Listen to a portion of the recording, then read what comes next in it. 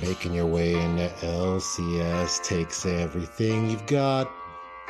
Taking a break from all your worries, watching YouTube a lot. Saturday at Remy's place. Sometimes you wanna go hang out and banter at Remy's place. Come in and jump on lives today. You wanna be where you can see our grails are all the same. You wanna banter at Remy's place. You wanna go where people know we don't all collect the same. You wanna go hang out at Remy's place.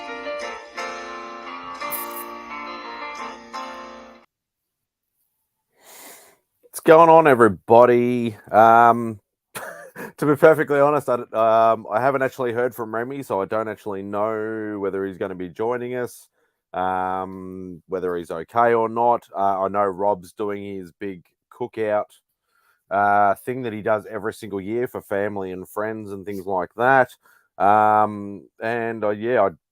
just quickly just did. I didn't even do the thumbnail, so hopefully Remy can just add that a bit later. I did send the link out. I'm not actually part of many chats. I did send the link out to the Link Squad, the Legion, the Comic Army, and also Insomniac. So if anybody does want to jump on, if anybody's not part of any of those chats, please just hit me up on IG, and I will send you the link. So yeah, let's say a quick hello to the chat. There seems to be a few people already popped in to say hello. Hey, Kenny Bird. Hope you're doing well, mate. Eli. Hope you're doing well, mate. The man, the myth, the legend, Pocan Joe. Joe, please jump on. Keep me company. Hoot, hoot, hoot. Dr. Von Hoot is here. Give me 10, I'll hop on. Ah, awesome. Thanks, mate. Phil, hope you're doing well. Lascrucius, you got beaten. Probably because it wasn't scheduled. I literally just hit the live button and just went on. Jade, hope you're doing well. Trev, hope you're doing well, brother. G-Man, hope you're doing well, brother. I noticed you've changed your chat to you're doing it like for my early morning now. So you've done your show totally different. I need to send a link to Mr. Pocan Joe. I'll just do it on the computer here.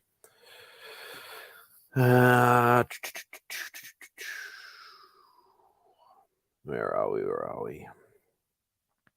Messages. Just bear with me for a sec, guys, while I do this.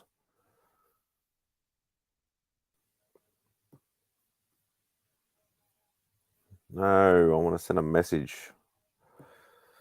So I usually do this stuff on my phone. So much easier on my phone.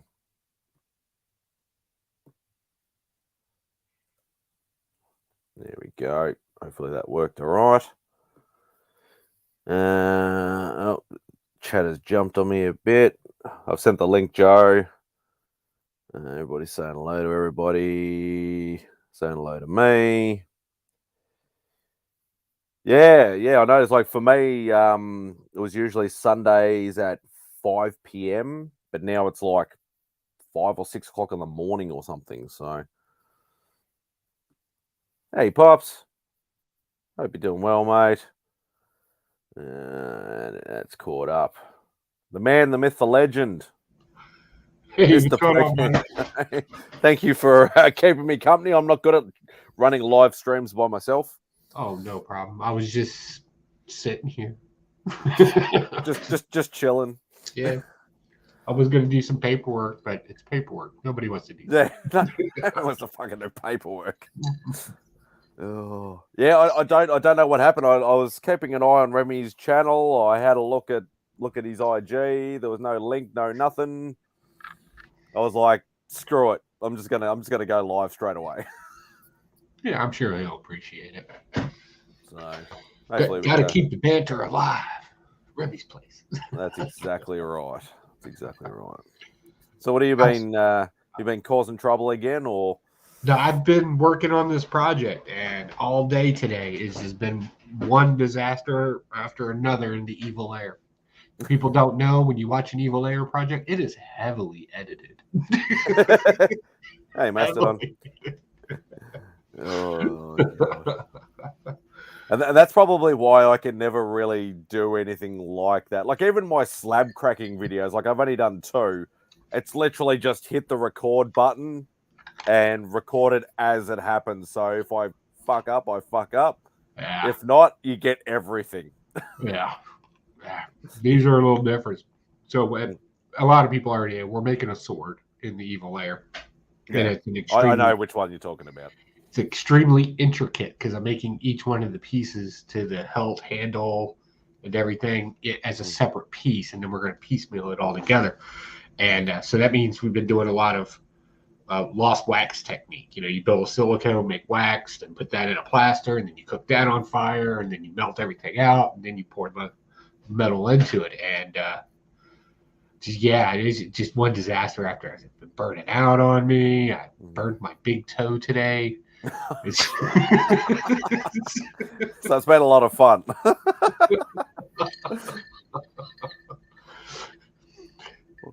Well, Joe doesn't move that fast in real life. If you've ever seen me in real life, you know I don't move that fast. I walk like an 80-year-old man. Unless there's like an industrial strength magnet that's like 100 feet away, then you'll just see him fly. How's everything going in Australia?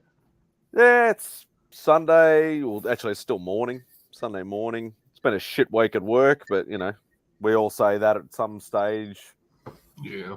Or whatever. So yeah, just chilling out more than anything else. Beck's got a few errands to run and stuff, so I'm just like, Remy's place is what I'm going to be doing. The place. Whether it runs for half an hour or 5 hours, I'm up for any of it. There you go. And what better place than Remy's place to sit down and have a couple of drinks, not worry about a DUI. You know, just sit around, banter, see what pots can be stirred. Exactly. Yeah. I have learned a new refreshing drink, by the way. I was going to say, it doesn't look like your usual bourbon, so it looks like something different. It's not bourbon, it's not beer. So a friend turned on to it. He says Southern sweet tea here in the South in America, and then like a shot of vodka in it. And I was like, I'm not real big on sweet drinks. I don't even drink sweet tea that much. I'm pretty bitter on the inside in my heart. But I'm trying this. I'm gonna be honest with you. Like I could drink this all day long. Oh, we've got a request. Pocan, I need the all black sword made. All black sword. Is that just an all black sword, or is it the all black sword? Like, as in, is it from something? Yeah, is it from something? Is there a design, or do you just want me to like blue a sword? I can blue a sword, make it black. That would be cool. If it's from something, let me know definitely. Hola, Kumis. The all black sword. Oh, so Null's sword. Okay, yeah, I get you. Oh, that would be interesting. That would be a little bit along the lines of, remember like ages ago I sent you all that like the fantasy stuff. It'd be like that sort of like a Gil Hibben or a Kit Ray, like those sort of sword makers sort of guys. Edges to it. That would be interesting to make. I probably wouldn't make it as thick as the one in the comic book because that just looked more like a club, but that would be interesting. You know what? Let's write that down and see if we can't pop that up in the future. I always love a good idea. I actually legit have a list of things that I think about how to make. We'll go on this. We'll take a look at it, see what can be made. Good suggestion. Yeah, from what I vaguely remember, it was almost like a giant-sized fantasy claymore almost. Yeah. but it was like jagged, and it looked symbiote. You know how you always get the Yeah. kind of black and shiny. I think would be the way to go. Put that in parentheses. It's black and shiny like glass. Black shiny Damascus. Nah, that's sort of more. You like won't white. see it once it's black. Yeah. Yeah, It so you wouldn't sort really of lose it. Oh my god, I'm on the list. Yes, You're on a list. we're all on a list somewhere. Yeah. Joe's on a list in most countries. In most countries. Have you ever made the Klingon batleth? Well, you can buy the batleth. There's a company called United Cutlery that did a lot of mass-produced movie props, swords, and weapons and things like that. Actually, did it. Yeah. It was pretty popular sell too. It was. That's the one that's kind of curved like this. And yeah, it's big one like that, and it's actually got 3 or 4. I think it's 4 inlet handles. Yeah. And then it's just a basic cord, grip. So. I haven't made that, but I made its like real life counterpart one time because there's an actual weapon that's designed off of. I've made that before. I believe it's in. I can't remember the name. Eric Stormbringer. Steal your soul. Oh, Eric Stormbringer. That's a good one too. A lot of swords. Swords can be made, but swords are. Yeah, and that's the thing. Like you want to be able to build it, but not have too many because a lot of these fantasy things have got moving parts and things like that. You don't really want to. Yeah, because that's how things can break easy and fall apart. And yeah, it gets weird. I'm not sure what I'm going to do next month, but I know after this blacksmithing project. Because I've decided to make the mistake. I'm going to try to forge stainless steel. If you know anything about metals, stainless steel is not fun to work with. No, unless it's like a 440 high grade stainless steel or something like that. Yeah, that's a little bit easier, but yeah. But still, stainless steel when you melt it, it kind of, or when you heat it up, when you move most metal, it moves like Play-Doh, right? Yeah, Play-Doh effect. But for some reason, stainless steel has this real gummy. I don't know how to describe it. It's real gummy. I call it like even when it's because like when I first started, like obviously I don't anymore, but when I first started collecting weaponry and stuff like that, I had a lot of just cheap, nasty stainless steel samurai swords and stuff like that. That something to start off with, and they just felt very heavy and clanky and clunky and just they weren't they weren't great. But it was a good entry point at least. Yeah. It's something, just like comic books, you get into it and then you start selling things off to buy other things. And yeah, definitely. As a matter of fact, the whole reason why I got into blacksmithing was so I didn't get into the habit of buying swords and knives. Because that's something that I could go down, right? Because I went like what I do with everything, I go nuts. Like I might get a focus on a collection of something. I do that with the statues, doing it, with the original art, comics, so on and so movies and things like that. And and I always I got like every single Lord of the Rings sword. I got all the Highlander swords. Yeah, those are cool.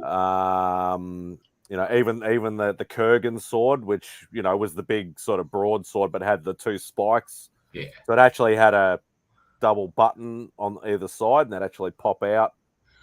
Like that. What else? Like obviously I bought the stuff from the Blade movie. I had a lot of different knives and stuff like from movies and fantasy stuff and things like that. And I went fully nuts on it, and that's why I sort of know a bit of what you sort of do and how you do it and things like that. Because I got into actually buying authentic handmade samurai swords and stuff from real expensive. Yeah, from Japan and stuff like that. And that was I think the most I spent was about $5 or $6 grand on one. Yeah, I can see that. And it was not a cheap hobby, like a lot of things. And it's just but as we've said before, even for the chat, like laws over here are not as easy to deal with as other countries. So it basically got to the point where I just had to sell the whole collection, get rid of it, for peace of mind more than anything else. You don't So want the person cops that's knocking on your getting door. this sword, I have to go back and kind of relook at some of the laws because they're not in the U.S.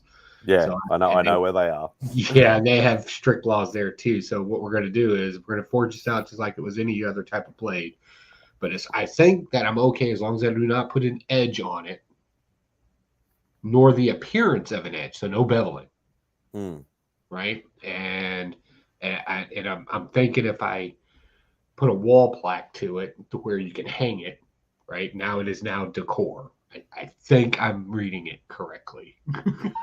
And this is like what I did some of the tricks as well. Like I got things marked as movie replicas or movie prop replicas. Right.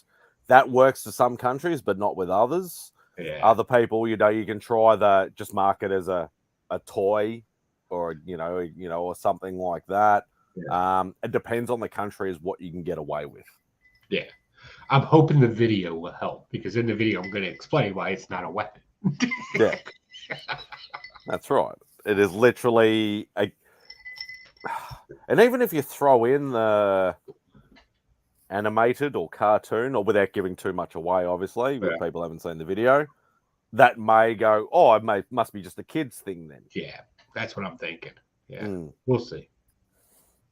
I don't know. It would suck to do all this, sit it there, and just keep it. And that's why I said to you, I said, don't you make me any like big fancy weapon or something like that and try and ship it over here because it's just going to get held in customs, either sent back or destroyed, and it's just an absolute waste. Okay, we're quite a chat tonight. We've got a lot of new people in here. I don't know. Yeah. I'm going to take a shot at this gentleman's name, and if I mess it up, please correct me. I want to say Cummins, but I know that's not Kumis, yeah, I'd say. Kumis? Like Kumar, but Kumis. Kumis? Yeah, Kumis, Okay. I reckon.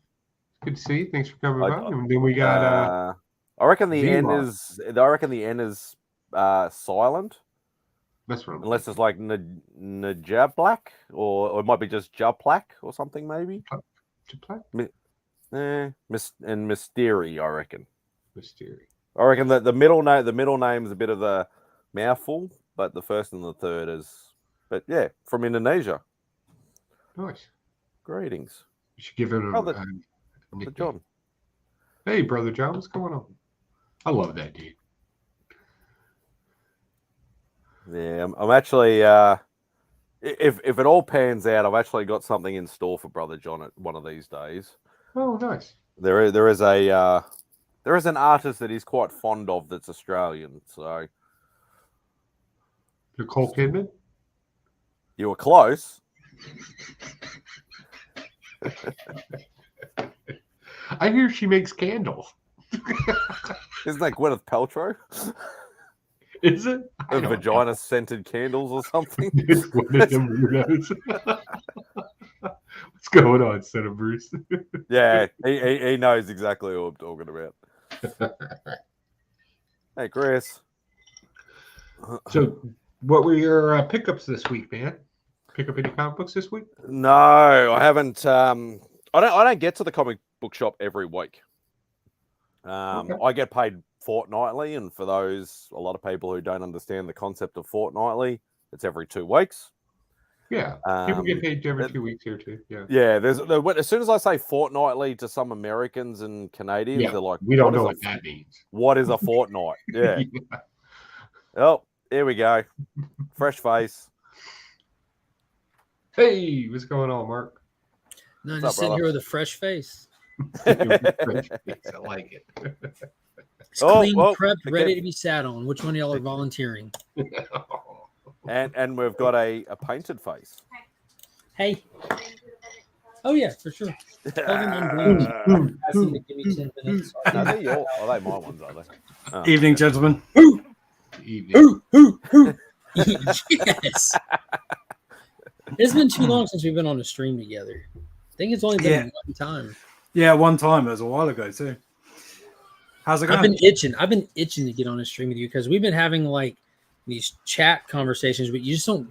It just doesn't do it. You know, it just feels like just the tip, and you want the whole thing. But it's just mainly me disagreeing with you and you But I love telling me that why I'm wrong. Like, I it's- love that shit though. Mark Ask Joe. loves a Joe good knows I argument. love that shit. I've been a part of a few of those on a few streams, and we've literally just everybody's blanked their screen. Has just been Joe and Mark going at it. We're like, But it's fun. yeah, it is. I tell you what, that is one of the best T-shirts I've seen in a very long time, Mark. That is phenomenal. Oh, yeah. Thank you. The RoboCop Sting combo. You can't Capital really promote a Carnage. movie better than 90, that. You know? 90, I think that is. That's an amazing I think it event. was a promotion for RoboCop 2, if I'm not mistaken. I can't remember if it was 1 or 2, but he came out to the side of the ring and broke him out of the cage. Remember? Yeah. Yeah. I had it on VHS. It was amazing. It was wicked. Well, thank God for YouTube. Now you just watch it whenever you want. True. I just love Sting and I love RoboCop and the fact that there's Sting's a T-shirt amazing. with both of them on. I got like, I'm such a mark for RoboCop. I even have like the new movie figures up here, like high-end versions of like the one Yeah. everyone else hates. I love it. I love it. You've got to admire that commitment. Because Yeah. that Mark was a doesn't dull go halfway. movie. Like, I don't think it was a bad movie whatsoever. Yeah, it wasn't too bad. it was just boring. Oh man, I thought it was slow. Yeah. I can see that a little bit. I think if it would have come out like maybe 5 years sooner, it wouldn't have been so slow because it said in the not distant future, but it didn't feel like the future much at all, other than like the Ed 209s. That was pretty much the only thing that felt futuristic about it. Everything else is like, yo, this is just like over there. It's not really the future, it's just over there. Yeah. So like the aspect of it, like being intriguing to see this future tech and the way that Sam Jackson was presenting the news, none of that was like foreign feeling, you know. It's just, but that final gung ho through the tower, I'm like, dude, that was fire. That was so cool. I have no memory of it whatsoever. Like, I know I watched the film, just nothing. I don't know why. The cast, like just Michael Keaton, Gary Oldman, Sam Jackson, Jackie Earl Haley, Joel. All the Kim. ingredients were definitely What? there. Don't get me Yeah. wrong. I mean, The special effects were on point, but it just, I guess, like, yeah, didn't flow great for everybody. What I like about it is like one of two RoboCops Finn can watch. oh yeah, yeah, He can watch 3 in the new one, but 1 and 2. yeah. I really want to show Badger the first one, like, and the devils on my shoulders are like, sure, Yeah. but I know I shouldn't show her. I mean, How old is to she be now? fair though, she's 13, and I was Yeah. watching it when I was like 10. So like, Yeah, I was about to say, I was about But that we age too. learned better because of that.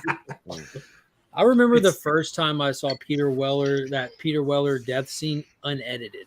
oh yeah, Like, yeah. I've That seen is this movie countless times on television because back in our day, stuff would come on edited for TV. Now you fire up like TNT on YouTube TV. It's not really edited anymore. Like, hey, you're streaming it. Yeah. It's kind of Did rough. did you have like the edited language as well in Mhm. your versions?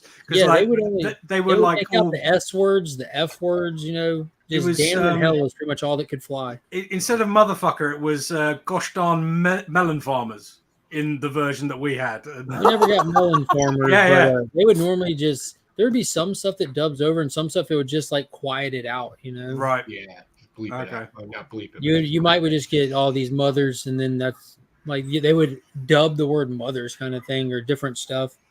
I'm like, why does everyone have stuff against moms? Those too little to even know the other phrase. Like, whose I mom's think this version was responsible for his everything. condition?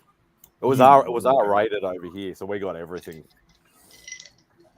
Yeah. In I'm the, trying to in remember. the Oh, we got Blu-ray everything at the release. movie theater. They're talking about when it was like on Yeah, when it was on TV. TV. Like that, that's what I mean. Like, because it used to get shown fairly often when I was a kid on TV. I can remember it premiering.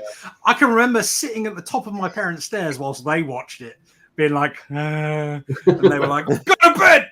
Like, I've talked about it before, but like, I Larry. don't feel, but I know Terminator 2 is the greatest action movie that's ever been made. Doesn't have to be everyone's favorite, but it's the greatest one that's ever been made. Man, And we can have a debate in a minute though. But I remember, and I talk about this regularly, how excited I was as a child for that to air on television, seeing the trailers, waiting 2 years, owning toys in that wait time for it to premiere Saturday night on ABC. And I can remember vividly sitting in this room as a child on the couch over there with the old school TV over here with our little knobs on it. And it just raining, thunderstorm like crazy. And my biggest fear was, one, mom sending me to bed when it hit my bedtime and this movie's not over, and two, the power going out. But it made it through. Best action movie of all time. Ever made.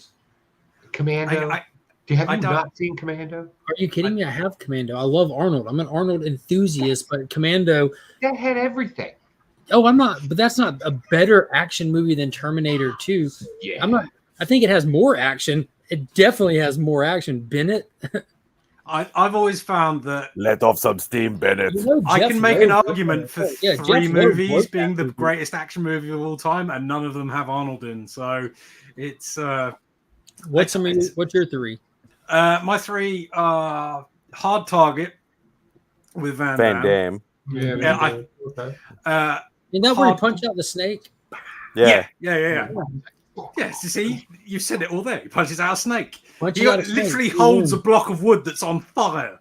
It's amazing. There's if you would do that every time we go camping. Welcome to America. I've always felt like if you were to speed up all the slow motion in that film, you'd have a half an hour shorter film. It's full of slow motion. Wait, are we talking about the Snyder Cut? No, the Hard Target. It's all slow motion because it's John Woo, isn't it? Talking of John Woo, Hard Boiled. Oh, an amazing action movie. Fat? Yeah, Chow Yun Fat. Yep, it's a phenomenal action movie. I have the special edition on that. I forgot Chow Yun Fat. Dude, that guy was phenomenal. He was wicked. Yeah, back in the day. A Better Tomorrow. I just watched Mission Impossible 2 yesterday. John Woo film as well. Yeah. And it literally stands out like a sore thumb in the franchise, but it is ridiculously good though. Like I watched it last week as well. It's the worst Mission Impossible movie, and it is still a solid A of a film. I always think with that movie, if you watch the very beginning and like the last 40-ish minutes, it's a phenomenal action movie. There's just a lot in between there that's a bit sort of like it's very emo until that point. Like, and we don't need emo. We need, and his floppy hair just makes me want to smack him as well. But that's not the only one he had floppy hair in. It's like he went every other movie almost because he had it in Ghost Protocol, the same haircut, same exact haircut in Ghost Protocol, which is but it's the way it's shot. It's all very sort of like last Samurai. He had the very sort of parted floppy hair as well. And I almost feel like he does every other film like that intentionally, just so you don't know what to expect. We're gonna get floppy hair or short hair. Yeah, I mean, I am like a massive fan of the Mission Impossible movies. I can't wait to see the new one, and I know you've seen it already, Mark. And it's it's amazing. Did you watch it yet, Joe? I know you're American. Tomorrow night. Okay. Tomorrow night. I was gonna say I know it's on your to-do list if you haven't. Because it's America. I'm right at the end of term now, and I've just got to get through the next week, and I'll have 6 weeks of being able to go to movies and stuff and sleep at night, which, believe it or not, sometimes I do. I can't thought you slept during the day. I do normally, and it's killing me. You don't have to lie to us about your life, man. You're fine. We know you're actually in Nebraska. Your nocturnal habits.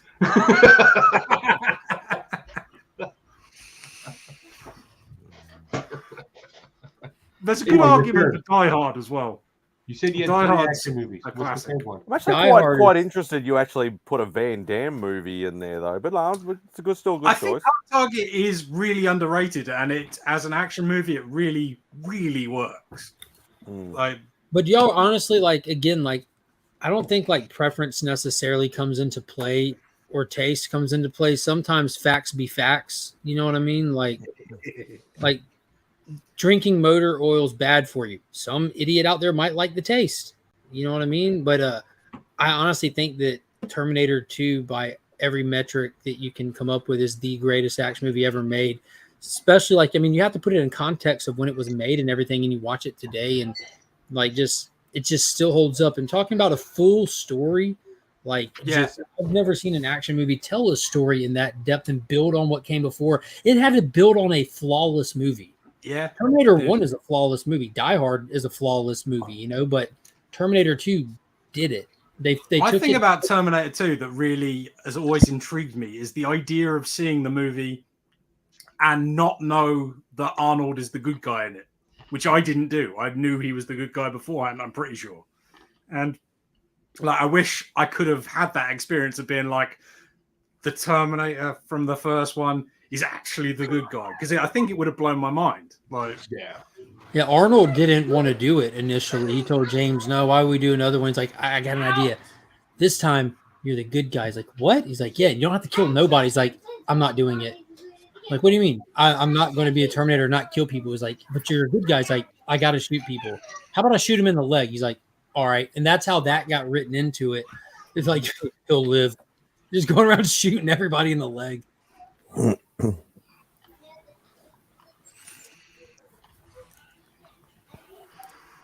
Hey, Nice. you too. I love movie stuff. yeah, I've been meaning to get a bunch of like graded sort of movie stuff like that only like I would really care about, sort Yeah. of like those kind of books. Like, I really want to get the first issue of Chuck Norris graded, like, that'd be a 'cause good one. it's a wicked book. I mean, he's front Isn't and that center based on off the cover. cartoon? Yeah, it was based on the cartoon that's like 14 episodes long. Mhm. And weirdly, it's all available to stream on the UFC app, which is really strange. Hey, Trev. But I didn't even know that there was this UFC specific app. yeah. Yeah, it's got movies on there as well. They're all like kung fu movies. Never Back Down and stuff like that. Never back down. It's No, much no. lower rent than that. We're talking they went to the bottom of the barrel and they got the VHS copies and they just bunged it on the app.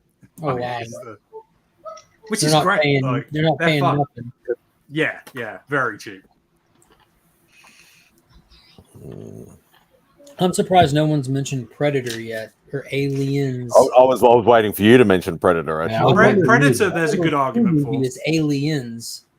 Yes, like that's an Predator. incredible action movie, and the fact, like, I personally Yeah, prefer right, Alien, but I completely understand why somebody would prefer Aliens, and the fact that you can have that is amazing.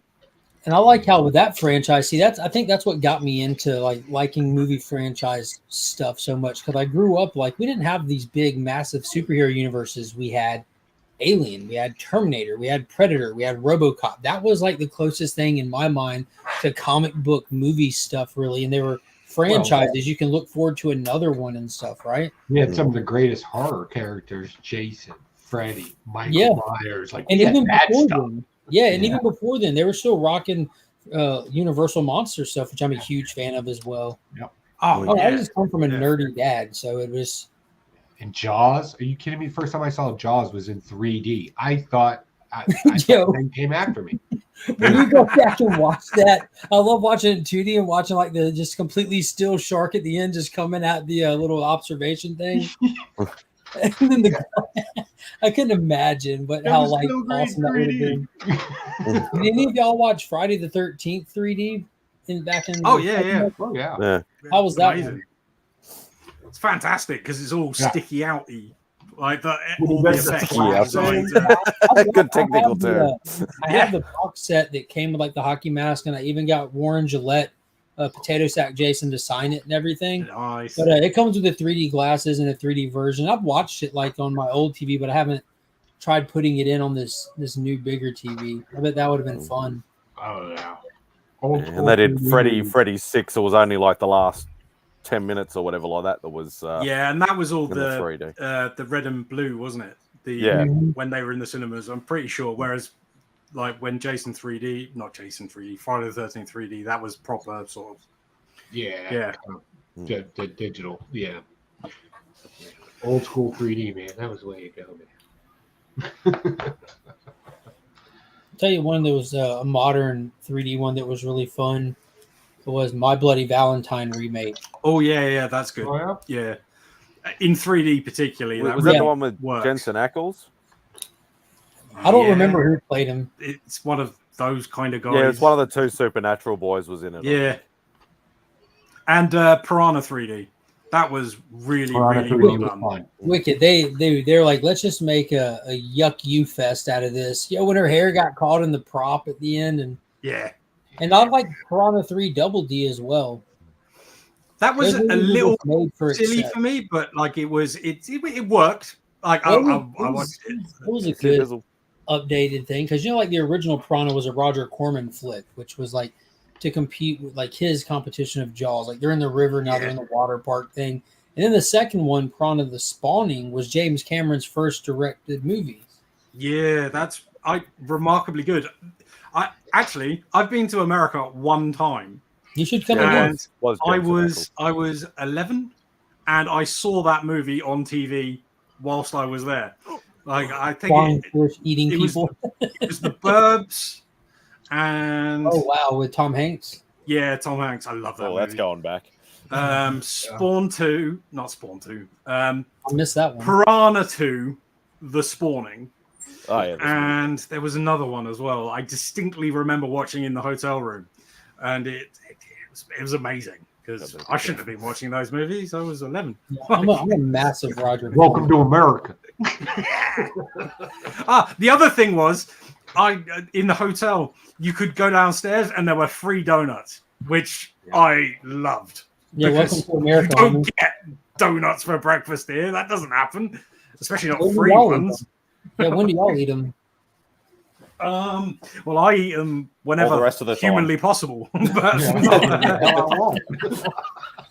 Yeah, I'm pretty sure they're considered like a breakfast thing, like you have them with your coffee. Yeah, like nobody here would have them for breakfast. They'd think you were absolutely mental, and I love saying that to people. Yeah, I had donuts for breakfast. We're quite a cheeky lot. Oh yeah. Y'all eat cereal for supper? What do y'all do over there? And I mean, we do eat cereal quite a lot. Cereal's a big thing, but it is over there too. Baked beans are like a thing for breakfast, right? Oh like yeah, big time. Yeah. Beans on toast. Baked beans on toast. Yeah. Yeah, a lot of people have them over here too. I just put mustard on beans. I don't put them on toast, and I damn sure don't eat them for breakfast. Can you imagine going through your entire day with just farting everywhere? Like, what is wrong with y'all? It's called Turbo Boost. Oh, okay. Yeah. I mean, it is a staple. Oh yeah. Like it's the only time you eat beans. Could you imagine having baked beans for breakfast? Like if that was a normal thing? Beans, the musical fruit. The more you eat, the more you toot. The whole thing? Mm-hmm. You have another one? Yeah, I just picked some up when I went to get You get one or two? I just got one. You want to split it? Kind of. Okay. It's in my pocket. Okay, so I have a question. Has everybody seen No. Beast I've just Wars? been writing on them. No. I haven't. I'm literally about 3 months behind in movies at the moment. You said Beast Wars, Joe? Yeah, you've seen it.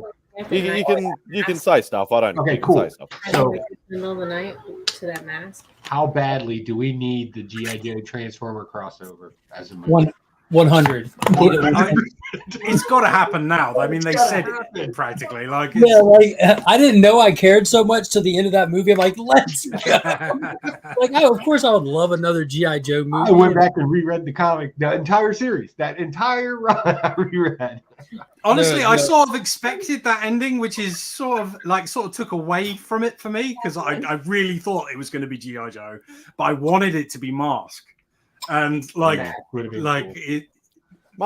cool. I know we're going to get G.I. Joe Transformers because we've always done that.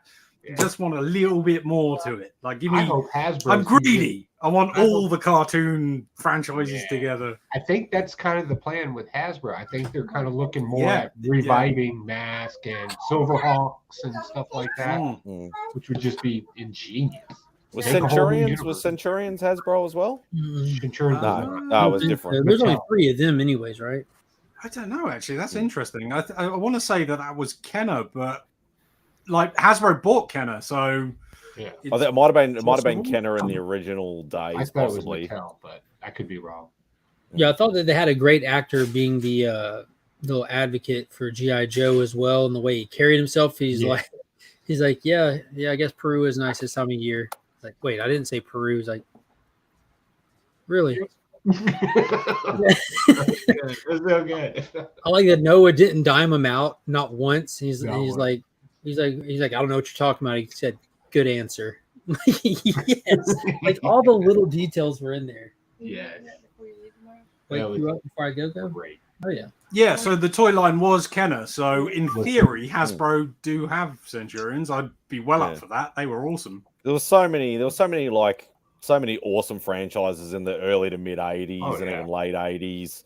And like some of them, obviously had longevity, some of them didn't. But that doesn't mean they weren't still cool. Like I loved Mask, I loved Centurion, Silverhawks, all that Visionaries. sort of stuff. Visionaries. would be Visionaries. amazing. Well, Visionaries. the little holographic sticker. Yeah. Visionaries. I just finished for my, I don't collect like normal people. I have a box and I dedicate a box to a certain theme. And I just finished all my 80s comic, cartoon / toy runs, issue number 1s, long box. Just finished everything that I could possibly remember in that thing. Amazing. Got it all. You've got to go through that and show us it because I I'm sure know. there's going to be some stuff that I've forgotten. Oh, yeah. Oh, I promise. There's some more content for you. Yeah, it'd be amazing. Like, I'd love to see that. I generally try to show if I get it at like you'll see me go on a Comic-Con or something, and I theme out my Comic-Con when I'm going to buy at it. And I'm usually pretty good about it, but I just I ran into some collections that I picked up, and a lot of the stuff was in that, and I was just like, Oh, cool. yes. Well, isn't he a distinguished-looking gentleman? Well, Yeah, he let me just- ask you this: Have you in got that like fresh shirt a one. favorite of this long box? So Joe would be his yeah, favourite. G.I. Joe's that's my staple. I That's built the my one. life around that cartoon. Yeah, I believe that Or- completely. Yeah, I got, and most of it again's number 1 or super special issues. That's what I ended up. So I got all the number 1s, and then like the silent issue from G.I. Joe's in there, stuff like that. Yeah, I've been on the look for that. Was it 20 or 21? The first appearance of Storm Shadow, that silent issue. Everyone calls it the Snake Eye book, but it's like the key to it is it's the first appearance of Storm Shadow. yeah, Like Snake Eye first appears in like number 1. yeah. But I've been on the look for that because I was trying to do like the same thing I did with Transformers and get one and then like the next like key, which was the Dinobots issue, which isn't their first appearance either, not by a mile. Yeah, that's weird. Yeah, Everybody it's the first- thinks it is. I think it's their first cover appearance, though, isn't it? Yeah, it must be. I mean, I believe that's why it's Yeah, it's their first cover. That was the only one that they had at the store, so I grabbed it. Have you got same it? thing with the Destructicons. They were in there first, but You got their first cover appearance is a big deal, which makes sense. I love the Destructicons. I think Yeah, they're the ones from Revenge of the Fallen, right? yeah. they aren't in Revenge of the Fallen. Yes, Come on. they are. Yes. No, they're not. Devastator. Some The opening big thing with a scene was giant with a pair of nuts Destructicon, just bro. floating around isn't The Devastator. opening scene is with a Destructicon, the big I think- bulldozer thing with the 2 wheels they kept going over. Yeah, itself. I thought Yes. that's what I watched. I was like, Technically, that is the Constructicons, yes. Oh man, I love getting your goat, man. I don't mean to, but like the movies legitimately excite me, and I'm just No, now. I know. gaining- Like, I'm gaining the I'm knowledge, and all my I have knowledge. to links learn back to the accept that they're other people's Transformers. Like they are Transformers to other people. I just find it difficult. It's Every like you time I say with like something the about Bayverse, you start like losing some of your feathers. yeah. Like I literally pull them out. Like, you know, like how you are with Captain Marvel and Shazam. Like yeah, I how can't like do the it's, Shazam thing. Yeah, exactly, it's fucking the same thing. Like it doesn't work in my head. or how I So- am with Marvel and Disney. Like Well, the there's two that don't too, yeah. connect in my mind whatsoever. Mm. They've slowly just separated themselves. But I do respect the fact that those Transformers movies brought Transformers to a whole new generation of people that, you know, they are their Transformers. Dude, I have so much fun with them and watching my son like just have a blast with them because I had plenty of the toys growing up, but never got into like much more other than like watching Beast Wars here and there kind of thing. But Yeah. Finn has seen every single one of the live action movies more times than I can count. Mm. Like he puts them in regularly. Like my big box set stays next to our television where he can put them in. And watching this new one, sparked such a fire in me that like, now I'm an advocate for the books. Like Yeah, it's cool. No. I mean, that's why I sent you that stuff because like yeah, you were so appreciate. into it that I was like, you need those. Like, Yeah, I still am. I'm actively hunting down like issue 51 through 80. I haven't stopped. Like, and I'm reading through them. And just the last 2 days, I read those 3. Shockwave is a savage. oh, he's amazing. Yeah. He was one of the coolest ones in the movie too, riding in on that giant worm thing. Like his design, Michael Bay nailed his design. Like, yeah, no to be PS fair, that was pretty close. It was good. Yeah, I like the way that he operates because Megatron seems like a lot of hot steam, and Shockwave is just like calculate, go. Yep. Yeah. You can see a lot of comparisons with like Cobra Commander and Megatron or Shockwave. Megatron. It was voiced by the same actor. It was just Frank Welker. Yeah. Yeah, Megatron seems like hubris is his biggest problem. You know, like he's like, I'm all powerful. I don't have to worry about nothing. And then just a little human with some rust gas gets him. Like, what? Yeah. I know I keep banging on about it, but you need to read the IDW stuff because I'll get there. amazing. You know, Izzy sent me a lot of it. I'm going to read these original 80 before I do anything. Period.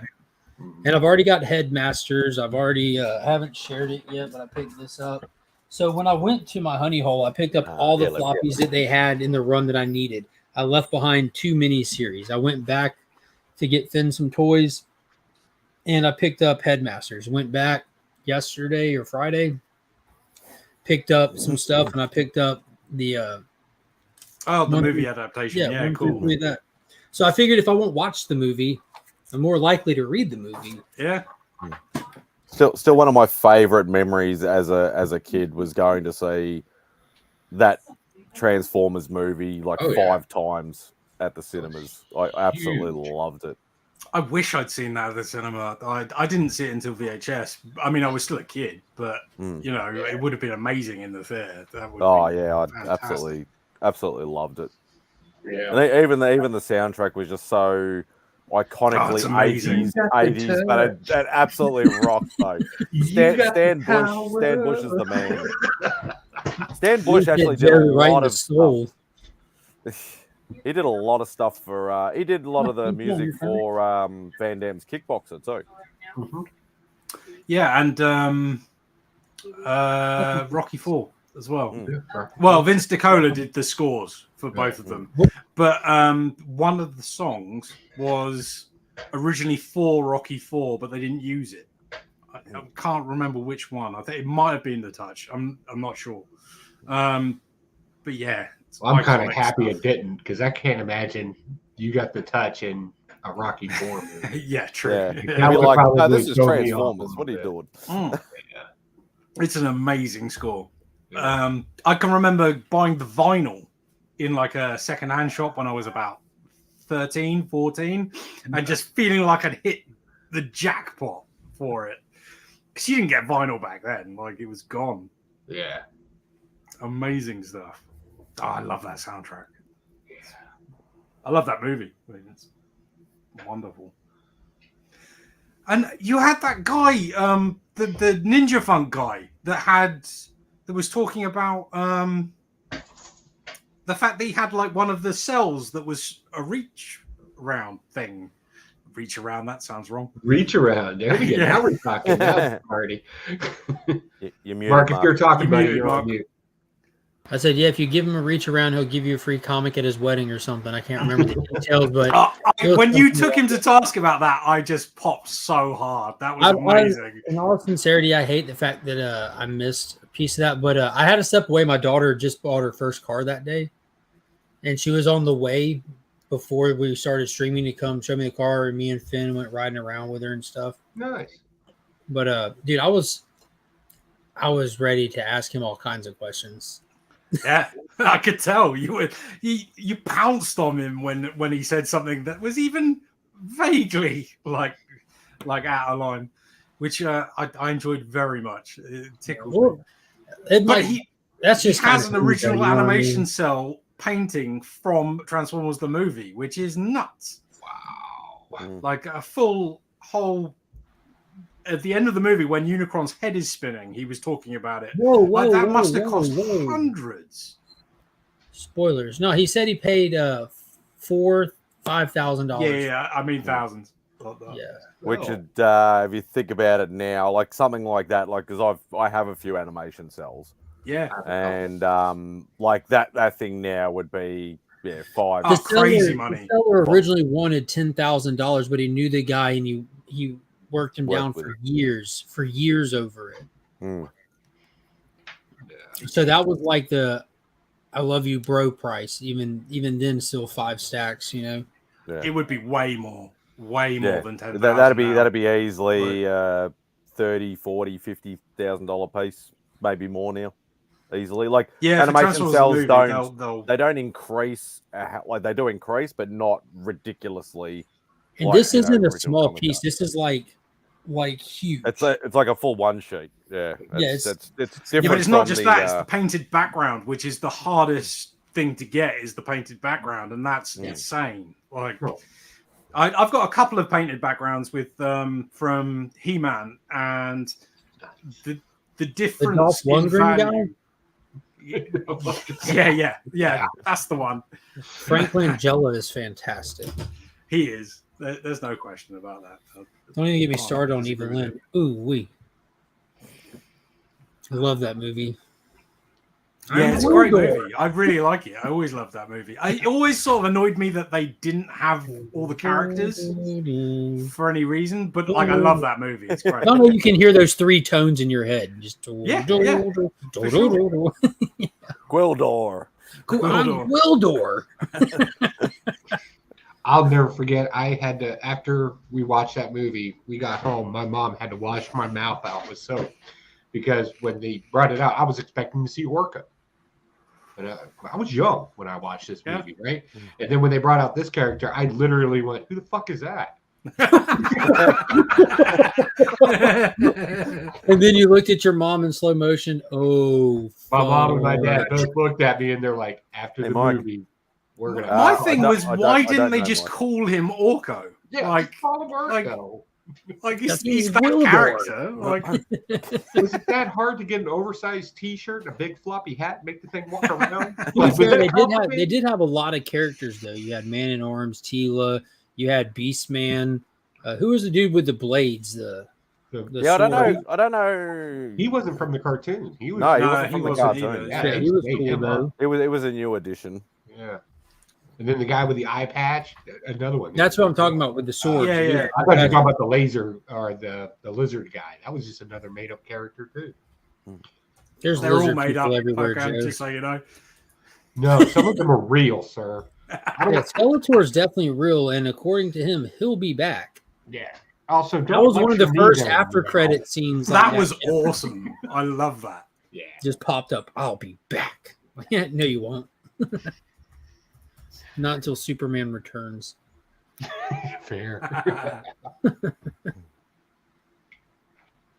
Hang on, I'm looking at these characters now. Tila. Yeah, I really did like that movie a lot. Yeah, his name was Blade. That was his go name, figure. A little on the nose there, huh? Really going out there, stretching it. Wesley Snipes played him better. Cog and Saurod were Saurod, yeah. And Pig Boy, which I have no memory of, but I don't think that either. There was only 26 cast members in the movie. Huh.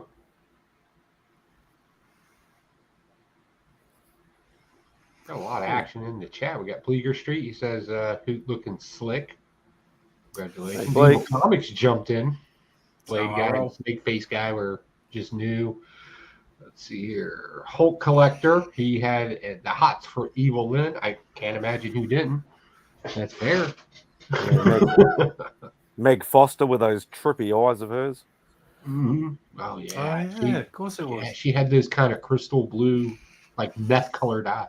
Yeah. Magic. Joe, to bring it back to bloody drugs again. I'm just trying to relate.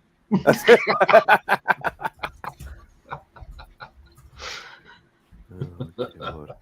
Trying to remember what else she's in that blows my brains. Who? Meg Foster. Meg Foster. In the 80s, she was in all kinds of She was in a lot of stuff in the A lot of 80s. Yeah, but action there's movies. something that like I know that I They know. Live. Most notably is They Oh Live. yeah, right? They Live. Yeah. Roddy Piper. Yeah, I love that movie. Yeah.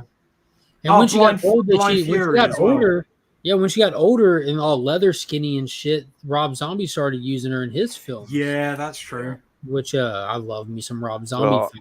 Well, looking at recent times, it's all horror movies. Best Yeah, of the 'cause Best she got 2, leather that's a skin. classic. Like, I'm not saying that jokingly. I don't know if she just tried to lay in the sun her whole life, but it did not do her any favors. Yeah.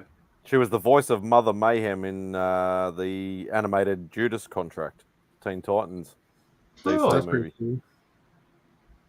I could see that. I'm just trying to remember what she else was in Lords of Salem. Yeah. Mhm. I like Creepy that one. as hell. Yeah, that movie was creepy as hell. That's fitting for her. Again, She was right? in the one that came after that too, where the rich people- 31. Yeah, see, me and Pops, like ever since House of a Thousand Corpses, me and Pops go see the Rob Zombie films in theaters, and it's been cool because they switched them over to Fathom event films, like when they did 31 and 3 from Hell and stuff. And 3 from Hell released on my birthday, I believe. And me and Alright. Pops went and saw that for the one-day engagement, which I was bummed not with the film. I mean, Sid Haig died recently around that time, so Yeah, that was sad. super sad to begin with. And then the fact that I know it's a budgetary thing, and that proves the point, but Devil's Rejects was so good because, and all of his other stuff, because the practical level of stuff that he does in it, that adds to that horror vibe. And with 3 from Hell, he switched over to like the computer blood splatters. Yeah. He's like, you lost. It's lost all that. budget. Ah, you know that's the I've got the Blu-ray and I watched the making of and stuff, and the what's her name? Sherry Moon Zombie. Yeah, his wife. Yeah, she did lots and lots of archery training for that movie, tons of it. And then when they shot the film, she wasn't allowed to fire any arrows, and they CG'd all the arrows. Like, what's the point? Like, why? Like, I mean, she might as well just be the pink Power Ranger at that point. it's Just crazy. pretend. Who cares? I was trying to think Whereas- of what I remembered her from, and I remembered her from Blind Fury, the Rutger Blind Hauer Fury. movie. Yeah, Mhm. that's what Remember, I remember. that's where George Lucas got the idea for Phantom Menace. Interesting. Remember the end of Blind Fury, he cuts the dude in half, falls Yeah. out the window, and separates in midair, just Right, like right, Darth right. Maul. I mean, I can't confirm that, but that's where I got the Yeah, idea. but I watched it's- Phantom Menace. it's I'm like, I've seen intriguing. this before. My dad showed me this before. Yeah. What was I the haven't little watched toy? Blind Was it a Fury in little ages. toy elephant or something that he kept? The little kid, remember? He had that little red toy. It's been oh shit, Yeah. it's been a long. I have it on DVD, but I haven't watched it in probably a decade or more. Yeah, Mike, I did like the Munsters movie. It was super weird, but I think it was exactly what it was supposed to be because I like the Munsters and I like that hyper technicolor stuff they did with it and how over the top it was. And also, I watched it with Finn, and he's a huge Creature of the Black Lagoon fan because of my pop. So he watches like old black and white stuff all the time, loves it. And when the Creature showed up, he was just over the moon and sold for the rest of the movie. It took a second to kind of adjust to it, but it's just some of the weird camera angles that they do that intentionally getting in people's faces and stuff. And but for what it was, I thought it was decent. I didn't see it. Like, I would watch it. Like, if it turned up on a streamer, I'd give that a go. But it looked really cheap, and I always thought that the Munsters needs a certain level of production value just because It's the TV show. It's literally the TV show, Right. like Okay. through and through, and even like the story wise, like what they do with it is a huge love letter to fans of the television show, and it's not meant to be that's anything cool. more than that. Yeah, this isn't like Rob Zombie's horror take on the Munsters. No, it's It's the one- I would be annoyed if it was. Like, it has to be like the TV Yeah. show. Right. Yeah. Okay. and Grandpa. My God, Grandpa! Like I'm like, is this the original actor? This is insane. Nails it. Who is the actor that does the? I have no clue.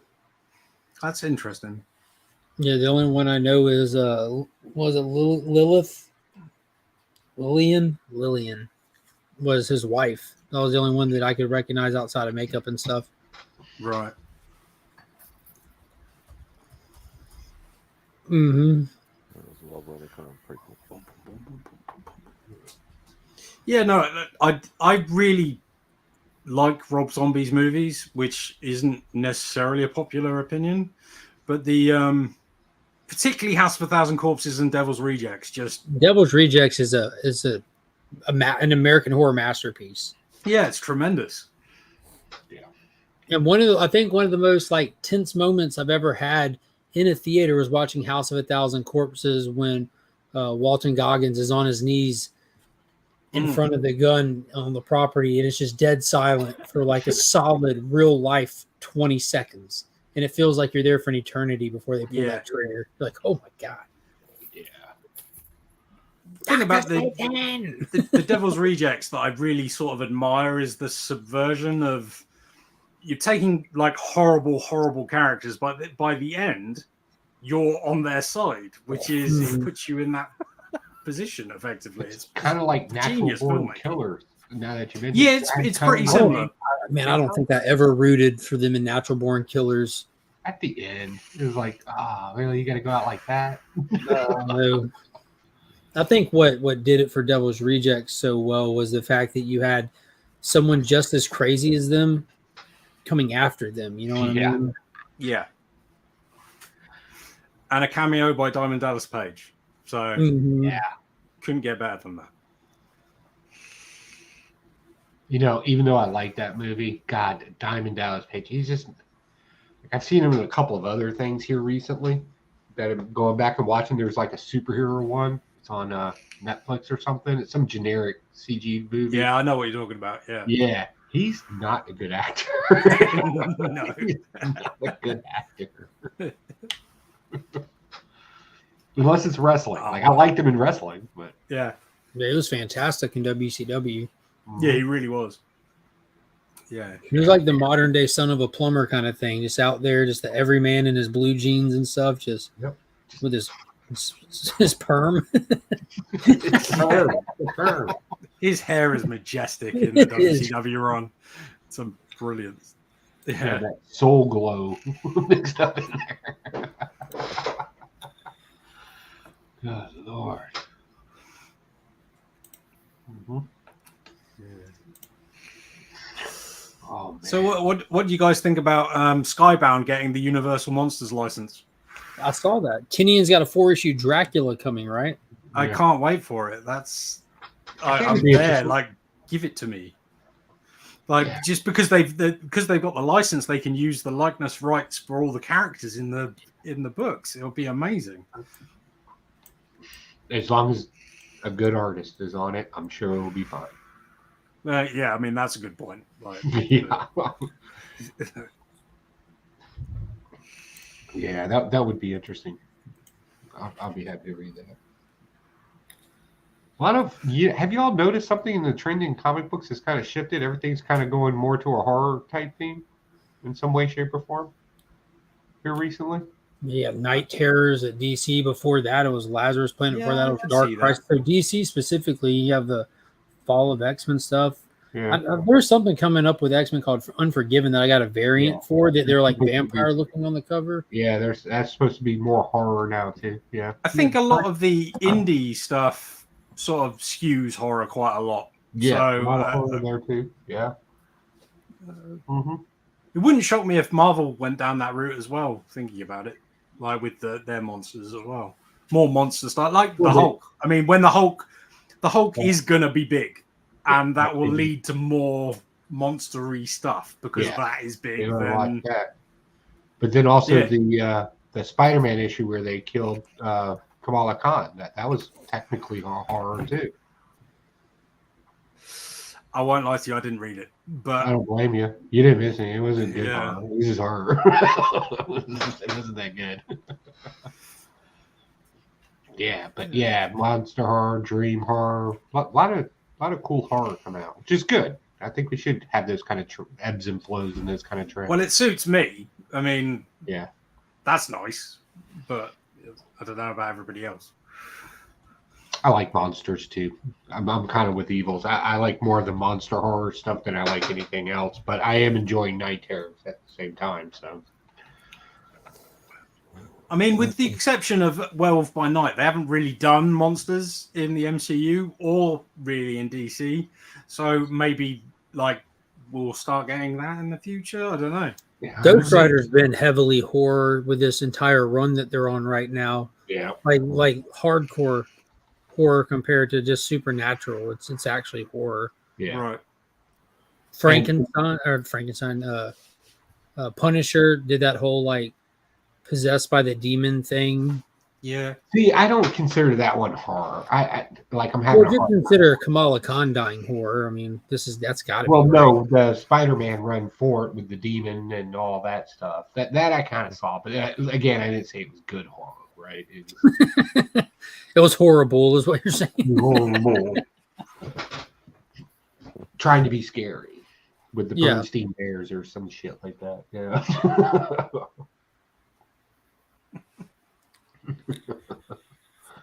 Yeah, I don't know. Megatron must be stopped. I was talking to somebody about when they're going to bring back Kamala Khan because Nobody ever stays dead. nobody. Well, But not posted just not about stay it. back. They've already Yeah, released the they've already- covers and everything like that. Yeah, they've retconned her as a mutant in the books or something now. Or something.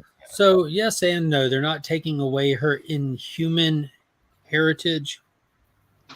They're adding the mutant heritage to her, so she has a new label she has to come to terms with. Like, yo, if this isn't about some stereotypical bullshit, this is some stereotypical bullshit. What's going on, Mike? You're muted. Muted, Mike. He's trying. He's working. Yeah, on he's it here. fixing it. He's working on it. You got to give his fingers time. Watch him work. I'm really hoping with the Immortal do. Hulk run that they bring back some great Silver Age monsters like Gore and all those great. Yeah, we had Zenmu and the Mortal Run. Yeah. Who was That is- it in that Hulk prototype that they did? I'd have to pull it up and look. I have it behind me. But the first prototype Hulk they did was in Tales to Astonish Yeah. early on. That'd be cool if they played with that. It was like Troll or something like that. THRULL, something like that. Yeah. All those old Kirby monsters and stuff like that were all. Yeah. Bring back the wicked. Kirby monsters, man. That would be wicked as shit. And they got the perfect setup for it too. Because that's what Groot originally was. Yep. And I love me some Groot. Yeah. It's a cool design. Yeah, Troll. Like that was like the little Hulk Yeah. prototype thing. And then, you have like Grandrew and Mamba and all kinds of cool stuff in those early issues. Those are some great covers. I need to start doing this show up in the comic book room so I can just grab random books and shit too. Well, I don't know how I have like such a random assortment around me at all times. This isn't even a But comic. you also know where the book you want is in that random assortment, though. You're like, Yeah. oh, we're talking about Transformers. You just start. There we go. 1, 2, That's right. 3. Just like, Oh, G.I. Joe. Yeah, that's over here. Hulk's over here. And yeah. Well, I for think- this I not think being it's- my this isn't my comic room though. This is just like the active stuff. Like I keep Tales to Astonish out because I'm trying to complete that run, but I'm not in a hurry, so I have it in this Hulk box. Good. This Hulk box is 102 Ford, the missing first 100 that I'm down to just a couple left. This is all just giveaway stuff. That one is like the new comics that I read go into here, and then I take them to the actual collection to file them. Down here is slabs and just random stuff. Dr. Von Hoot recommended that I read Transformers Dark of the Moon adaptation, Yeah. so I have that. oh yeah. It's Dr. Von Hood laughs. Hey, fanboy Prime, how you doing today? Yeah, so all my reads, I'll keep all my modern stuff that I get. I just have a stack of them over there to decide what I'm keeping and what I'm not. I think the other thing, Joe, is your internet in your other office is not always the greatest. It is now because we went through and we actually moved the server up there, so I have an actual server in there now. Spectre. No, that's decent. First I'll take appearance of it. Mr. Terrific. Mhm. That's why I was saying, Dr. Von Hoot, if DC books start popping based on movies, I'm rich. Yeah, for sure. That's it's Yeah, only a matter of you've been time. going I crazy mean, on. but do you old want school that stuff. though? It's nice having DC like keys that are affordable and stuff like that. Well, everything's I- affordable if you plan and stuff like that. But I'm at the point where like I don't Not care over if here, it's DC not. stuff pops. You know what I'm saying? I would still shop the same way I shop, and I still don't overpay for books, and I still beat people up on prices, and I'll still get them. I like enough stuff that I don't have to ever overpay for anything. If it's not at a price that I feel is something I would pay for, I move on and Buy something insult else. the person for their Yeah. prices and lose no sleep about it.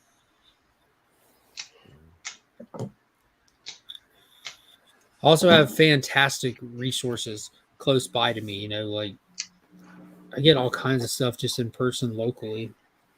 Yeah. I just buy a collection and keep what I want. Sell the rest. Joe, do you have more than one of those Snake Eyes issues? Or is it just the one right now? The silent issue? Yeah. I may have a couple of them. I would have to go through the boxes because, like I said, people always ask, they're like, "Hey, what if something fits in the '80s and it fits in this one?" And I just tell them I buy two of them. Like, Yeah. Well, if you think about it when you're going through it and you want to get rid of one, just take a peek for me. yeah, I'll be up there. I'll be up there Monday night. Actually, I gotta go through some stuff. Yeah, I know that there's like multiple printings of it, and then they did like the reprint that has like the very bare window box stuff for the G.I. Yeah. Joe stuff, and they have the UK variants and stuff. I was looking at, just like I did for Transformers, I almost just went through the whole G.I. Joe lot. And if they weren't missing issue 7, I would have bought like the first 10, but they're missing 7, so I put them all back, like 2 through 10. Yeah, Like if they had 7, I would have bought. I'm like, I don't need to buy G.I. Joe yet. I need to read Transformers right now. yeah. I got the number 1, got that out of the way, but I want that Snake Eye Silent issue. I have pretty much the full run of the '80s GI Joe plus a couple of the full first covers. And that's a little bit over 100 issues, right? Yeah, and I have the complete Transformers plus an extra number 1. Yeah, I got 2 number 1s because I bought the slab and I'm like, I can't read this shit. Yeah. Covered in plastic. So I bought another number 1 for a reader copy. Yeah. What's going on, Rob? How was your cookout? Hey, Bubs. What's going on, guys? He's like, What the hell? First of all, I show up first. I know it's only by 30 seconds or less, but then me from the future shows up, and y'all are like, "Hey, what's going on?" Yeah, I think your audio is set to your. I don't know if it's set. Yeah, to your mic's not running. Your mic's not running. It's coming through your computer instead or something. All right, give me a second. Yeah, you sound like you're in a can. You, Or you maybe sound a submersible beautiful, sound. but you could sound majestic. All right, how's that? There Oh you yeah. Okay. New computer. First live stream with this computer. I'm still working out the bugs. What'd you get? It's a GMK Tech mini PC. It's like this big. The screen's that big? That's ridiculous. Well, the PC's that big. I mean, the unit's that big. Okay. Yeah. That's what I she said said. unit. The unit. It's like I thought you were doing How do cookout, you Rob. put CDs in it? you don't put CDs in it. Who has CDs? It's the size of a CD case. Who doesn't have CDs? It's like the size of a CD case, but stacked like 4 or 5 high. Huh. What do you do? Where do you do for a keyboard? You just have to like. You have a keyboard. I mean, it's just like a regular PC. It's got all the ports and everything that you Instead need. of a tower, he's got this little. Yeah, instead of a big giant tower, which I really don't have room for right now because I have my work stuff here, and it's just not going to work. You know what's funny? If you open up a tower, 90% of it is just air. Yeah. Like just Yeah. air. Like why are they so So big? cools. Yeah.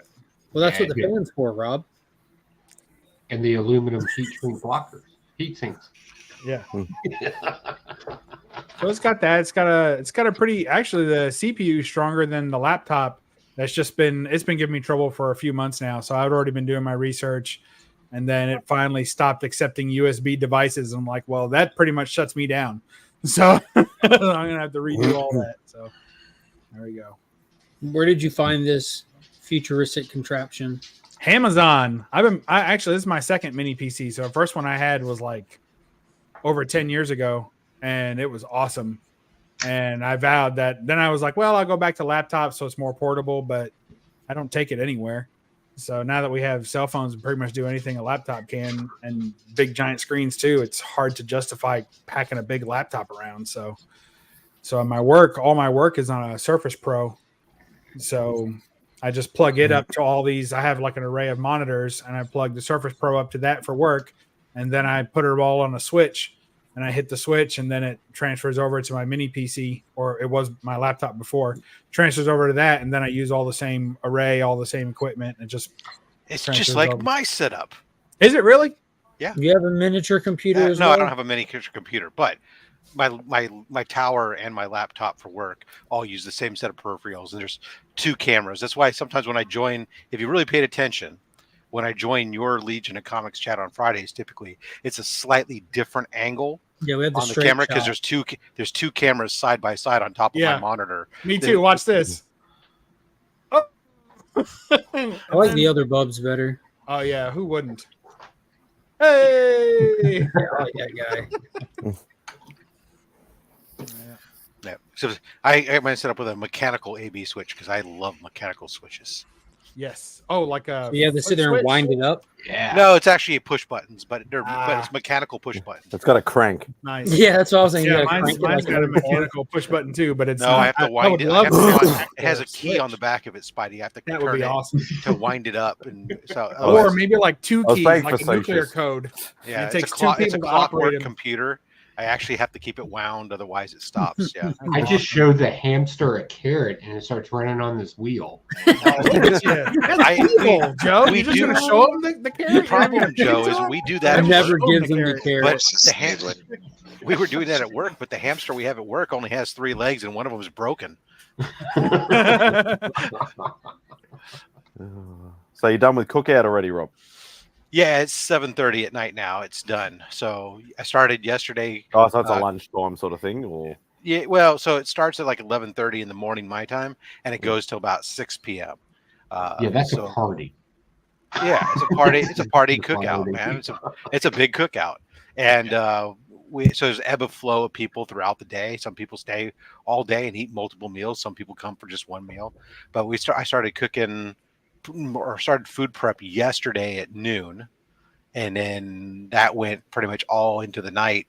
The briskets went on around 8 p.m. my time. The pork shoulders went on around 10 p.m. my time. Cooked overnight.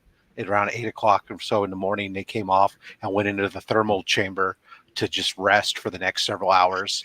And then Wait, you did, or you took the meat in there to rest? I took the meat into the thermal chamber where it rested. I understand. It continues to slow cook under its own heat and Right. just slowly starts tapering off, and it holds. What's nice, basically, it's an ice chest, except I don't put ice in it because it works the same way. It's thermally insulated, and you just put them in there, and it holds the meat and everything at the temperature you need all day long while you're bringing pieces out to serve. And I'd cut. Then after the briskets and the pork shoulders came off, then the chicken went on, and the sausage and all that other stuff. So. Then portobello mushrooms, smoked portobello mushrooms. Those were a hit, Mark. Who needed that? Was it just in case someone doesn't Well, eat? no. So I do have a couple friends that are vegetarians that come over that I prepare for, but there's a lot of meat eaters who love portobello mushrooms too. And if you've never had a smoked portobello mushroom with the barbecue sauce, the sweet heat barbecue sauce I use, it's actually pretty good. Cool. And good for you. It's no brisket, don't get me wrong, but what is? Right, exactly. I like it. I like the brisket chopped up to where you get some of the top layer of fat in there and marbled in. Like I prefer that to sliced. You get some of both. Yeah. In the setup, and then we had, like I said, pulled pork and linguiça and smoked chicken thighs. Linguiça, is that like a female version of noodles? It's a Portuguese sausage. Oh, okay. I was close. All right. As close as saying that Dr. Von Hoot is a car. Well, Okay. I don't know. He could be Dr. Von Honk, I suppose. I There it could is. transform. It would work. Oh, Look at that. I What was see that what you sound? did there. Did y'all know that you can edit videos on YouTube? How? It's a pain. I don't think so. I just did it. It was crazy. I just needed to take a clip out of something. And I thought, like, I remember seeing one time a long time ago that you can edit videos. Yeah, you can. I just needed to take a few seconds out of a video. And that was mad easy. I don't edit, so I'm amazed right now. I think it's rather annoying and a pain compared to a normal editor. I mean, yes, it's not that bad, but it's compared to normal editor because I had to do it the other day for one of my clips. Did you say the keyword again? No, it's another one of these ones back when I used to run that intermission. It's intermission time clip. I keep getting flagged for copyright on it, and I'm tired of submitting my license that I paid for it. You should have got flagged for beating a dead horse. So I just deleted the fucking segment from the fucking video because I'm not going to share the revenue with the fucker. You know, and I keep submitting the license. Well, that's kind of easy when you get like hit with a copyright claim because it already sections it out. And you just go in and you hit one button and it removes it for you. But I had a video uploaded as unlisted and I did a share screen in it and I had an article up, right? And in the time that it was sitting like backstage just waiting to be brought into the screen, an ad popped up and it wasn't just a little side ad. It was literally over the whole screen. So like I wasn't about to kill a video. I don't do more than one take. Right. And so I backed out and went back into the article. So I just thought, like, let me just look at this YouTube thing if I can see where it was. And it was right there. And you just drag the little line and you hit cut. And it just brings up one of those little things where you just grab the end and slide it where you want it. And I just slid it and hit save. I'm like, yo, that was. I don't know. For me, it always seems like it wants to play games. But well, I want to see how it turns out in the end. We'll see. Yeah, it takes a day before it'll actually edit practically half the time.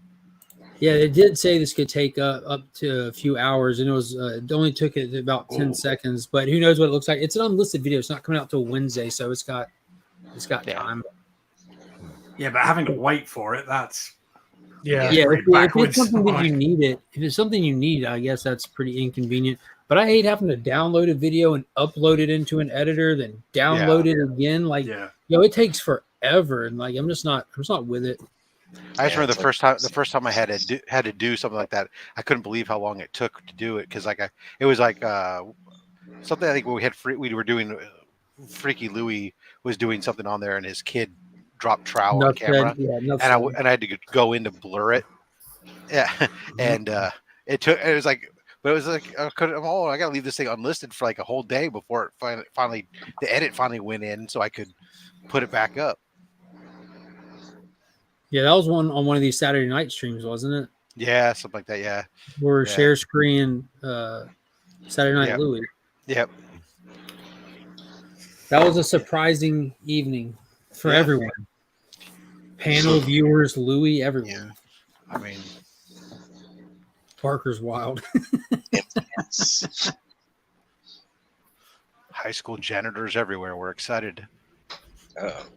Rob, when are you seeing Mission Impossible?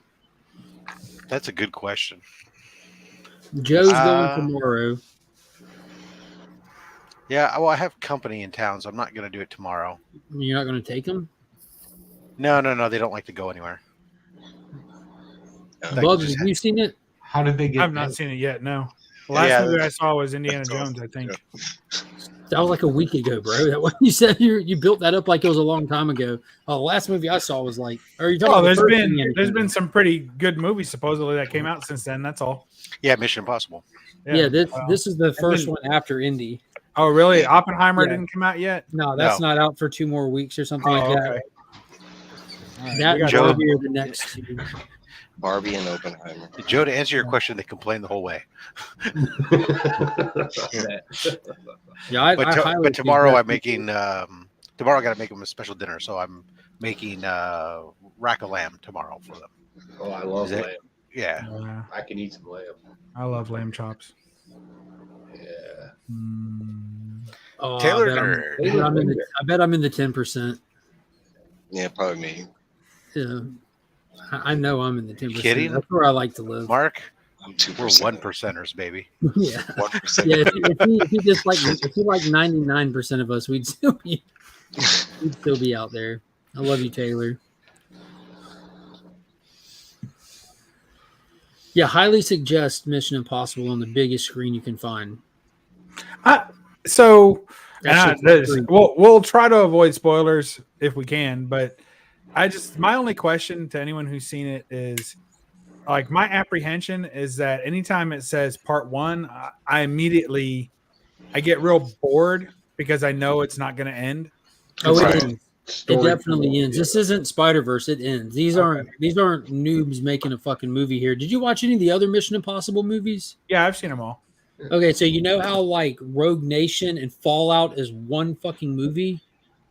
Yeah, you didn't even realize that, did you? But those are the only ones. Like So all this the other is- ones are self-contained stories. Yeah, but like that's one movie, Yeah. but it's still two separate beginning, middle, ends. Mhm. That's how this is. They didn't need to call it part 1. It wouldn't have made a difference if they did or didn't. It's a Okay. beginning, middle, That's end. good.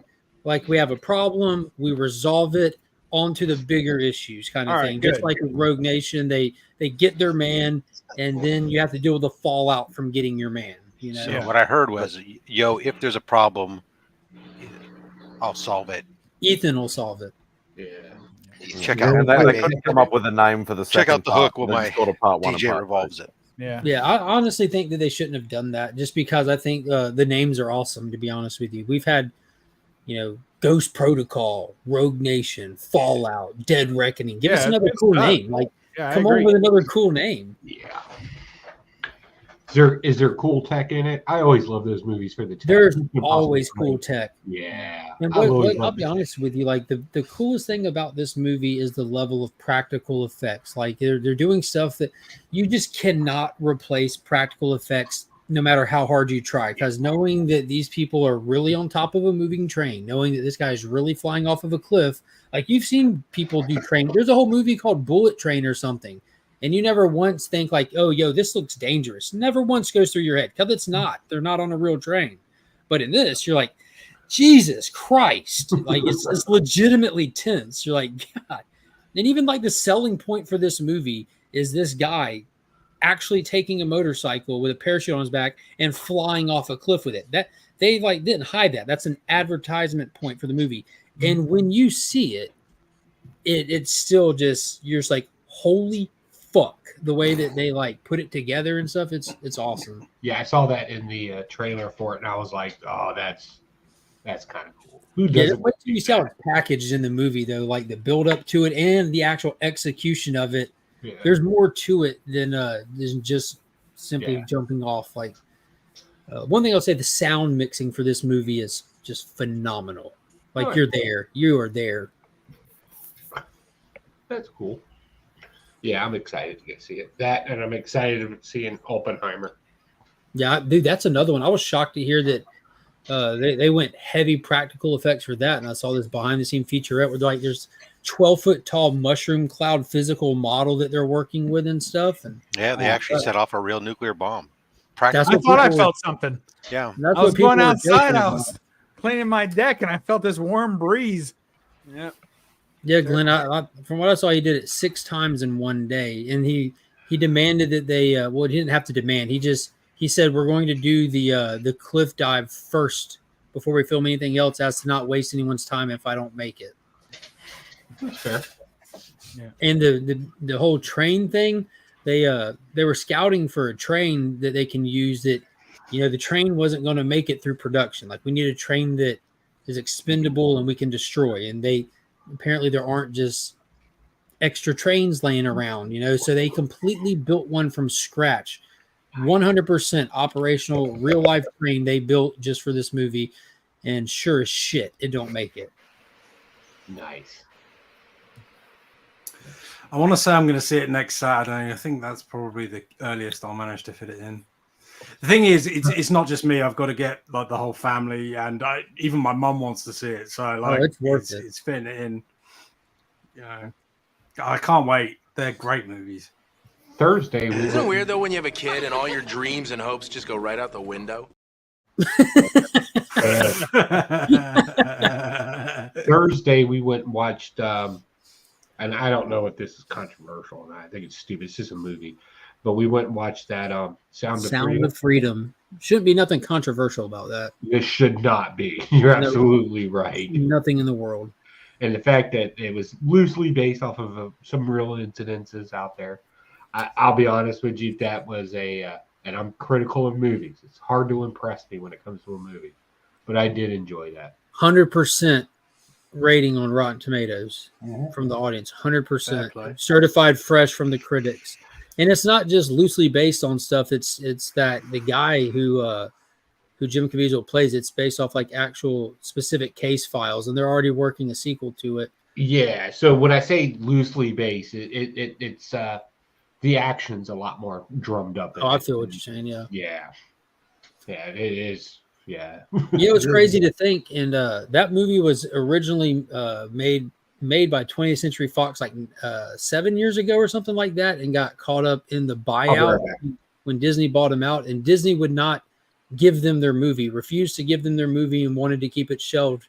And after years of fighting with Disney and litigation, they finally got a hold of their movie that they worked on and went through a faith-based production studio called, I think it's Val or something, or Angel something, to get it released. And then it's just blown away all expectations for its little. What's supposedly controversial about it? It's what's weird is it shouldn't be nothing, but it's about this team that works in shutting down child sex trafficking rings. So it's I remember seeing there's like people that are pushing back against something, drawing awareness to that. That should be a cause of concern in itself.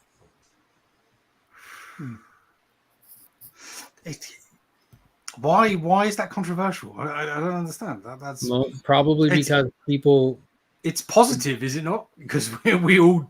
I would think so. That. Yeah. Well, you would, especially. Yeah, you would assume it is, but Tim Ballard made he's done a lot of interviews and stuff since it came out, and I wasn't aware of this guy or the movie till after it came out and started getting all this like social media buzz. I got a direct message from their blue checkmark Facebook page just sharing a post of like its trailer, like they're trying to promote it via social media because it's not a big budget thing. So they have like just like grassroots campaign promotional type stuff. And that's how I found out about it. And Jim Caviezel, who played Jesus in Passion of the Christ with Mel Gibson, he plays Ballard. Ballard had been going around doing interviews and stuff. And he was talking about taking on the real life job years ago. And one of the first things he had to do was sit down and sift through hours and hours of data and stuff and videos. And what was so disheartening to him was knowing if there's this much content and stuff, how many million of people must be out there that create this supply demand, So when there's that many people, there's going to be a lot of people that won't like this movie drawing attention to it. Ugh, so horrible. Well, and Taylor, that's like so that's what the media, the same media that's what the media is trying to say is this is bad because it riles up the QAnon people. Like, who the fuck is QAnon people getting riled up about this? Like that's like the most bullshit cop-out thing. Like, you're drawing awareness to sex trafficking rings and trying to support the people that shut them down, and you're worried about people who hang out on QAnon feel validated. That's the dumbest shit I've ever heard. Ever.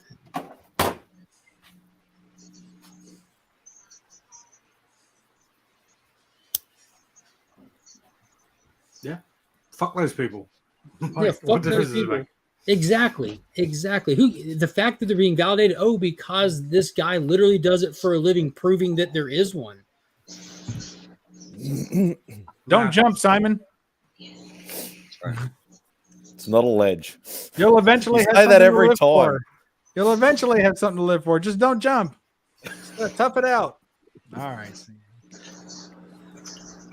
All right, guys, I have to go to sleep because it is 3:41 and I've got to go to work in the day tomorrow. You gotta go hunting. It's the middle of the night, time to hunt. Have a good one. Yeah, I'm gonna go, get some mice or whatever I do. See you later. All right, later. The fact that people think what QAnon thinks matters in the topic is laughable, and just listening to media bullshit. That's fucking laughable. Absolutely laughable. If anybody cares what QAnon people think. Flat Earth is totally real. Think there's millions of kids being trafficked. Maybe you should actually check what the people who work in the business have to say about it, or what they know, instead of what the media says QAnon thinks. You have people thinking what other people think versus just go look it up. But if I think that they think, then maybe together we can think together. We can think together separately, About Yeah, different parallel thinking. but at the same time. Yeah, think like this, not like this. Oh, I've looked. I get your loud. No, you haven't looked at shit, Taylor. I appreciate your passion of being wrong, though. Go QAnon. Like, fuck's QAnon have to do with anything?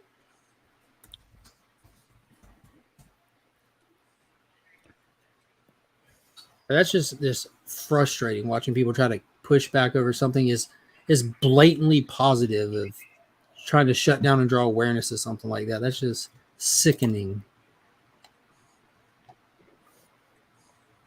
But you do you. In other news, anyone watch the anime Superman shit? I don't know whether we can actually get it or not yet. What's it on? Max and Adult Swim. So it originally airs on Adult Swim, but HBO Max has like the Cartoon Network tab in America. So Yeah, I might be able to get it on binge. Simon's got to tip the prison guard extra if he wants to get any anime time. Just a tip, though. So Yeah. it should be okay. Yeah, It's hit or miss with me. I'm not a fan of the animation, but I like some of the elements. So I'm a big. Everybody knows I'm a big anime guy, so I might enjoy it. Like I love the anime retakes they did on like X-Men and Wolverine and Blade and stuff they did about 10 years ago. They were awesome. So yeah, I might enjoy it. I'll give it a crack. I'm a fanboy. It's hard to watch because I'm not an anime guy, and that's a me thing. Just haven't really spent any time in it. Some elements about it are cool, and some of it's just hard to adjust to, if that makes sense. Did you watch the Batman Ninja one? That's funny you say that. I actually recorded a video tonight. That's the one I was editing, was talking about how anime is invading DC Comics right now, or the DC universe. And I talked about how out of all the DC animated films, that's the only one I have not bought. And when I went to watch it, I turned it off halfway.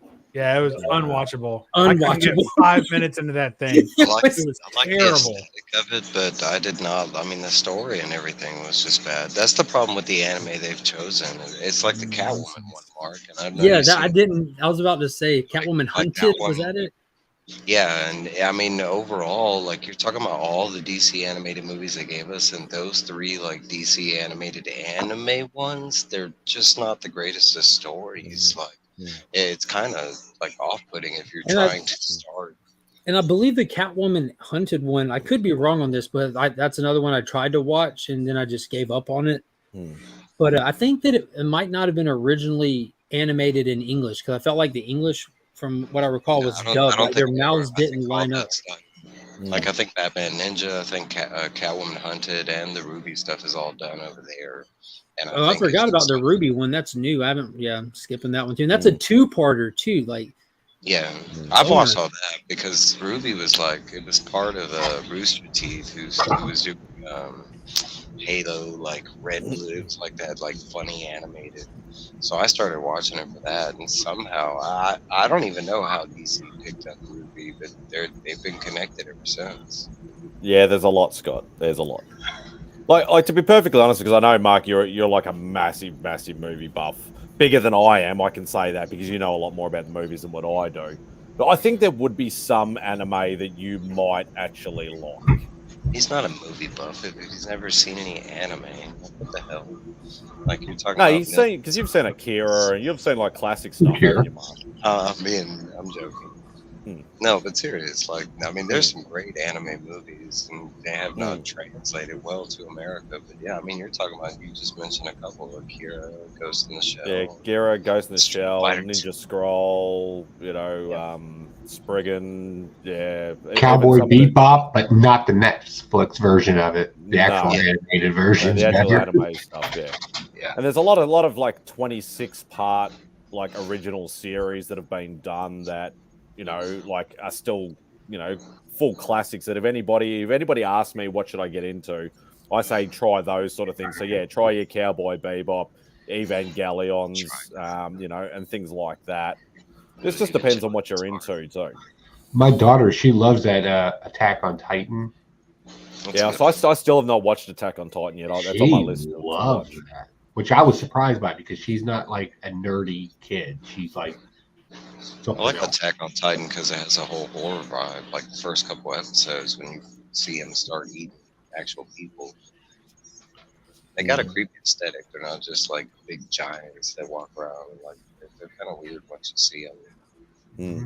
Yeah, there's a lot of cool stuff. There's such a there's a ridiculous amount of anime out there that if you hunt, you'll find something that you'll like, even if you're not necessarily an animated person or an anime person. I'm an animated person. Right. I'd say that's Look at me go. Yeah, Joe, look at me go. Yeah, I was thinking more Thunderbirds for you, but yeah. Oh, okay, all right, that's all right.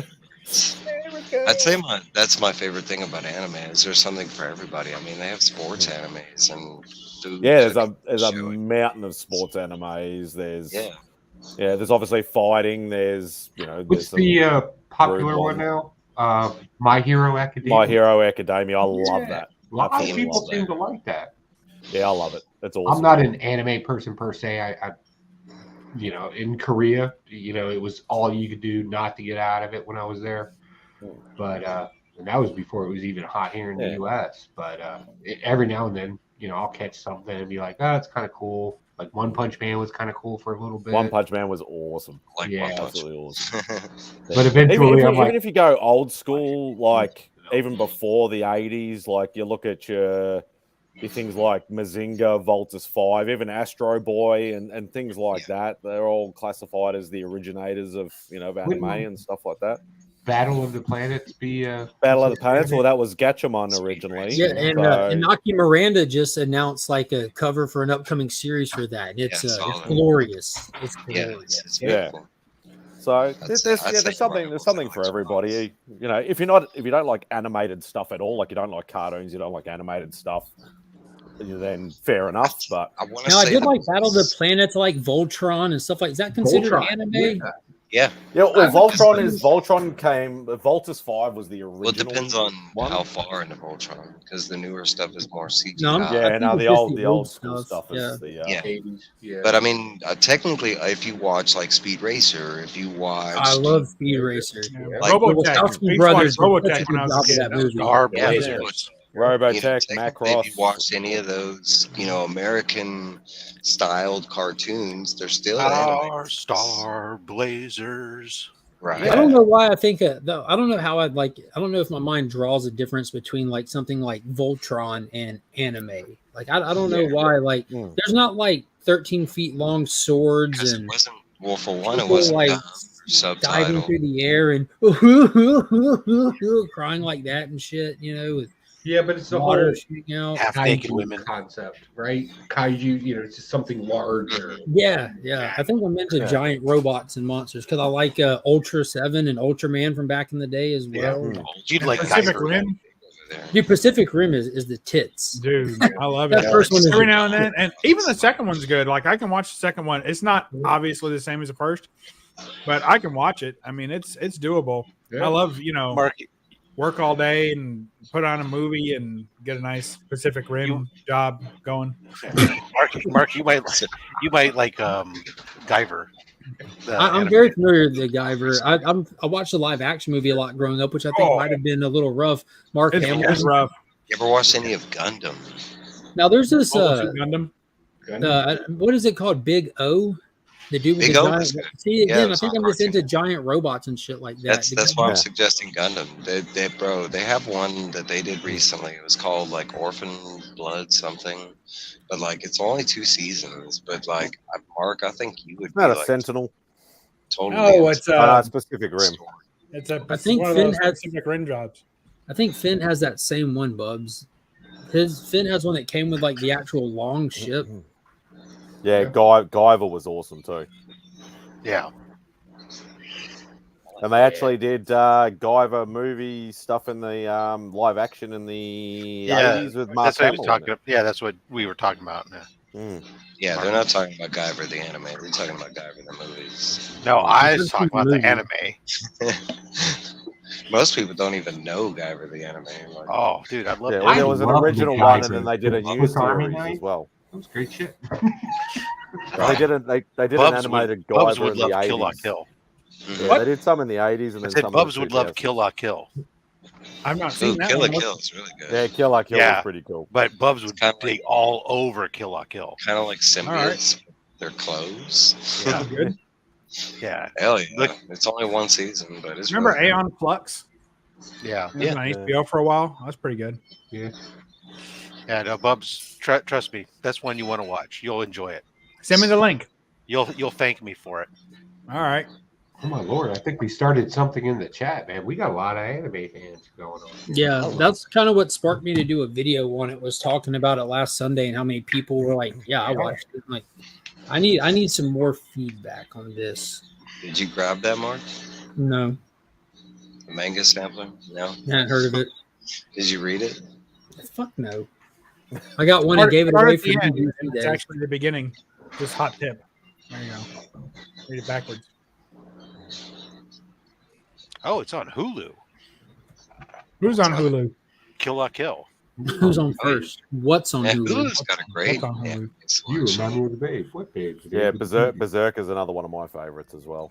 Berserk is Now I read the Berserker manga, and that's a story. Like that's a Yeah.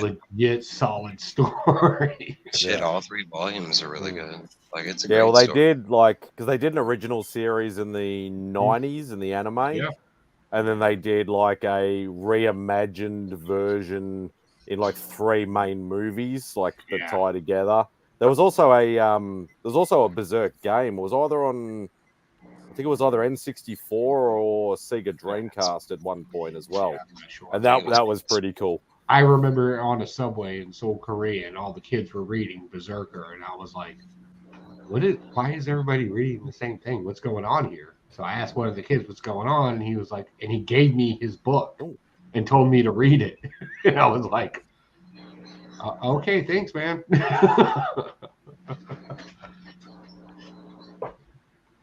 Yeah, we'll watch it.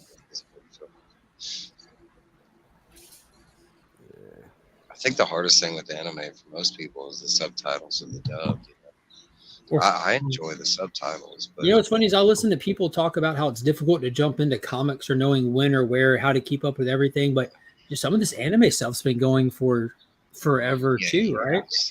Oh yeah. One Piece is shoot. One Piece is up to, well, in the manga it's like, oh god, something like 1,000 volumes or something, Yeah. and the anime series is like, yeah, they're like 1,100 episodes or 1,200 episodes. So it's one of the longest running. It's like 23 seasons, something like that. Yeah, so there The are cool thing about it some They're that in go arcs. forever.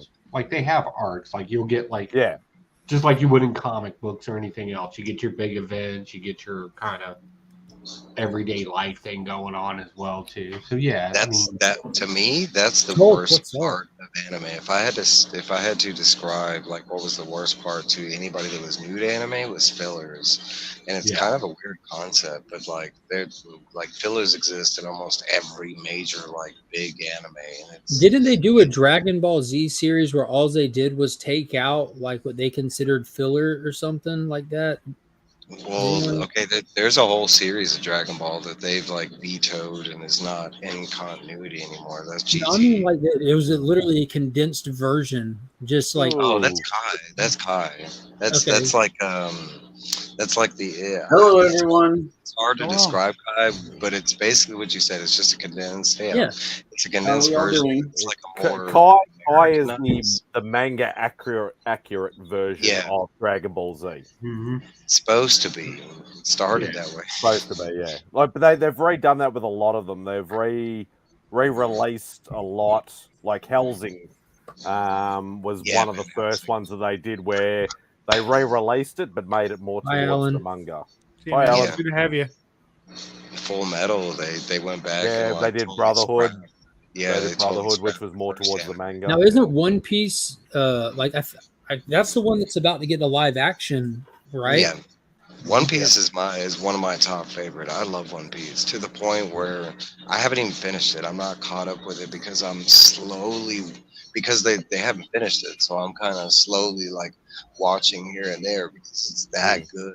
And One Piece is really good. Yeah, I'm on And about it's family. 700th episode, and I know Beck's on about 900 and something. So she's Jesus a lot Christ, closer of a than me. like cartoon say I'm episodes, somewhere. not like Yeah, books. so they're anime are 23-minute They're episodes. Fuck me in the beard. 900.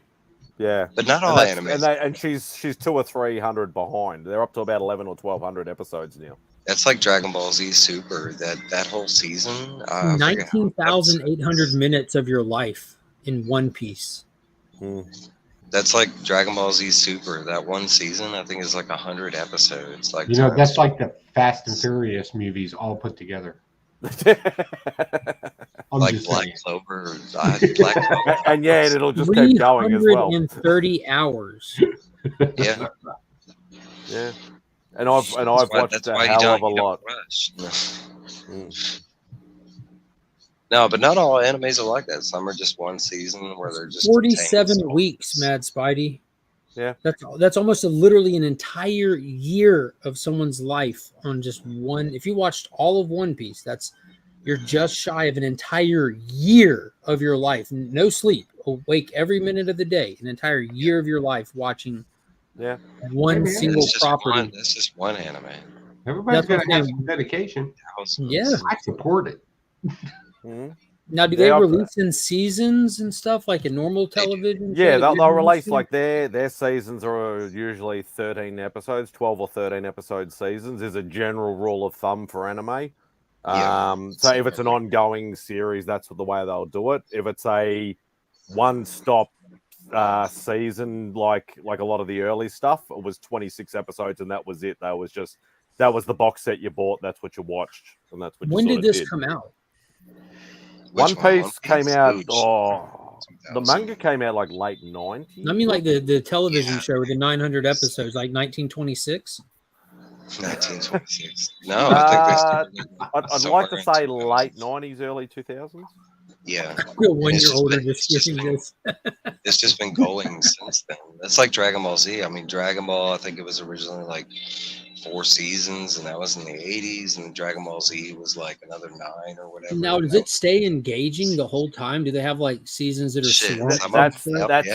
That's the one thing you got to also sort of get your head around with anime is there is a lot of filler stuff. Doesn't matter what you watch, how ongoing it is. Unless it's a condensed season, like I mentioned, with just the 26 episodes, it's basically go to woe for the whole thing. Whether it's the long outstanding stuff, there's a lot of filler stuff. But sometimes some animes do it right. For instance, Bleach. Bleach is a big long anime, but like their Bleach does it where whole seasons are fillers, so you can just skip that season because it doesn't mean anything. What is that? I like how Rob presents his meat. Just flops that out on the table. And he stares at you. I love that the way that you share it is rather than share it on your computer and share the picture is to I share shared your a phone picture on my and hold the computer. phone up to the camera. Most importantly, look how you hold these wieners. Those are not hardly holding wieners. So, He's a two-hand those things. Look at all those smokers in the background. hi everyone. Yeah, I have 4 What's smokers. going on, boss? Not much. So where's Remy? I still don't know. Remy says he doesn't like you, He's MIA. and he didn't want to risk you showing up and having him here, so he just left. You see all that meat we were looking at? That was Remy. Aggressive. I'm Chris said, just "Damn it." racking up Remy's watch hours for him. Ah, gotcha. Yeah, no, I didn't say you didn't do one or whatever like that, and I'm like, I'll just start one. I would have done the exact same thing. Exactly. Fair. So, how is everybody's weekend going? It's almost over. Great time. Yeah, I'm Much like marriage. halfway through mine. It was kind of cool. Now it's just getting disappointing at this point. Wow, isn't that what Is your that wife because you're said? getting closer to the work day? Is that what that is? No, I'm working on a project and everything just failed today. Everything failed. And I'm just What a little boy, man. blame it on the rain. So, I don't know. You guys probably already talked about this, but Rob, how was the barbecue, bro? It was good. It Thanks was for really, making it really exciting. good. There was meat. It was eaten. It was consumed. Yeah, it was about. We cooked up about 125 pounds of meat. So. Wow. Yeah, we cooked 3 briskets, 4 pork shoulders. Where were you, Alan? Was about 60 something chicken thighs, and then 15 pounds of linguiça. And then just for the other folks, we did cooked up 20 portobello mushrooms that were smoked and such. So. Just in case I showed up. Yeah, just in case. Went through 3 quarts of barbecue sauce. Now, did you put any on the food or did you just drink it? Right there behind me. I put the barbecue sauce on the side, and people choose whether or not they want to put sauce on it because Thank my you, brother. food stand Thank you, doesn't Evil. require sauce. Rob, you're the professional. You make those decisions for No, absolutely not. Sauce is a condiment. Your meat should be good enough to stand on its own. And if people want Then it as you a condiment, shouldn't as an even bring accent, it. then Yeah. you provide it. I can provide it for them, but I do not choose for them whether or not they want sauce. No, you demand if they get it or not. What I You don't choose is that they choose get for 'em. one You sauce. allow They only them. get one sauce to choose from, and that's Love the you, one man. sauce I made, which is my my brown sugar bourbon sweet heat. Did you bring your hot No, I did not make the fire sauce. fire sauce? And it's FYR. FY? Yeah, Yeah, FYR. Fuck you, Rob. That's the sauce I will not be able to eat. That's the sauce that most people think that they want to try and then decide later on. It's well, I'm glad I tried it and don't want to eat it again. What do you put in it, like for heat? What? It's a mix. It's a mix of various peppers, but primarily Carolina Reaper pepper mixed with a ghost pepper. So Just stick some on the envelope and send basically, it to me. like the one chip challenge. No. So it's The like, one-chip challenge the ain't bomb. near It's that. like the bomb from Hot Ones. That's not even as hot as a Carolina Reaper pepper. The one chip challenge is, yes, it is. No, the one chip challenge ain't shit. Like I did that on the channel. I do want to bet that's a video on my channel. Me and my buddy Lee, who's I remember that. we ate the one chip, then we opened and read Firepower #1, thinking that it was going to be like funny and I remember that. And we like because I eat hot food, and I've Oh, eaten because Carolina you- Reaper pepper, but that shit's hot. It tastes delicious for a pepper. Right. Which is why I use That it is shit's because hot. it's got a Really much fruity. fruitier flavor. Yep. It's whereas the ghost pepper is Those chemical. peppers easily It- doable. It doesn't it's- taste good. Ghost pepper's hot and it hits you quickly, but it's got more chemical flavor. So I use a little bit of it for the quick first bit of heat because the Carolina Reaper has a slower build to it. What? And are you just blending a Reaper, or are you like? It's a chopping it up? puree. It's a Yeah. puree.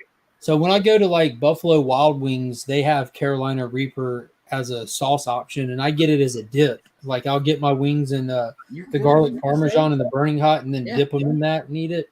But I don't feel like that sauce is nearly as hot as like an actual pepper is either. Hey, so Well, it won't be, and the sauce isn't as hot as the straight pepper because you start putting sugar in it, and sugar cancels out the capsaicin.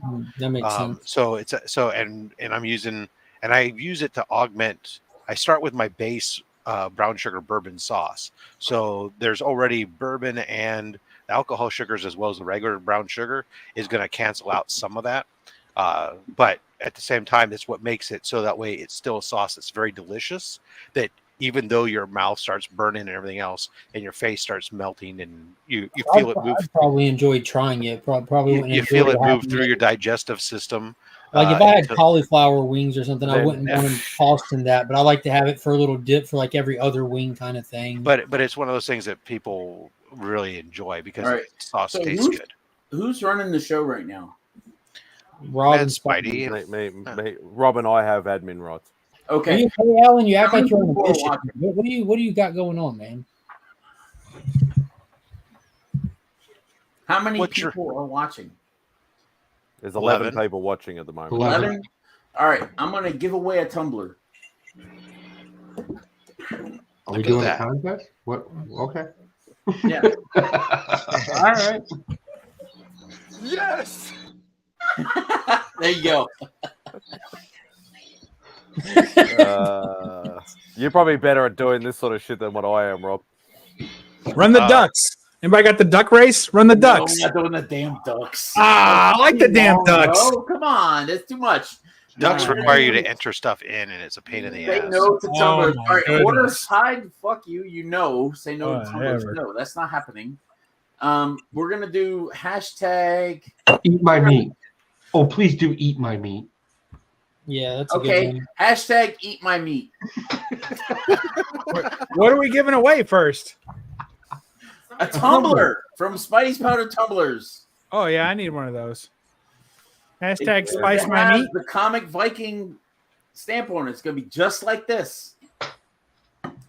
No one can see your nitty bitty picture I now. hope if I win, I'm Yeah. gonna prize gift it to Mad Spidey. Yeah, 'cause I Make haven't him got ship one. it all the way over there. No. Last time he did one of these, Von Hoot won it in the UK, and me and Alan doubled up on shipping to get it over there. Yeah, but that's okay. Do I you don't and care. Alan double up on very much, or No. As much as Just he'll each allow other. me to. I want try to hear? double- I want to hear Alan respond to that. Yeah, I try that's to double none up of as your much as business. possible. That's private matter. I bet it is at least 2 privates. 11 out of 14 so far. He wasn't as receptive in the beginning, but he is a lot more now. Oh Well. man, Very that's called grooming, I think. The benefits Yeah. of getting to see him 13. regularly. Scott. All right. You should There- post that There's video. 13 Scott, out of to 14, IG. 14 out of 14. We've hit everybody. You ready for it, Alan? Go for it. Spin that wheel. Sorry, wheel of fish. Yeah, it's trademarked. Yeah, just ask YouTube. Bubs! Hey! All right, bro. I will hit Spidey up tomorrow and tell him that you're going to message him with the address. I will pay him for the tumbler and the shipping, and he will ship you a tumbler, a comic Viking tumbler. Why I'll would ship him that one. Oh, What happens Spidey now? powder tumblers? Yeah, that was Got all it. like. I'm like, why is Spidey's Spidey powder involved in tumblers, this? Not me. Yeah, Alan. start over powdered from. tumbler. We're gonna do Hey, a giveaway. Bubs, I'll make it easy. Send Alan your address. It's that simple. All right. Alan, that too. when you message Spidey, just send him that address. Yeah. You just send it to me. It's okay. That's fine too. Comment on the Viking. All right. Do you make the tumblers yourself? No, Spidey's powder. There you go. Thank you. Spidey's powder tumblers. Oh, okay. So message Royal him my tumbler and address. Everything needs. You can message him or Alan. Alan can send it to him when he Yeah, I knew explains Remy it. had it in there somewhere. Alan's got to pay for him anyways. You know what I'm saying? You don't have to. I'll pay for it. I don't care. No, fuck you. No. He's gonna just go buy something after. I mean, winning if the you're game. hurting or whatever, I don't care to help you out. Giveaway. It's my giveaway Buy a to you. t-shirt. It's my giveaway to you. I'll pay for it. Don't worry about it. It'd be all right. Bubs is like, I want my own logo. I'll just buy one. No, I want the Viking logo. I'm part Viking myself. I've got. In fact, I'm supposed to have Man, an come on. obsidian chain coming in today, and it got lost in. I was just trying to be nice. Got lost Yeah, in no, Valhalla. no, I'll let you buy me one. All right. What you've just said is one of the most insanely idiotic things I have ever heard. At no point in your rambling, incoherent response were you even close to anything that could be considered a rational thought. Everyone in this room is now dumber for having listened to it. I award you no points, and may God have mercy on your soul. Yeah, man, take away our points. That's such a long clip, though. It's a great one, but Worth every second. I was trying to be nice, and it spiraled. Sorry. It still worked. You're super nice. Did you sell all your mystery boxes? Yes, it did. Yes, sir. Paul got Congrats. 3 of them. Yeah, I saw he won one of the Berserker slab, right? Did he? All right. I don't know. Yeah, it's in the glass at the store. All right. Cool. I don't even know who got the key books. I really don't know who got them.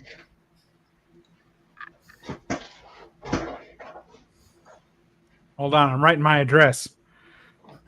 I'm sending it to every Simon I know, every Spidey I know, and every Viking I have follow on Instagram, just in case. We got this. Hey Joe, did you move the UF4? No, I didn't. At the last minute, I decided to keep it, and I'm going to do something else with it. Poop. All right, Alan, I sent you my address. Oh, did you get rid of the other two? Joe, I will and get you it to get one? Spidey, and I will have that out to you. Hopefully, Why by would the you end of ship next it week. to Australia and have him ship it back to me? That's going to take forever. Spidey's powdered tumblers in Texas. Oh, Texas. Okay. Just say hose. Baked tea right now. I'm not baked. I'm just really. Hi. Bye.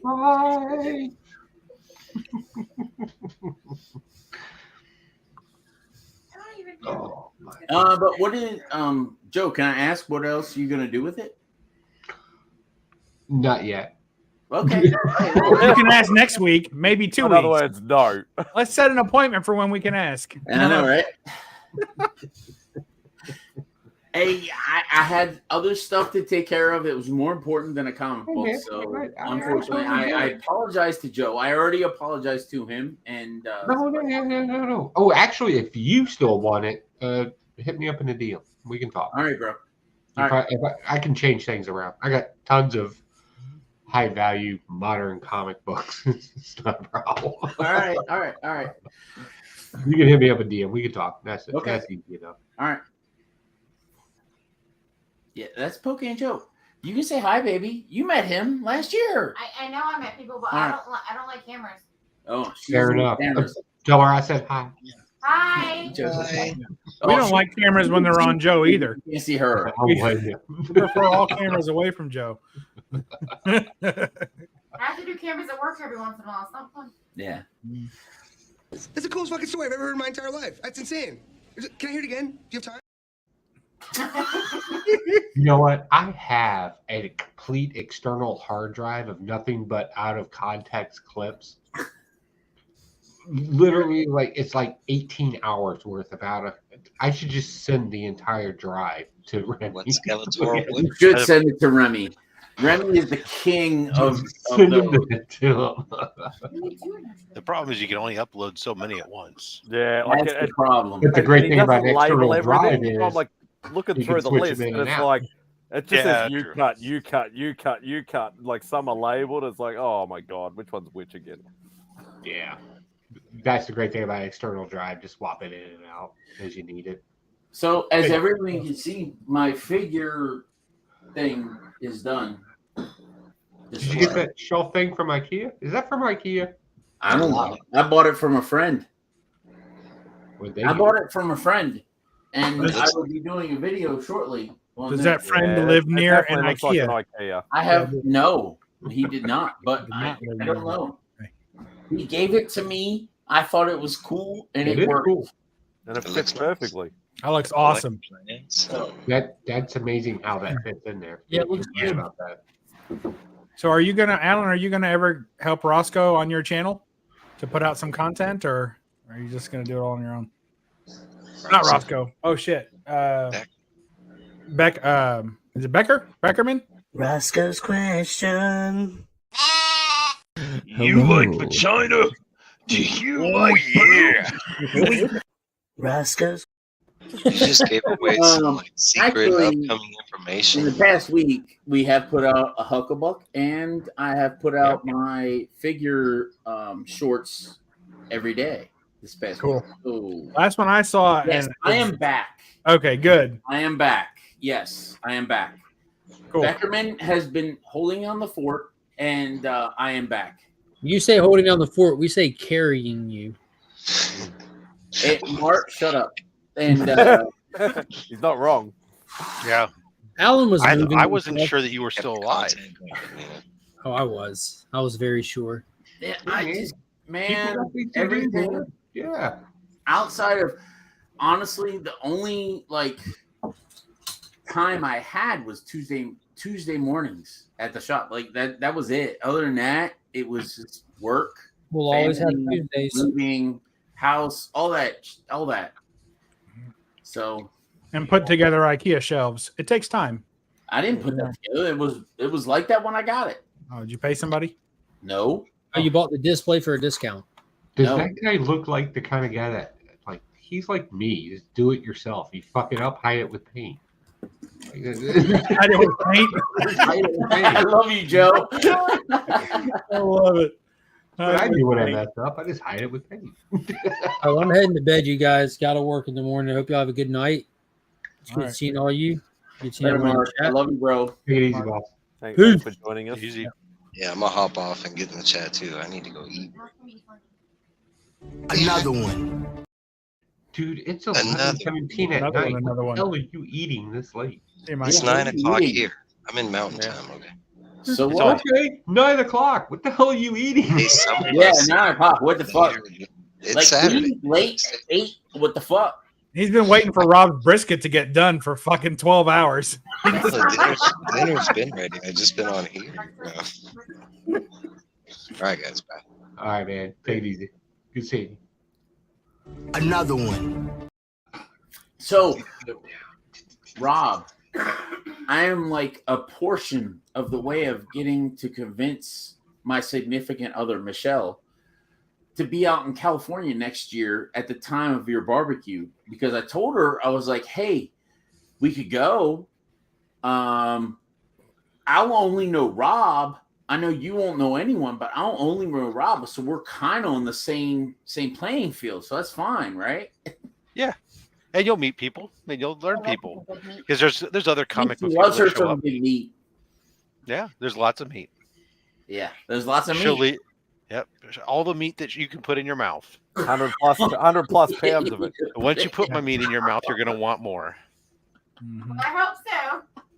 Yeah, it's never been otherwise. It's award winning. Very flavorful, huh? Hey, do you have reasonable priced hotels around your house? You have to define reasonable. It's I California. came, I the saw, material I sat on your plan. face. It's California. What's that on your face? It's California. No. The answer is no. Well, so No. so a buddy of mine was pretty happy with the hotel he was just staying at. It's like $120 a night, which not these days anywhere I travel, For if it's going less out than to Cali, it's less not than bad. $100, you almost don't want to stay there. Yeah, Rare and if it's under 2, I'm usually happy with that. If it's out in Cali, that's not bad. That's not. No, horrible. there's lots of Honestly. places that are between $100 to $150. Okay. All right. We're there's as long as you're not coming like when there's a convention, a giant convention, and there's not when I host a barbecue. We're here. Obviously, there's a billion freaking hotels within 10 miles of my house because I'm next to the airport, Okay. or I'm 2 miles from the airport. Are there any areas under a bridge we could tent up and? Yeah, there's Right. there's the Don't Guadalupe stay under River a back there. bridge. Hell, Don't stay there's under a you can bridge. you can pitch a tent in my backyard, man. I don't care. I probably will if the meat's good enough.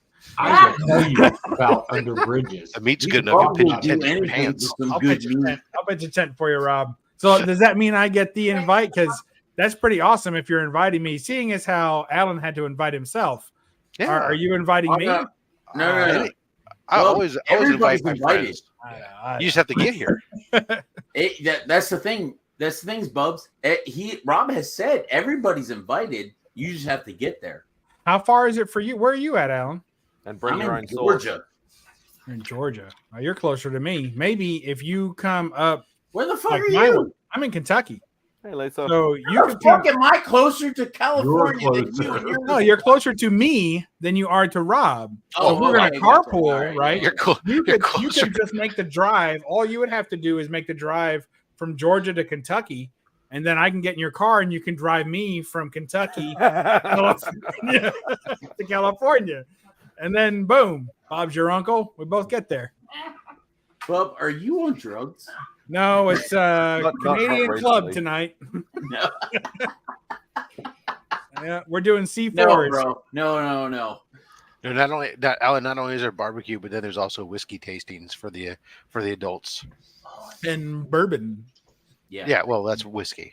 No. That's Only if it's from Kentucky. Well, look. So most of the stuff that I have for the tasting is bourbon, but there's a few scotches that I pull out, as well as Japanese whiskey and some other stuff. So it's just some of the Japanese stuff can be nice. Honestly, Rob, you want to know? Like my fiance, she's a carnivore, so she loves. That's like me.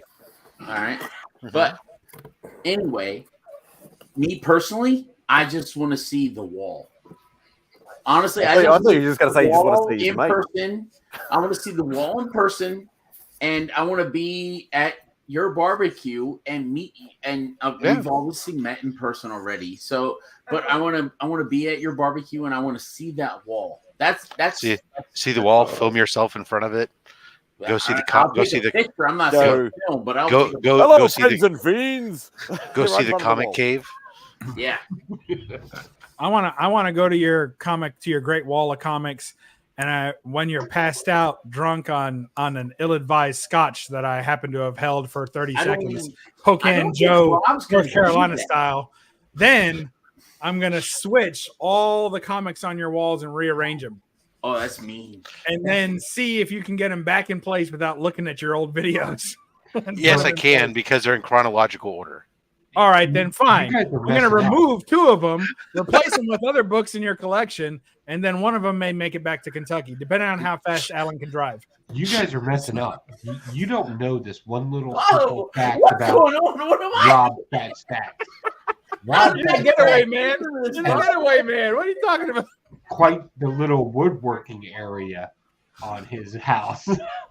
I was going there and just make shit out of wood and use up all that good California wood. That'd be good. Joe would be like this, go, my God, you built your workbench so it's the same height as your table saw? That's fucking smart. That's what I do. Everything I have in the evil layer is up to eye level, so the camera and everything can fit. But also, I like everything up high. Well, so when I said, because I have a job site table saw because I wanted to fold it up, put it away. But so when you sit there, you're handling a big piece, you can use the workbench to. Because there's a workbench portion, but then there's a 25 square foot assembly table, and so that way you can use the workbench as well as the rollers. Yeah. To guide the stuff when you're working by yourself. I do the same thing. Yeah. Indiana barbecue, the miter saw and stuff, because the miter saw is usually in the way. But if I unbolt it, lift it, move it out of the way. I have no doubt that Rob Fat Stack is a great cook. Not even going to bother arguing the whole East Coast, West Coast. Not going to argue it. That's good. But I do like my shop is made up for metalworking and stuff like that, and wood is kind of like a secondary thing, whereas his, because he's done some filming in there, it's kind of geared more towards the woodworking. I just go in there and make some cool shit. Yeah, because woodworking is what I did all woodworking, and that's what I took in school. Well, I took drafting and stuff too, but I mean, I never did metal drafting. I didn't do metalworking, right? So yeah, anytime I go to build something, I'm always drawing hand sketching an isometric drawing of what I want to build. My workshop table in the shop it's like got 3 straight legs and one leg's kind of wobbly, but I have them all propped up with a stack of these. It makes it super durable. Which I have one for every time Joe met me for the first time. Do you need some more? Month ago. Rob, you can hold need some more? I got plenty. I'll take you a couple more. If not 2024, 2025, I guarantee you, 2025, by then, I will be at your annual barbecue. 2025. That's Say that a long again. bet, Slower. dude. For a wedding. The wedding has to come first, but we will do that.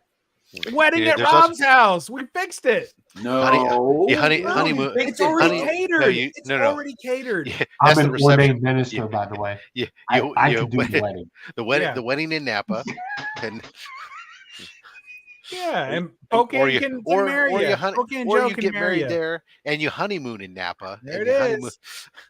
Congratulations. Are you sending a box to the simple one anytime soon, Bubs? I don't know about anytime soon. He slowed down his purchases quite a bit here lately. Ever since Sarah threatened to throw him out of the house, and he's trying to squirrel away some rent money to see if he can. I was going to say, afford to live on his if you do, chuck one of those Pocan patches in for me. Yeah, I'll throw one in for you. Yeah, Yeah, I got a shit ton. Got a shit ton. Pocan Joe just kept meeting me for the first time. Hey, my guy. The whiskey my guy. would get lower, and he'd be like, "Hey, I know you. You have a weren't the patch." only one that got multiples of them. I was just handing, like, people were like, "No, I got one," and I'm like, "I don't care." I'll put one in yours in the box there. Right. If it goes overweight, I'll send you a bill. So I just feel Rob's just send it to the barbecue simple one. would be the pinnacle of just awesomeness. Honestly, I just feel it would be. Wow, I think so too, but I'm biased. Yeah. Although I will tell you, so it's interesting. It's my cousin who does compete. Who's on my barbecue competition team. He has, since we've been in a hiatus locally, because in the West, most of the barbecue competitions have been shut down since COVID. They haven't started back up like they have in the East. But my cousin's gone off, and he decided to be better.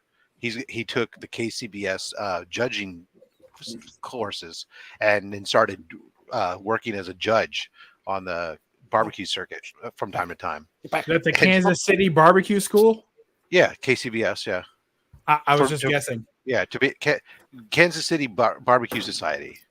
Oh, okay. Yeah, my buddy is a member of that, and he does judging as well. Yeah, so he went through all the judge stuff, and he's did a couple things. He came here today. He says, dude, before we even did anything, he says, dude, I'll tell you, I've gone, now that I've done this judging and I've gone this stuff, he says, dude, half the stuff I've tasted is shit. He says, your stuff is just fucking so much better.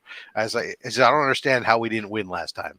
I said, we didn't win last time because our shit was fucking overcooked, because we were fucking just two of us. We were down a man, and we were trying to do turn-in times, cook 4 meats, and have them all turned in within half an hour with just 2 people and run while running food. I said, it doesn't fucking work.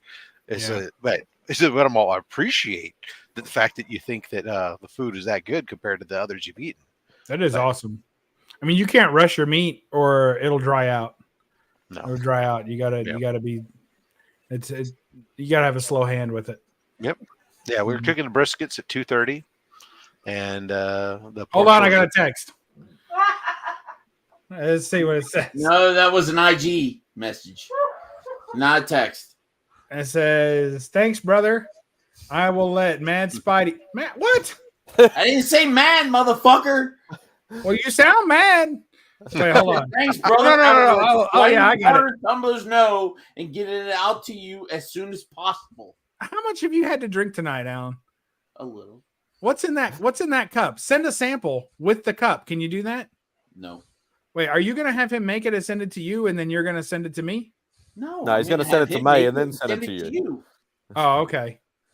All right. Well, then you can't add a sample to that, but you've got my address. So if there's anything else you want to send, books or statues or whiskey samples, you just let me know. Never forget, Bubs, large stacks of cash. Large stacks of cash. Or small stacks of cash that equal large amounts. Yeah, large. You can have a stack of cash this big. It's small all stacks of ones. large bills or large stacks of small bills. All right. Yeah, that's what you it want is. to get free stuff? Watch every video on the Comic Viking channel. And in the first video of August, we will be doing a drawing for July's videos. And you will get the free giveaway. I'm confused. Watch every video this month so that I can enter a video next month to win a prize from this month. No. You commenting on videos this month enters Uh-huh. you in the drawing for the first video of August. Does that include shorts? No. So do I have to watch the video? I in only watch August? Beckerman's shorts. That's all I watch. Is it live? Hi, this is I Beckerman. love you too, Spidey.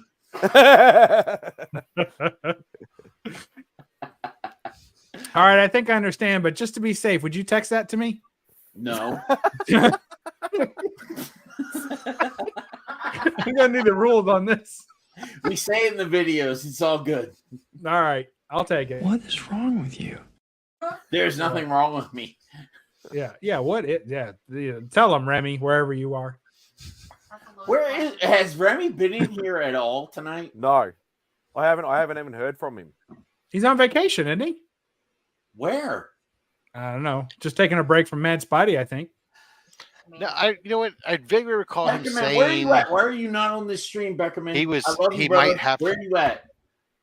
He was saying that he might have to go somewhere because that guy had asked him about lonely slabs, and he Yeah, said I that they forgot all weren't about it. that they weren't doing lonely slabs because they might have to go somewhere. Yeah, it was going to be the makeup show, right? Because you were busy with the barbecue. Right. Yeah. Remy and I do lonely slabs, but I'd forgotten all about it, to be perfectly honest. Yeah, way to go, Simo. I even had my alarm still set for bloody only slabs. I woke up at like 4 o'clock this morning. I'm like, fuck. That's it. Go out on the ledge. I'm tired of this. You're not allowed in the house anymore for All a right, while. so Tyler, Bub. What? follow. No. Tyler Tyler? got a No, I'm giveaway Bub. statue from me today. He got it in the mail, and it is sick. Oh no. Well, does it need antibiotics? Yeah, what can he No. do? If you lightly apply some alcohol to the base, it'll burn a little at first, but it'll keep it clean. Sorry, Is that how it goes? Don't set fire No. to it. No. All right. No. All right. Was that the July look at statue? that. Did you already get that mailed out? Beckerman took Flo to the zoo today. That's adorable. No. Hey, Bub. What? All right. So what I'm doing now is the first video of the month.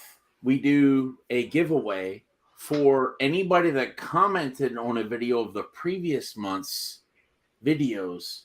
We give a giveaway to that person. We pick a video, we do a random poll that pulls a person's comment, and we give away to them. And Tyler was the one that won from last month. Was from me. I cannot express to you how clear that is to me now. Like that was the perfect explanation of how you've got this. Sounds like a well-oiled machine, and I'm very excited to be a part of it. I think, already commented on. No, I don't know. When was the last video that Beckman had to do it by himself? That was probably technically in June. So I may not have a comment in this month. I should correct that. What's the giveaway? I can't tell you that. You have to watch the videos. Which video? No, just stop. Just stop doing it. You're going to drive me crazy. All of them. You have to watch. Is it all a bunch of clues to find out what the giveaway is? You have to watch and comment on all of them because you don't know which one we're going to choose. That's He's actually going to fun. choose It's one of kinda the like videos from the month, and at the start of the following month, they will pick that random video and then do a comment generator, and then that's how they do a giveaway. Yeah, I Oh, understand that's that, right. but what I'm asking is, what is the actual item that's going to be given away? It's a surprise. It's going to be another tumbler. So you're going Okay. to end up with like No, like it's not another Pocan Joe, tumbler. Pocan Joe, Not you're going to have 100 tumblers. tumblers. It's not All a I can tumbler. tell It's not a you tumbler. is I donated 100 patches to Comic Viking. So no. Sounds good. One, We'll and do a I'm trade. I can do a trade. I ain't giving that away. Come on. I got tons. I got one. You got one. You should have met him 4 times in 2 days, like I did. I met him a lot the first year. See, the second year, this past 2023, was just like an overlap, honestly. Because 2022 was when I met Pocan Joe and hung out and everything. Where did you meet him Can't at? remember any of it. Heroes Con. Oh, at Heroes? Heroes Con, yeah. Yeah, we saw each other at Heroes Con. I like Heroes Con. I like Heroes Con. I do too. They changed up Baltimore Con on me. I was expecting it to be in October. Now it's in September. So now First week of September, no less. It's early. Yeah, that's fuck fucking that. weird. It's too early. But I got to change that around now, which leaves my fall time schedule for another Comic Con now. So I need another Comic Con. I have to take so many days off. It's weird. Oz Comic Con in Melbourne. No, just joking.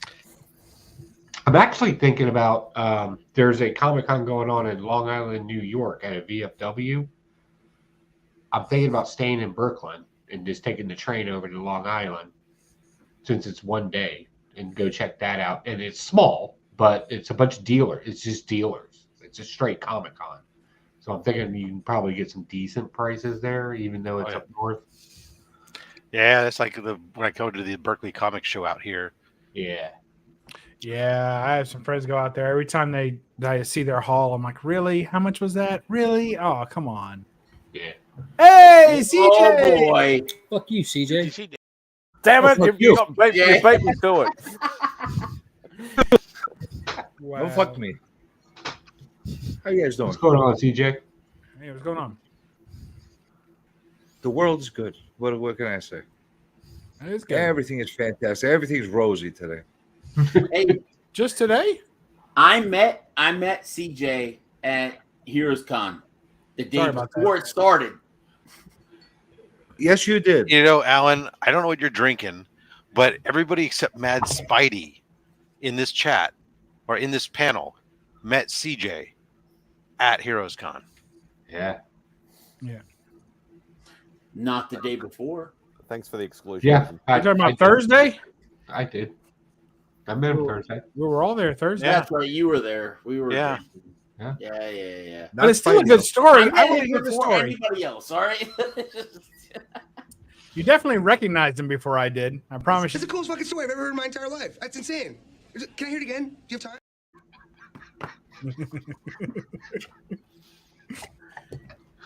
Yeah, you've been I drinking was a only little bit. there. Look, I was only at Heroes Con to register and then leave the morning. And to of. carry Beckerman shit. Yeah, pretty much. Yeah. Hired you as a donkey that first day. I saw you carry shit back and shut forth, up. back and forth.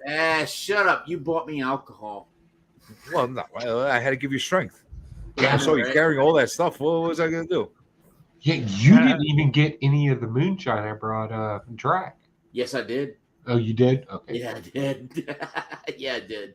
I didn't actually drink any of it. I wanted to drink it, but when I saw everybody sticking their fingers in it, I said, no, I'm not going to drink any of it after Right, that. it's alcohol. It cleans. It's like wiping your hands Trust me, with bro. alcohol. I didn't want strong as that Dracula was, fingers in my you could've freaking put- alcohol. You could have you put don't. a turd in there and it still would have been clean when drinking. Yeah, but I you're just did drinking that. sterilized shit. I mean, that's not a positive thing. Like, it may Oh, not kill you, but there may be some flavor there. I'm just saying. Hey, No. that They're stuff sticking was- their fingers in the drink. Or are they from fucking Orc? Fuck. Hell, there's a jar. They're passing on. They're like picking out the freaking peaches out of it with their fucking Tylox fingers and their fucking Dracula fingers. I'm Oh, like, well, "Ah." there you go. Tylox fingers. That makes sense. Then I wouldn't drink it either. Probably smelled like Camel cigarettes when he was done. I'm like, yeah, I'm okay. Yeah, let's you know. But it smelled good though. I smelled it. It smelled really good. Appreciate you. That was a good batch. No, that moonshine was very good. Very good. There's a couple of things I can do. I can work metal, I can read comic books, and I can make alcohol. That's about I got nothing else. I think you got a little bit more going for you, bro. And argue to a point that nobody else can.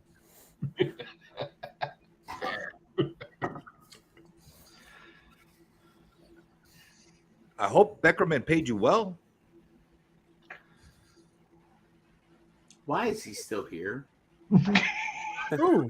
I love the fact that YouTube, where the body and head is, it almost looks like one thing going on there. Yeah, we've done that a few times actually. I like the fact that I was calling him Al. I was calling him Andy the whole day. The first day I met him. Yeah, that was weird. I saw that. I was like, why is he calling him Andy? I wanted to see how long it was going to take him to fucking catch on to it. So I just Yeah, kept calling one him one Andy. beard is the same as the other beard, I suppose. Well, I called Andy Allen when I first saw him on purpose, like him the whole day until he caught on to it. So I don't know, the beard people, you're all the same. All right. I don't remember Just so y'all somebody's know, name. if y'all go to Heroes 2024, when I be there, and I meet CJ, Man, he you likes might talking about the see future, me doesn't he? hit him. Just ignore it. All right, just ignore it. It's okay. All right. Well, how am I going to ignore you? You're the one that's kicking me. No, hitting, not kicking. Hitting. Hitting. Isn't a kick just a hit with a foot? Ain't that a kick in the pants? We're How talking am I going to ignore if somebody's hitting me? A big fucking Viking is hitting me. How am I going to ignore that? You're not going to ignore it. No, Oh, okay. You're not going to ignore it. You're going to be on the ground, like crying. Dude, you have no Nobody idea. else I is- could I run just so want much everybody faster else than to you. Ignore it. You have no idea. You'll huff and puff all the way. Doesn't matter. I'm a smoker. I'll run so fast, you can't even catch me. You see what's gonna happen. You try to. smoke. You ain't gonna run fast any fucking where. What are you Dude, talking I run a Marlboro Power. You have no idea how fast I can Marlboro run. Power. Marlboro Power. Absolutely. Yeah, he's running, smoke's coming out of his ears like a fucking chimney stack, fucking whistle blowing out of his ass. He's just All right. trucking. Just like because I wasn't in a whole lot of the pictures or anything for Heroes Con, but I met Kamajuri. We hit it off right the fucking way. It was great. It was great meeting him. He's a great guy, and please everybody follow and subscribe to him if you haven't.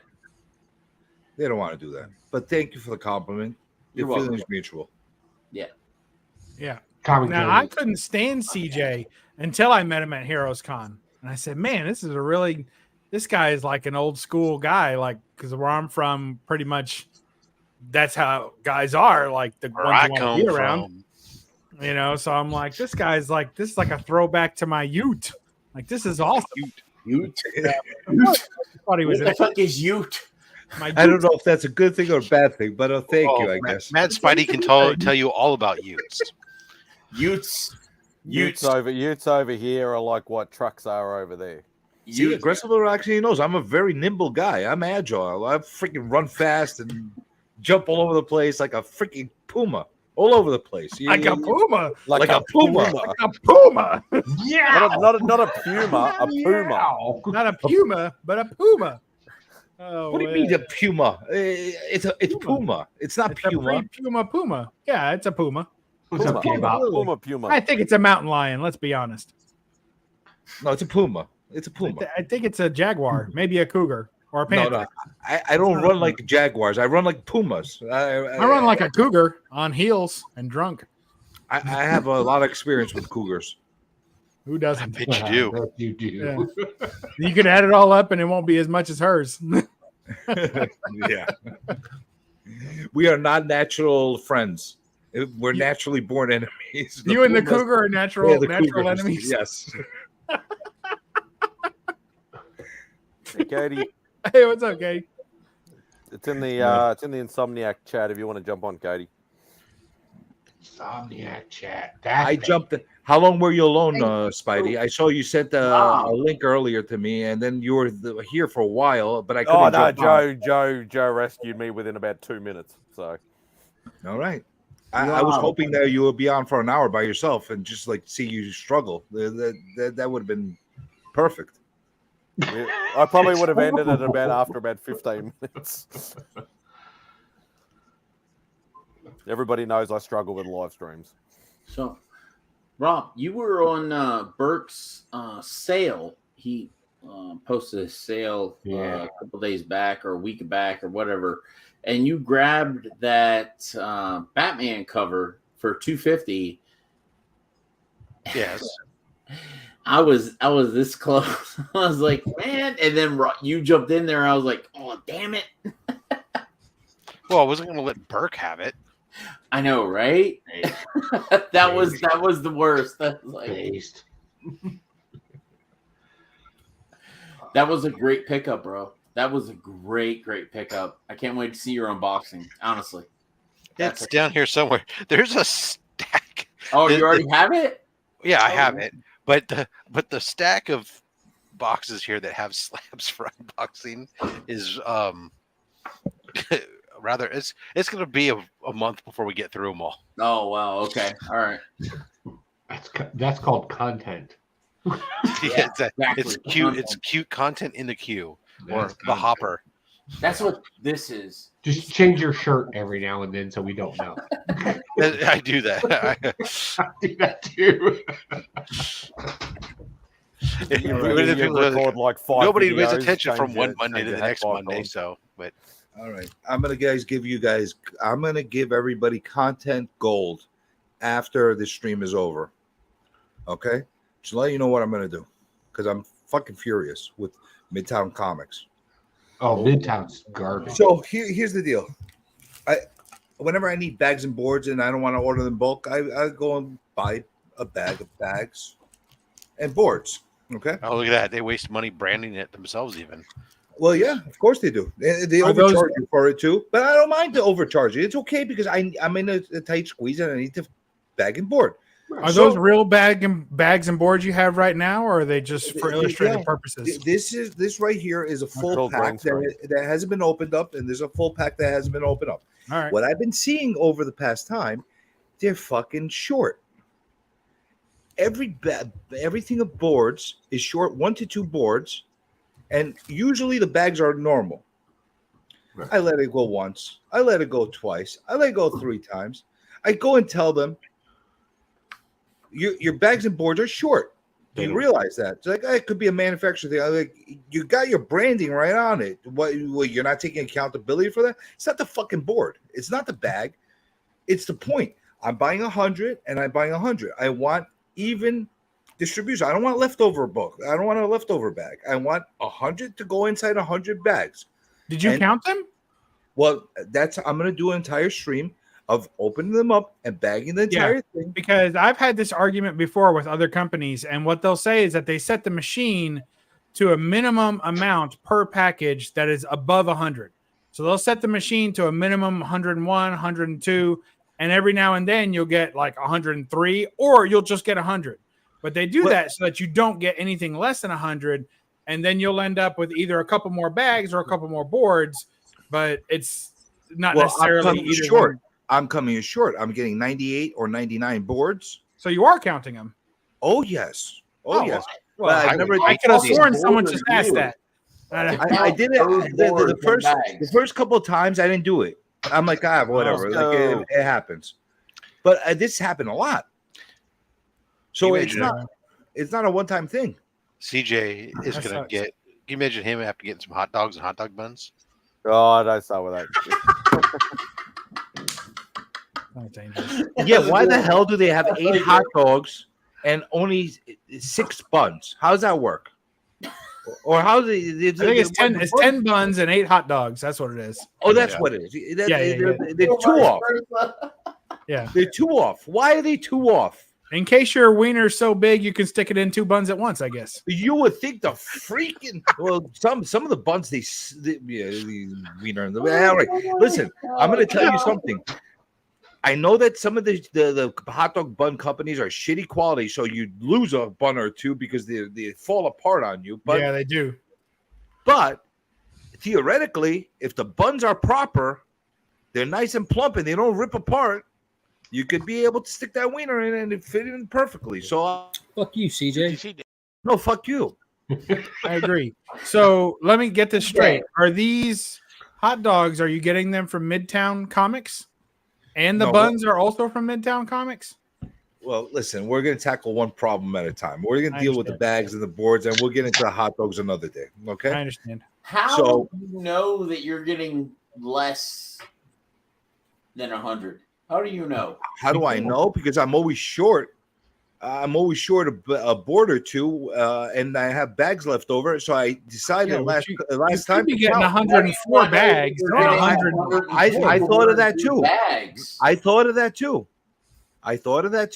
So I counted, and then I counted again, and then I counted again. So I'm not wrong. You counted 4 times, because if you didn't count it 4 times, I'm out. It's non-scientific. No, CJ, how bored are you that you count those boards? 99.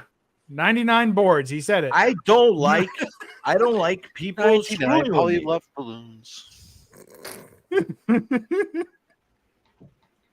I don't like having freaking bags just willingly left alone. They need a board. Yeah, I get that. But how bored? You didn't answer the question. How bored are you that you count the boards and the bags? I have a lonely life. Leave me alone. Okay. And what happens? What happens if you go and buy back issues from a place, and say like the board is crap or the bag is crap, and you only want to replace one or the other? I have a bag. You always change them both at the same time. What are you talking about? Yeah, you savage. Yeah. Usually that's the What, case. is this your first day? Do you even You comment, don't, you don't bro? live in Australia, Rob. You don't have to deal with what I have to deal with. Do you even comment, bro? Get out of here. Wow. But I always have leftover. I always have like a couple of leftover bags and a couple of leftover boards. So if that theoretically All right, was a all right, problem, CJ. I'm going to bring this back home for you. Let's say you're 100% right. 100%. These sons of bitches are giving you 98 fucking boards, and you got them by the short and curlies. Are you going to accept the 11-cent restitution they're going to offer you? No, or not? No. He wants an extra board. No. This is what I want. First of all, I want an apology. All right. Apology. I want a fucking apology because they looked at me like I was a fucking space alien when I complained. It's not about the bag. It's not about the board. It's about, I'm sorry. There might be a problem with the manufacturer. How about we look into it? I would have been perfectly accepting that answer. However, they turned around and said, well, it's a manufacturer problem. Your fucking name is on the bags and the boards. So you're the one that's having them filled in. So you should be accountable how many go into each bag. Doesn't matter if it's coming from another It's thing. true. All he wants is an apology. And instead, they just turn around and. Fuck you, CJ. No, fuck you. That's what they did. Well, that's all I wanted to know. So it's about the principle of the matter. It's okay if they give me extra boards. I'm not upset about that because I'll find a book that I want to put double boards in or something else. No big deal. But extra bags are annoying. Isn't it? It's really annoying. You know, especially when you have 100 and you want them to perfectly be filled. I've never counted them. Have you to been see left what over? I'm off by, but have you ever been left over? Sure. Not very often, but it happens. Doesn't that irritate you? I haven't paid as much attention lately though, because I don't do my own bags and boards anymore. My youngest comes home from school and wants money, and I just give him a bunch of bags and boards, and they churn out long boxes full of bags and boards for me, and I'm set until You they come let home. children touch your comics? What are you bags talking and boards? about? First of all, bags and boards, and secondly, I said college. They're adults. You let children touch your comics? No, What do you bags think and these boards. things are for? These comics are for adults with clean hands. Doesn't that irritate you though when that happens? It irritates me. I don't know why it doesn't touch your irritate comic? anybody else. It's the principle. It's the principle. It's the principle. You're let's selling me be 100. It honest, it says doesn't- 100 on there. It's like buying a gallon of milk and getting only 15 ounces. It How doesn't many matter. ounces are in a gallon normally? That's really different Why is it different? because 15 ounces is hardly a gallon or half gallon. What's that? What's a fucking gallon? Isn't it 16 ounces a gallon? 16, no. Oh, I'm thinking of pounds. Fucking. See how enraged I am? I can't even remember what a gallon is. What is it? 8 cups? Is it 8 cups in a 8 gallon? ounces to a cup, 16 Yeah. ounces to a pint. Yeah. And 32? Yeah. It is 32 ounces. 32 ounces. All right. There you go, CJ. 64 ounces to a gallon. Sorry to have brought attention to that, but it just didn't sit well with me. And Rob, with the fast math, solved all our problems. Thank you. Thank you. What you know what you need to do? Thank CJ? you, elementary school memorization. You need to As send soon as the he opened his boards. mouth, I realized how stupid I was with that statement. You need to send the boards to Rob so he can count them and get a verified count, and then send them over to Alan. And Alan's going to ship them over to Spidey because everything goes to Spidey, and then Spidey will count them again and ship them back to you. And then we'll tell. We'll And do quality control. I gotta tell you, all Spidey's going to do is slip an extra board in there. Here's what I want you. Yeah. Here's your solution, CJ. Is you should weigh 100 bags and 100 boards. Then take your scale with you every time you go to Midtown, weigh them before, and only buy the ones that are the correct weight. It's possible that they're putting this is what I thicker did boards in after there. they made me look like I'm a moron. Like it made me feel like I'm a moron for saying that it's short. I'm like, you know what? No problem. You know what I'm gonna do? I'm gonna buy another bag, and I'm gonna buy another pack of boards. And they're looking at me like, why? I'm like, you'll see. You'll see what I'm gonna do. I'm gonna count them all, and if they're short, the freaking fury and brimstone and hell that they're gonna go through from me is like no other. You should count them right there in the counter. Like take them drop them on the counter, open up in front of them, and count out the boards. See, if I was a little bit more deranged, I would. I'm not that. I think that's less deranged. You sound more deranged if you come back in 3 days and say, "I counted these boards and they were short again." Oh It's no! much Not when more I deranged that way. when I send them a stream of me counting them on and say, and every time I'm one short, I'm gonna say, "You motherfucker!" Oh, Midtown." come on! No. These days, So, the so video should I can be start, should I altered. start counting now or what? Yeah, look, count them now. Count them. See, I wouldn't dare do this. you. I wouldn't Have you do it ever to heard of that Remy's brand channel. before? I want to see Remy lose 10 subs I don't know. while watching you count out a See, I wouldn't do it to boards. Remy's channel, but people are used to me dragging out and wasting time on my channel, so I'm going to do it on my channel. And I need to record it. That's the only reason I'm doing that. But so I might as well amuse the shit out of myself. Proof while I'm of doing it. purchase. I gotta tell you guys, it has been the honor of the evening to sit and discuss 98, 99, and 100 boards with CJ. But I got to get going. The main fights are starting on the UFC, and you guys know I got to do that Saturday night. So thank you all for having me. Thanks, Remy, wherever you may be. You're a prince among men. And thank you all. Alan, you've got my address. Stop by anytime. Rob, I'll see you at the barbecue. I'm on my way. Simo, count out some boards and give CJ a little less of a heart attack tonight. Pocan, have another one on me. It was finally nice to meet you tonight. And CJ, it's always a pleasure. And let me tell you, I really, really relish being able to be on a stream with you because I think someday we're all going to miss you. And that day's not going to come soon enough. Thank you all. I'll see you. Have a good night. Hey, Bubs, that number will be coming your way soon, bro. Thank Appreciate you. you. Good night, guys. Joke's on you. I'm going to croak when I feel like croaking, not when you want me to croak. Oh, you'll feel it first. See you guys. Another one. Ow. Thank you, Rob. Look at that backhanded complimenting fuck. He's full of them. Hey, telling you, CJ, I have a question. I might have an answer. Are you coming to Heroes Con 2024? Possibly. Okay. Is that an answer for you? Joe, are you coming to Heroes Con 2024? Yes. Rob, are you coming to Heroes Con 2024?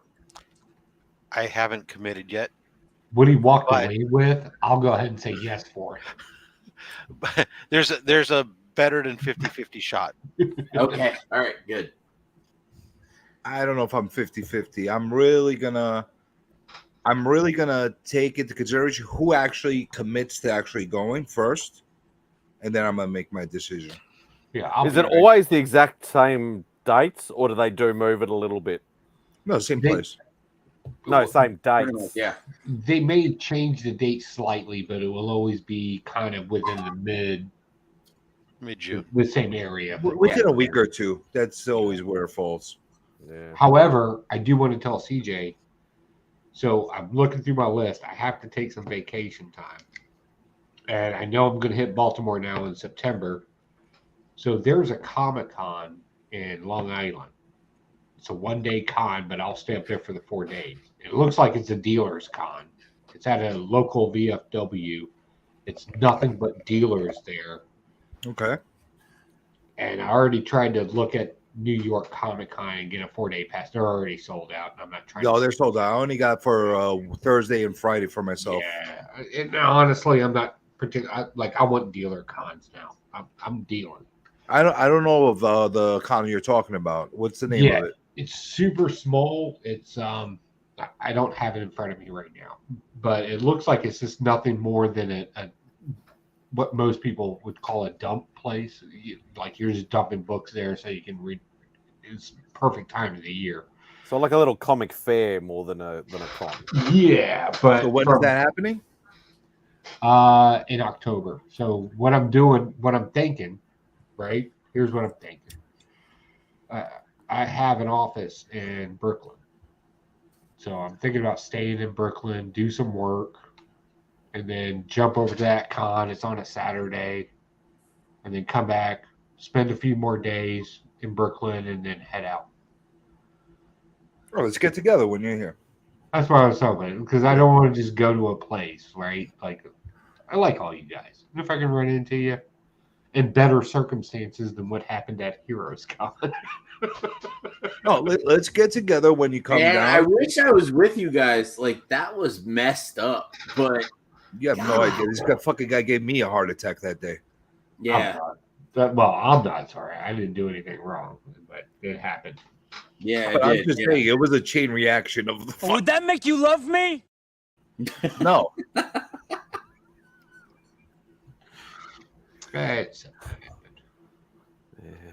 But yeah, it was a different day.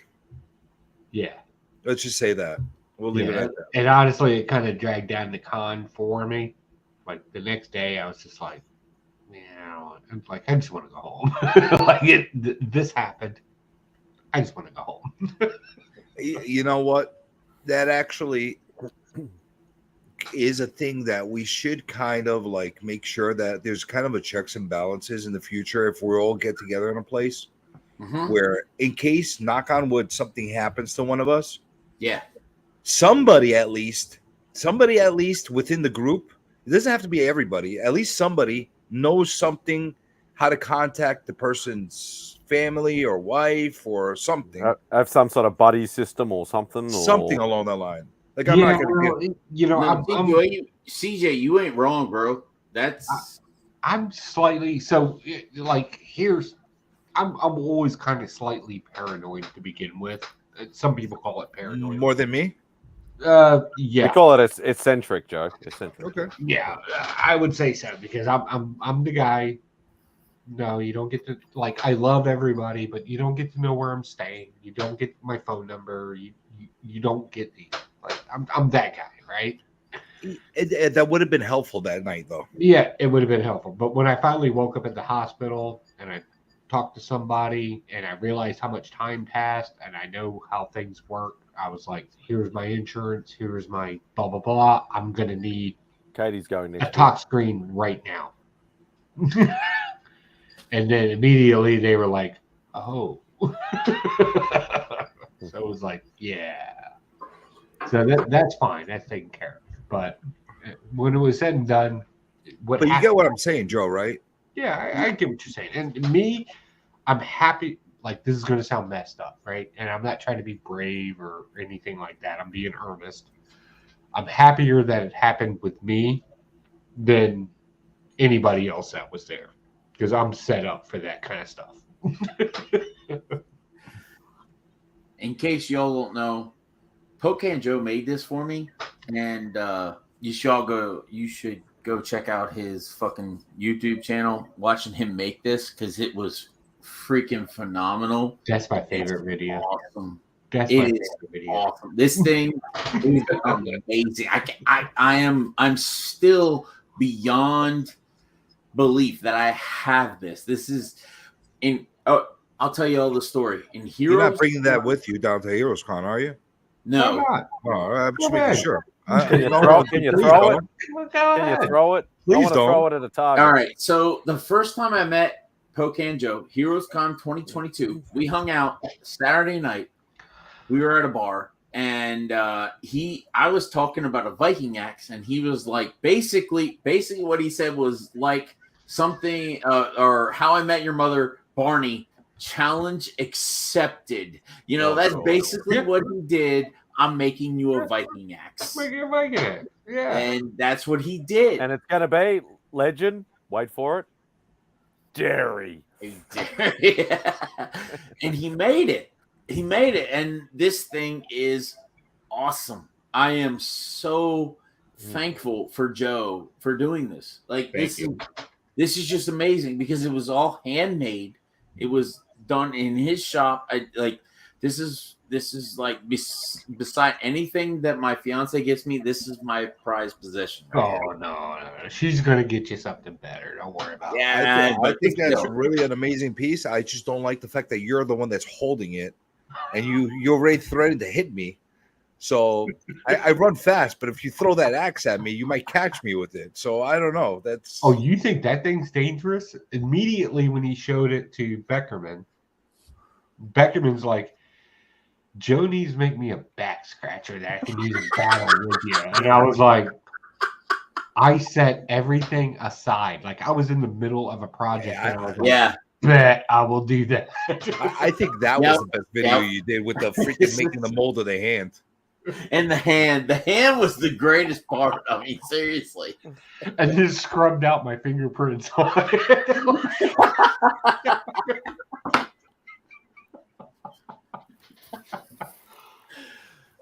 All right. Anybody watching, if you do not go to Heroes Con, like you really need to go.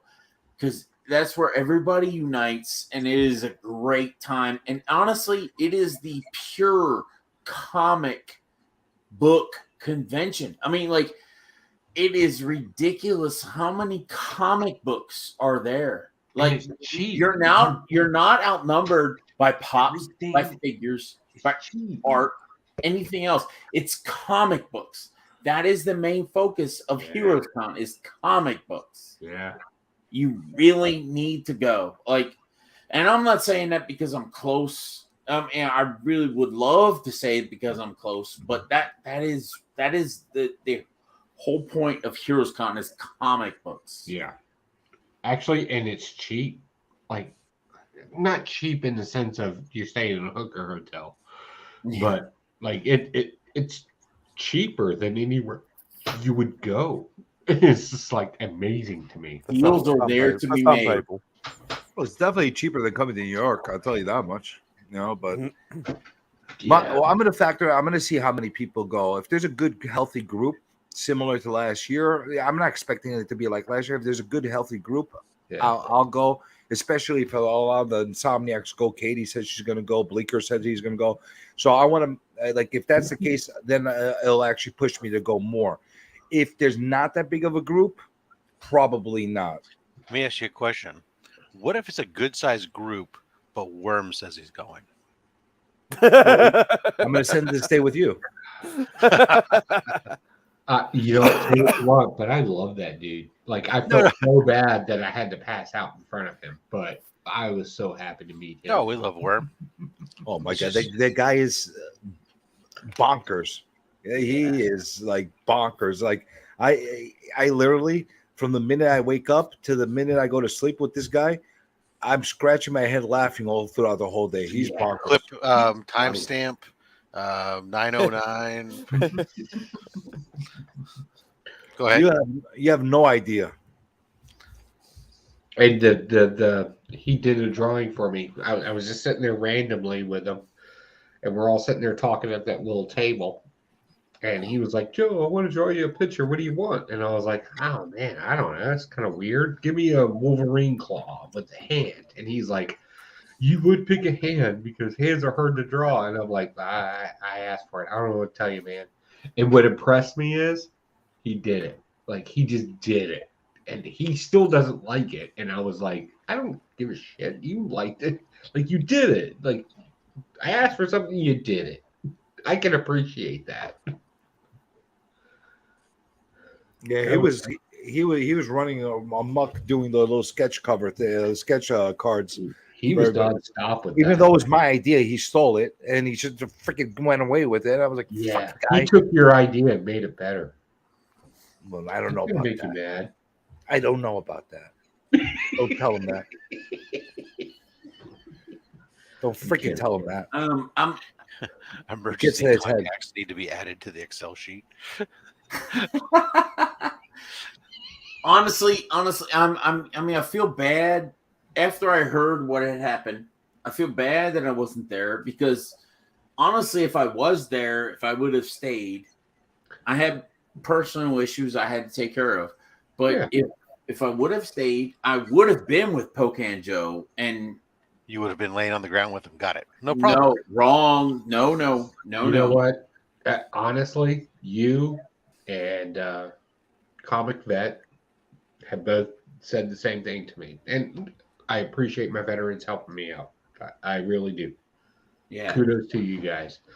But when I finally woke up in the hospital and the guy sitting there talking to me, I'm not even going to talk about the hallucinations I went through. I knew I could not trust this person in front of me. Yeah. And I was awake. Like, you're not telling me truth. And then seeing Drac kind of pop around, it was just, I can't tell you what I owe actual Dracula right now, but just having somebody there, yes, they lied to get in there. They lied. He was my Canadian cousin. That was the argument that we had. Like, it was in the beginning, it was the Worm and me were gonna go there to follow you up, and then I'm like, they're not gonna let us in. Yeah. And then Drac is like, I'm gonna try to go anyway. I'm like, if I go with him with Naman, he's gonna say, "How is this freaking Korean old bastard his brother or something like that?" Like I was trying to figure out how we could maneuver our way to get in there.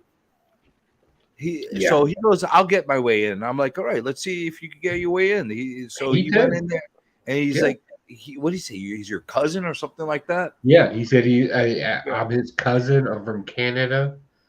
I don't know what's going on with my cousin. It's my second time meeting him. Yeah, he played the immigrant.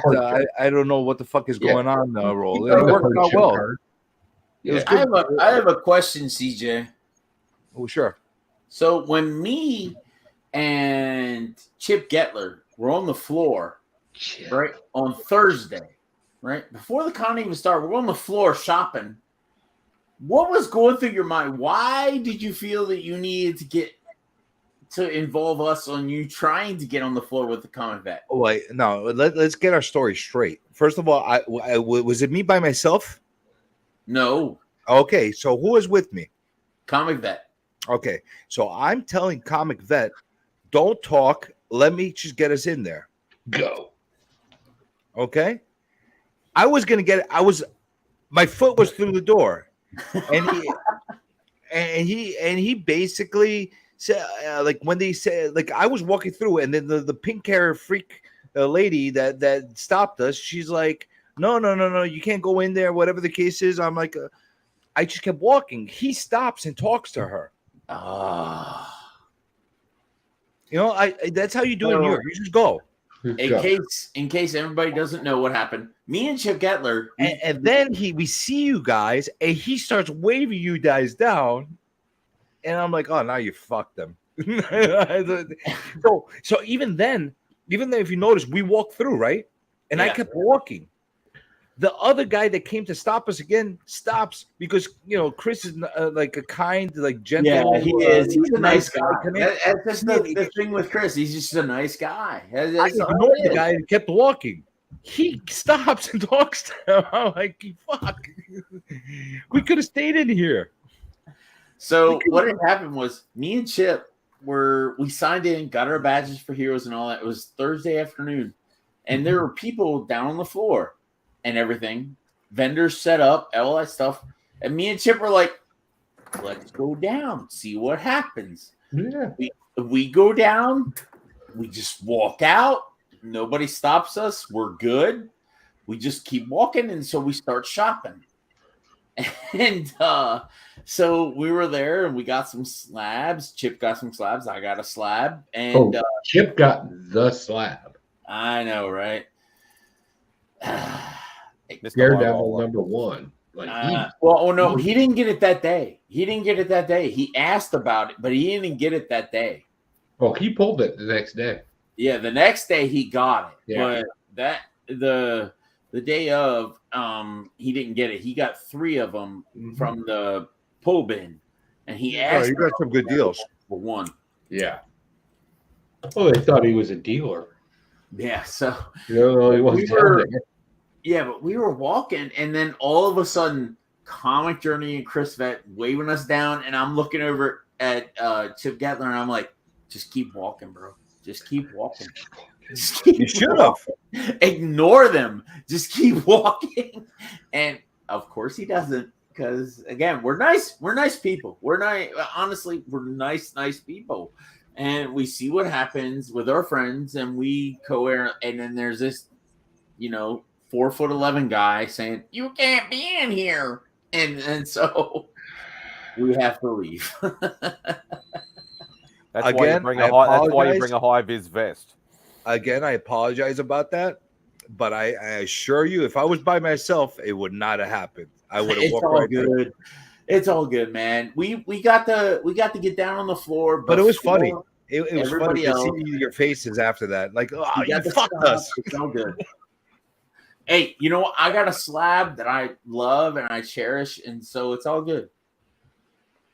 My excuse to get in there, I gotta go help the guy. He's like, what guy? The guy over there. And I just kept going. That was my excuse. I'm here to help the guy.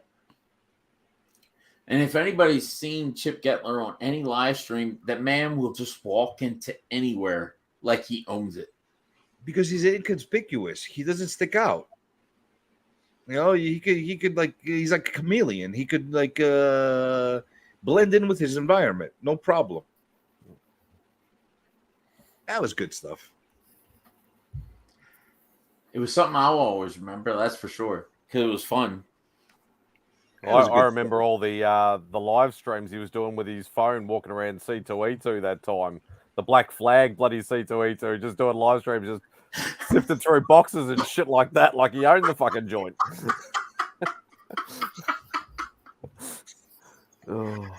Oh boy. Yeah, that's what we do here, because I've actually done setups and closes for cons over here, and the one or two times that we haven't actually done it, and the store that we usually help, that we usually get the exhibitor passes from, haven't been there. Usually me and the missus, literally what we'll do is we'll literally just put on a high-vis vest and just walk straight in and just start looking around. And they don't say anything, right? They don't say anything. You're wearing a high-vis vest, you're part of the thing. Do they make you wear a freaking stupid plastic bracelet for the entire event? Yes. Oh my god, I refuse. Well, it's not plastic. It's one of those like material ones, you stick it to itself or whatever. This is the problem that I have with Heroes Con is Joe Fest here in Augusta, right? They give you a rubber bracelet, You can take off. You can take off for the entire weekend, a rubber bracelet. But Heroes Con, they give you some piece of crap paper. Yeah, we have them here too.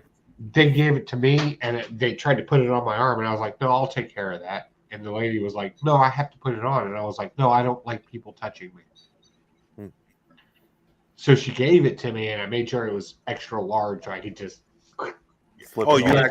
you actually put it on. I refuse to put it on. That's what the missus does as well. She does that so she can just like slip it off. Slip it off, and you can go out at night, and you're not wearing some ridiculous band.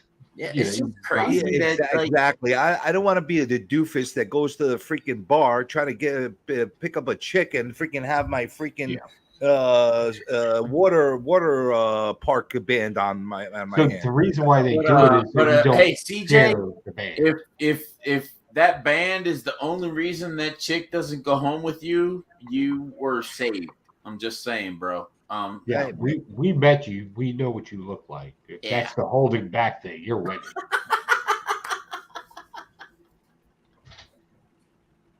I'm kidding. Don't get mad. He's speechless. He's speechless. He's speechless. What do you want me to say to that? What you guys know I'm a fucking sexy beast. I freaking have no problem. I'm gonna sit there and argue how freaking sexy I am. I know very well. So to K-pop's point in here, she hates bracelets. Just do badges. The reason why they don't do it is because they're literally just, and with everything being so cheap, even the admission price into Comic-Con, like they don't want you sharing stuff. right? They're trying to maximize that event as much as they can. Now, at C2E2, something like C2E2, where the prices are overblown and there's not that much comic books there anymore, you know, they still want to milk you too, but just at a higher rate. So that's the whole point of a bracelet. It's just to Listen, in not New York, you get a badge. Yeah, the New York Comic Con, you get a badge, and then you got like 80 people outside scalping them. Yeah, pretty much. Yeah, Pretty much. But you know what? That badge is like gold by having yeah. it. It's Not a gold everybody's badge. sharing those easy. When I saw the price, the original what they were selling them for before they sold out, when I looked at the prices, I was like, $650 I'm before like, there taxes. is no way. Like, what are you getting for that? You're not getting anything, just admission. And I was like, no. You're gonna have like what 8 comic book vendors in there, and the rest of it's No, junk. there's a lot. C2E2? No, listen, I'm gonna say there's a lot of vendors that go there. A lot. Yeah, but they're not there to dump books. They're They there might to actually be on the same level as far as volume as a lot of the straightforward comic cons because they have an entire floor that's just for vendors. Yeah, but the problem with that is they're not giving They're competitive inflated. pricing. The prices are inflated. Yeah. Unless you go to the vendors that are coming from out of town and are looking just to push the stuff, and you got to know which Yeah. vendors to go to. Yeah, So the guys from the south that it's not hard to figure out. what you're going to benefit from a con like New York is you're going to have a lot of artists, a lot of artists that are there. You also have the panels that you get to see. You also get to see sneak peeks of stuff that like they're working on and stuff like that. So it's kind of cool. And for me, it's more of a networking thing. You go meet people. I think make contacts. You would be very interested, right? You could spend half the money and come to Baltimore Comic Con. It's the third Comic Con in the entire Comic Con phase. Baltimore Comic Con is solid, right? The prices are mediocre. So if you take C2E2 and you take Heroes Con, Baltimore Comic Con's kind of in the middle of those. Okay. When you're just looking for comics, Joe? Is Yeah, that what if you're just saying? looking for comics, but the thing about it is you're not getting as many comic book dealers there, but you're getting the ones that are legit that come every year. Like they're on contract to come there. And willing to make deals. Negotiate. They're there to sell books. You're going to be there. You're going to spend a little bit more than Heroes, right? But you're going to spend less than C2E2, New York, and anything in California. Okay. See, at Heroes, I did see a lot of decent deals that went down. Some good deals that went down. But for a guy like me, if I'm going straight for comics, if you're doing just a logistics and a math thing, between airplane, hotels, to go there just to get the comics, I have to get really great deals in order to balance out the differential. Where are you at in upstate, or where are you at in New York? You in upstate, or are you in the city? No, I'm in Queens. I'm in Astoria. Okay, so that's a 9-hour drive. 12-hour, but no, it's 9 hours because I can get All to right. Brooklyn from Virginia in 9 hours. All right, you still got expenses, gas, tolls, hotel room, the whole 9 yards. Yeah. No, But so you got you had a bigger cost going to Heroes Con than you did. You see what I'm saying? Correct. So me, I have to get a killer deal in order to say that it was a deal for me. All right, so I'm going to add another aspect to it, right? The nightlife in Baltimore is like me and Remy, right? We spent what somebody would do an entire weekend. We did that in one night.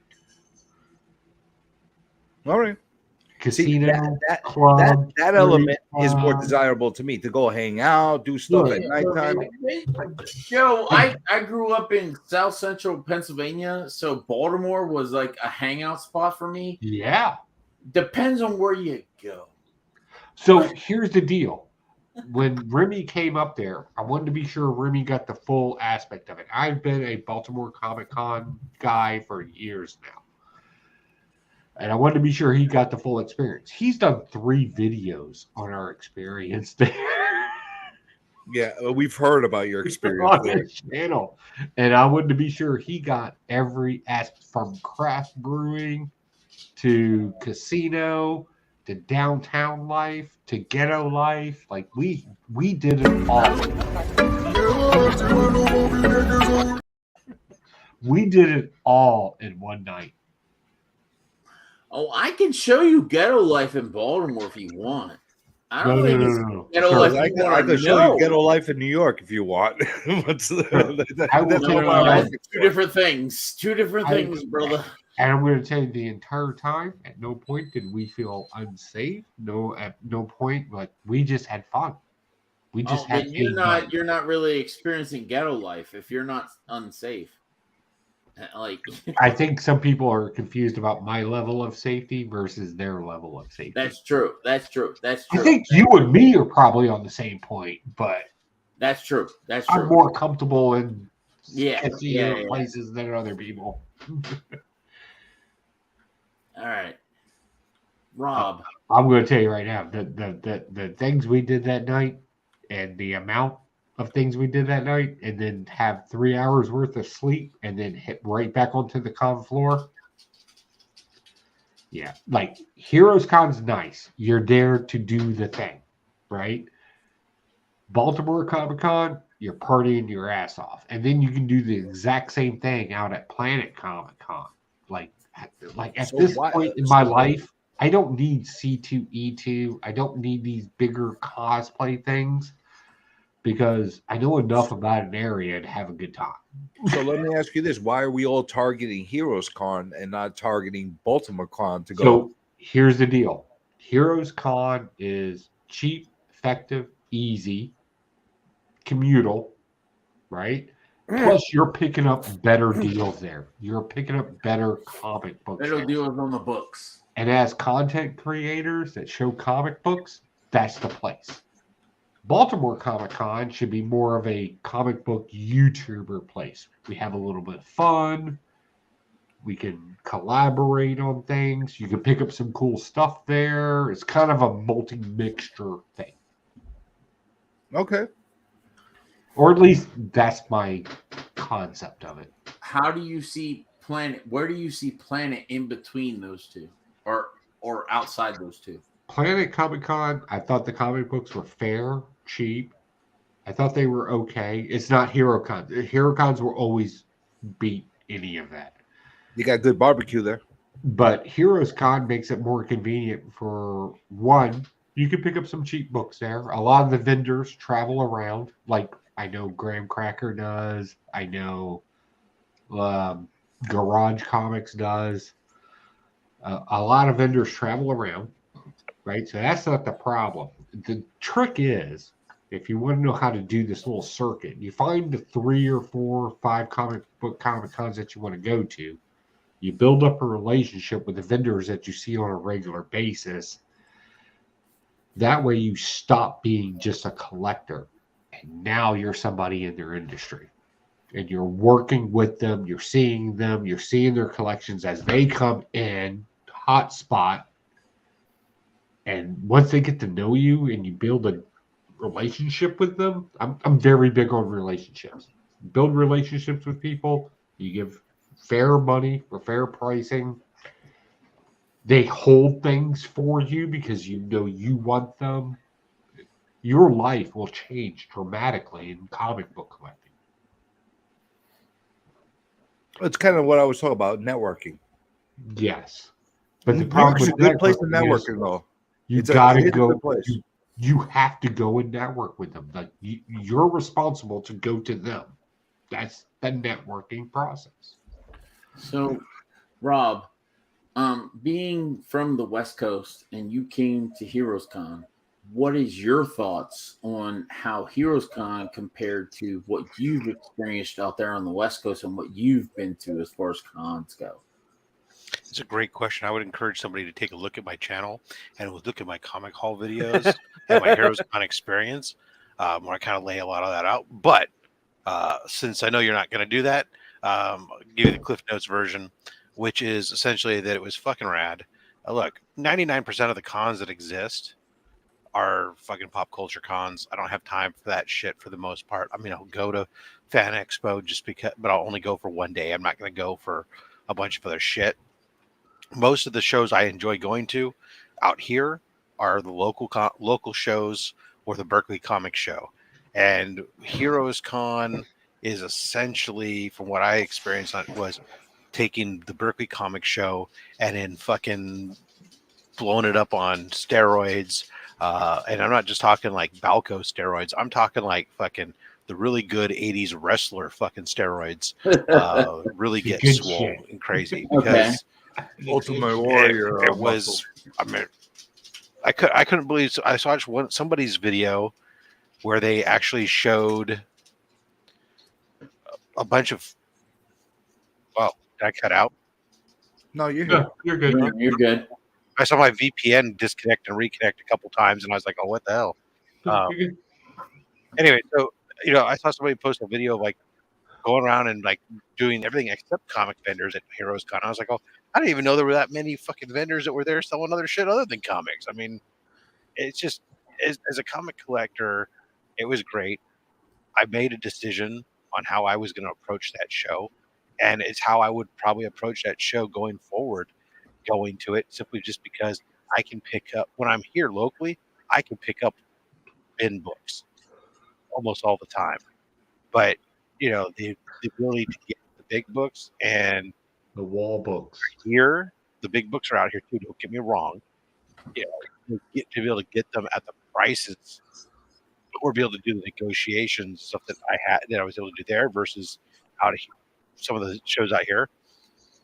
I mean, it's completely different. And not only is there, first of all, I think there's a lot more vendors just because, look, 80% of the U.S. population is east of the Mississippi, right? So, Yeah. by virtue of that, there's a lot more comic books. There's a lot more vendors. Everything else are out there. The travel expenses are less. The rates for that event are low. So their overhead is lower, and so they're willing to make good deals out here.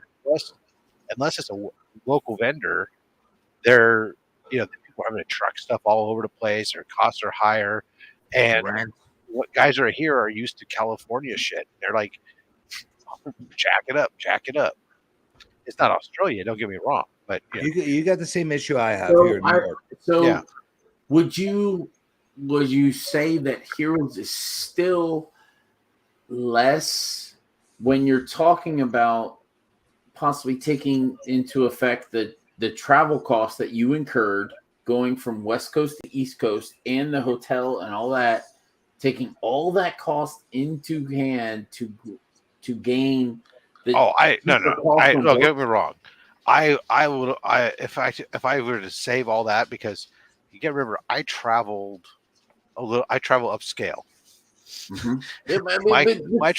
My travel costs. Let's just say general travel. I mean, like seriously. Okay, let's say I traveled coach. Okay, if I traveled coach, the cost of the airfare alone would have been $500 or something dollars, right? The 3 days of or the 3 or 4 days of hotel, that was what was like $700 or something like that for all that. And that's not counting any other meal stuff. So if you factor in even for the big books I got, if I had instead spent that extra $1,300 on those books here, I probably could have gotten close to the same.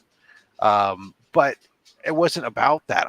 I like to go once a year to travel someplace different. And it's great to be able to meet you guys and hang out. So that was the other piece of it. Now, I'm not a nightlife guy necessarily.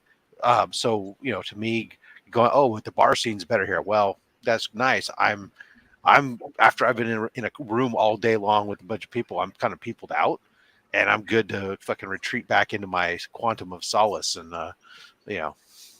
Can I interject one thing? Yeah. So you're content creators. You're on YouTube. You do things. Sure. I think it's very important to realize that bigger name YouTubers than anything we will become, Mr. Beast type shit, right? Sure. They go to their own conventions. And if you want to talk about what those prices cost to go to something like VidCon or YouTubeCon or something like that. So at the end of the day, I think us as a community here on YouTube, I think it's very important for us, all of us, to meet, discuss, and talk about things. You've had people that have been in it longer than others. I think that's really what makes these Comic Cons more of a value to us than anything else, because we get what we want from them, we get content from it, but then it's an opportunity for us to have kind of our own YouTube con as well. Hey, what have you been doing on your show? What's been messing up? Where are you at? What needs to happen to get you to the 1,000 subscribers? Because the comic book stuff on YouTube is so small, like a hashtag comics thing. It isn't even relevant in the algorithm. And I think most people miss that. Like, we are strictly reliant on ourselves to make something of all of this. So to have our own thing, it only makes sense for us to meet up at Comic Cons and do things. I think that's where you really get the value of all of us meeting together. Yeah, it's cool to get comic books, make content, but all of us meeting together, the moment we don't do that, the moment we think we're outside of that, then your channel is going to die. I personally have to agree with you. The comic aspect of it is nice, but that's the last of my objectives when I go down. Like that, and that's why when Alan asked me if I'm going to go again, it really is dependent on what kind of crowd we're going to get down there again. Mhm. Like if I see a nice group of people go down there, the ones that I like, Yeah. I will go down again.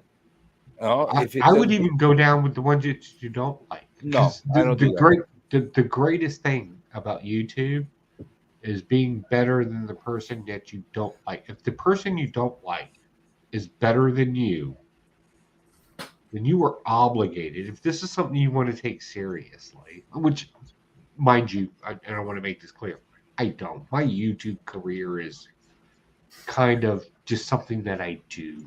I don't make any money off of it. I just fuck around. But if it's something you want to do and you want to be serious in, I would think that I would have some value after 7 years to say how the copyright rules work on YouTube, or how to access the music and break a copyright thing. I've studied that stuff dramatically to almost a detriment, and even paid a lawyer to explain it to me. I think I have some value there, and I'm happy to share that stuff with anybody, right? But on a live show where we're supposed to be talking about comic books, what does the audience want to hear, and what does YouTube want to hear? A YouTuber want to hear? Yeah, we shouldn't be hung up on what YouTubers do. We are a very niched community in YouTube. You will find more videos on how to change your brakes than you will anything on a comic book. I want to make that clear. You change brakes on whatever vehicle you want. We talk about comic it's books. clearly obvious. We're not big in the algorithm. Oh, like I'll be completely honest. When I walked in Thursday, I walked in and it was Beckerman and CJ sitting there. And I knew Beckerman, obviously. We knew each other. We talked to each other like it was. I'm happy y'all met. No big deal. Nothing. We were just talking like it was yesterday's news. And CJ, I was just like, and honestly, at the first part, I was like, who the fuck is this guy? Like, I had no idea who I love he was. commentary, man. Yeah. Oh, it's like, who are you? Fuck you, CJ. No, fuck you. Pretty much what I thought.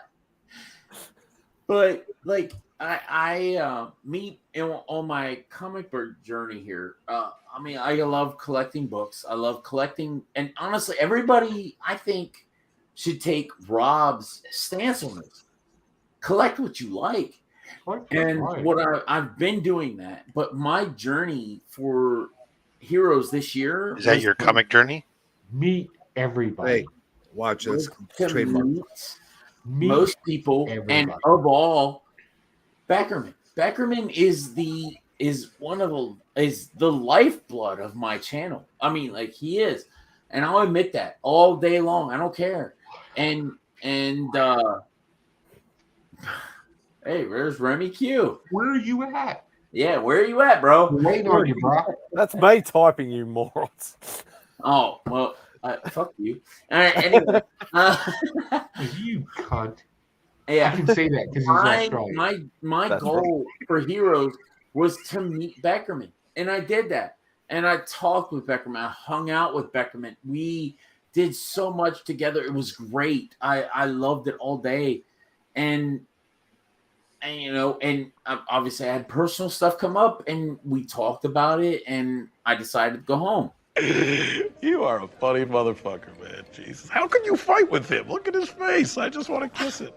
I think he's cute. I like the way you move. But I missed out on hanging out with everyone else. I really did. And I'm hoping to get that in the future. I really am. I really do. Especially Rob. Rob was amazing from the jump. I mean, he really was. He was just as advertised, and it was great. I loved it every second. And it wasn't a whole lot. He didn't even get to come out for dinner, man. I didn't. I honestly, I didn't. It sucks, but you know, there's times where you have to put things in front of other things, and yeah, no, absolutely. You always got to put things in front of other things, otherwise things are all over the place. Yep, exactly. Yeah. But Beckerman was my highlight of Heroes. And I don't even know if Beckerman's going to watch us. If he does, that's fine. He is involved in my secret. My secret is to surprise Beckerman next year at Planet Comic-Con.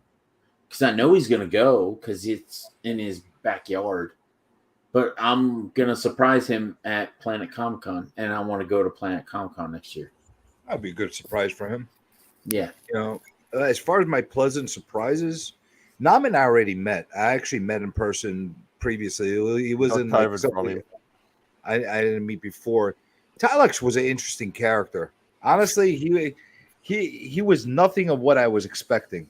Really? How was he not? Like, seriously, I'm telling you, he's a different dude. If you're in the same room with him, you'll understand what I'm talking about. He's a different dude. He's a redneck from North Carolina. How do you not see that? No, I see the redneck component, but there's other elements. He's a little bit deeper than you think. He is deeper, yeah. Yeah, so he's an interesting dude. Rob is pretty much what I expected him to be. You know, a structured guy that's no fucking around. Like, leave me alone. I'm going to my room and that's it. He's like that kind of guy. Again, I don't think everybody thanked him enough for everything he did to organize this. Because he listen, if it wasn't for you, I think everybody would have been all over the place. I don't think we would have had any kind of structure as far as 1,000%. As far as having a plan. Links, he set up that thing for the movies on Thursday night, which was fucking awesome of the guy, which was really, really cool. Links I already met too before. He's a New York guy. You know, I knew him enough before meeting him. But guys like you, I didn't know much about other than what your face looks like. I didn't really have a lot of interaction with you. Like a couple of times we're on Legion's thing, or like in some Hangout thing that we interact a little bit, but I never really talked to you much. Beckerman is another guy. I didn't really talk to him much. I just thought he was just an annoying fuck. I realized that he's an annoying fuck that actually knows shit. So that was a good thing. You know? Beyond no shit. Let's be real. Poke and Joe is another guy that I like. That was a pleasant surprise. There was a lot of guys that were there that I got to meet. Like I love Mark's dad. Oh, Pops is the man.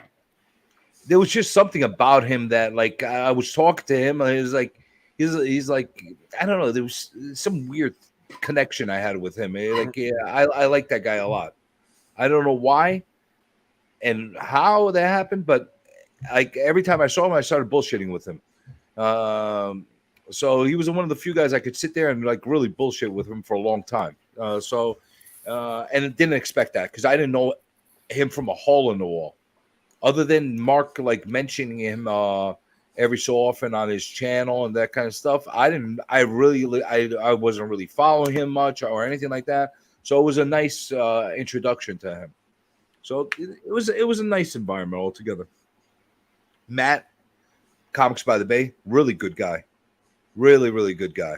He's a little wonky and stuff like that, but like if you get to know him, one of my favorite people that I met through the con personally, like really good guy. Roscoe too. Those two guys are like really nice guys. No, anybody I didn't say, I don't know. Bubs was a good guy, you know. I didn't know him much either. I probably knew him less than I knew you. Going into that, good people. I don't know. Overall, good people. Few people I have my reservations on, but I'm not going to call them out. But other than that, really good people. Remy's funny as fuck. He is. He's a character, man. He was my favorite person to go and sit and order drinks with. Because just looking at his reaction, like I would just say things like my normal way of ordering and stuff, and like he'd be like looking at me like, "What the fuck are you doing?" I'm like, "Just order. What the hell?" Like when we're at where was it that we did the meet and greet, Rob? What was it called again? Something World of Beers. World of Beers. The fucking bartender was like shoot me in the face, kind of like she was so slow, like the slowest bartender the action of Remy looking at her and waiting for a drink for me was the price of admission for that whole trip. Hey, Mad Spidey, got a question for you, bro. Where do you foresee yourself, if at all, getting stateside for a con? The whole plan, if you can call it a plan, because it's a big undertaking. It would be for Heroes, and it's not because like I've had a few friends from over here that have actually been to Heroes a few years back, and they said to me, literally Heroes is just books and artists, and I'm like, that's exactly what I want. Like I love, looking for pops and looking for, hats and t-shirts and other sort of pop culture stuff. But at the end of the day, it's literally just airfares for Beck and I and hotel alone is $10K. So that's a big fucking hole for me. Saying I have I'm a bad saver and I don't have any savings at all. It would literally take me probably a year just to build up that 10K alone, just to get over there and then not have any spending money. So I've always said this, if I ever do get to a con, doesn't matter what con it is in the States, I'm gonna go bigger, I'm gonna go home. That's pretty much because like a lot of people know what I face over here. It's very hard to buy books easily, let alone big books at a reasonable price. Like, yes, you can find the gems occasionally, which I've been able to do. Obviously, Rob can attest to that as well. But yeah, it's like I don't want to be going over there and going, oh, I've got $100 to spend at a 3-day con. There's no point. No. Yes, Let it's me the ask you a question. experience. It's the experience and meeting, friends that I want to meet in person. That's the thrill in itself. But I still want to go to a con and buy stuff at a con. I want to do both. I'm being selfish, yes, but as I said, I want to go big or go home. So, well, I get it. I mean, you gotta take that trip. You want to come back with stuff. Yeah, I get it. yeah. And the other problem is, it's like June and December are the 2 worst months for me to try and get holidays. Absolute worst. And that's why I asked the question, do they move the dates? No, it's 'Cause always in June. Yeah, if it's always in June, if it's like right at the end of June or right at the start of June, I could probably work it out somehow. But right in the middle is like the worst time. So it's if airplane ticket wasn't a problem, what are we looking at for you? Like hotel room, con money, right? yeah, and as I said, I don't want to be going there with like $1,000. I want to go with at least 5 to 10K or more spending money. That's just me because I want to do it right. But all right, it's it's as I said, it's a big Thought about undertaking. selling a kidney. Yeah, selling a kidney. People are like, "Oh, why don't you sell some of your stuff?" And I'm like the struggle I've had to get everything that I have. Like Why a do lot you of people, sell it? I don't sell anything. Yeah. Let me ask you a question, because I've been thinking about this a lot because we've been trying to get you here a whole lot. Mm. So I have access to Space Aid military flights. Yes, I know we've talked about this before. Right? So if I flew to Australia, it would cost me $75. Hmm. I flew there and I'm like, oh my goodness. My Australian cousin family wants to come to the US. Let me buy them a ticket. Or like, how moral are you? Like, are you comfortable with like a loose Dodginess? lie? A loose lie? A fucking net. Look, this is it's going to basically tell the guy, I said, look, I came here to get some heroin. This is my fucking drug dealer. We got to go. They might actually and the pimp for the prostitutes. If you think the military are concerned about that, sir, there's no joke that they don't. Why do you think I suggested that you'd be so blunt with it? There's $0 And that's the other thing. Like, a lot of people are like, "Oh, let's start a GoFundMe and all that sort of stuff," and I'm like, I don't like, even though like it almost brings me to tears that people would actually do that. Yeah. But I don't want people to do that because if that happens and it backfires, then I feel like the arse. Why? Why? It's not like we're going to get in real trouble. We just told a lie. No. I'm not saying trouble. I'm just saying gone into all that effort for it to backfire. It's like, yeah, Who cares? I'm in Australia. Like, can you imagine you and I'm me one of in those Australia? people. I don't like handouts. I'm one of those kind of people. Dude, Well, I'll it's not tell a you something, handout. Spidey. It's not a handout. I'll tell you what, Spidey. You find your way to come down. I'll at least take care of your drinks when you're down here. I'll take care of all your drinks. CJ, remember he's Australian. That's a lot of drinks. Don't worry about it. I'm Greek. I can handle it. I've drank Foster's before. It's not that big. Oh, don't mention that. Camel's piss.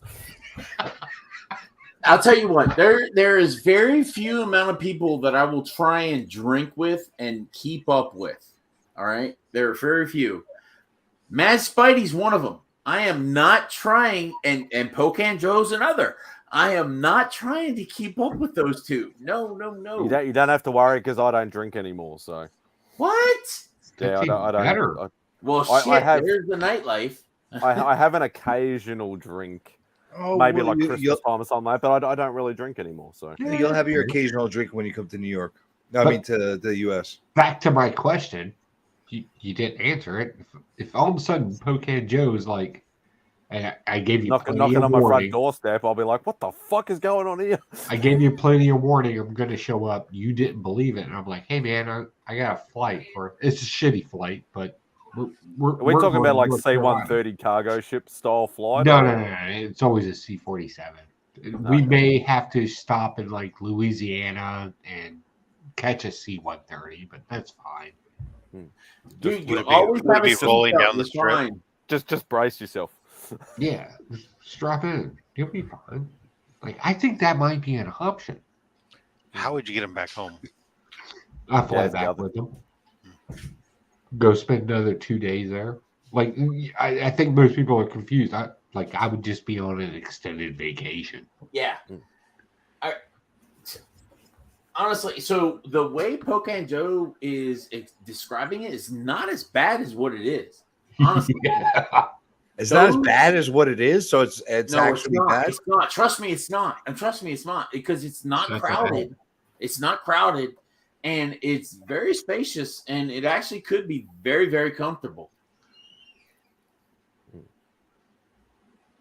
Yeah.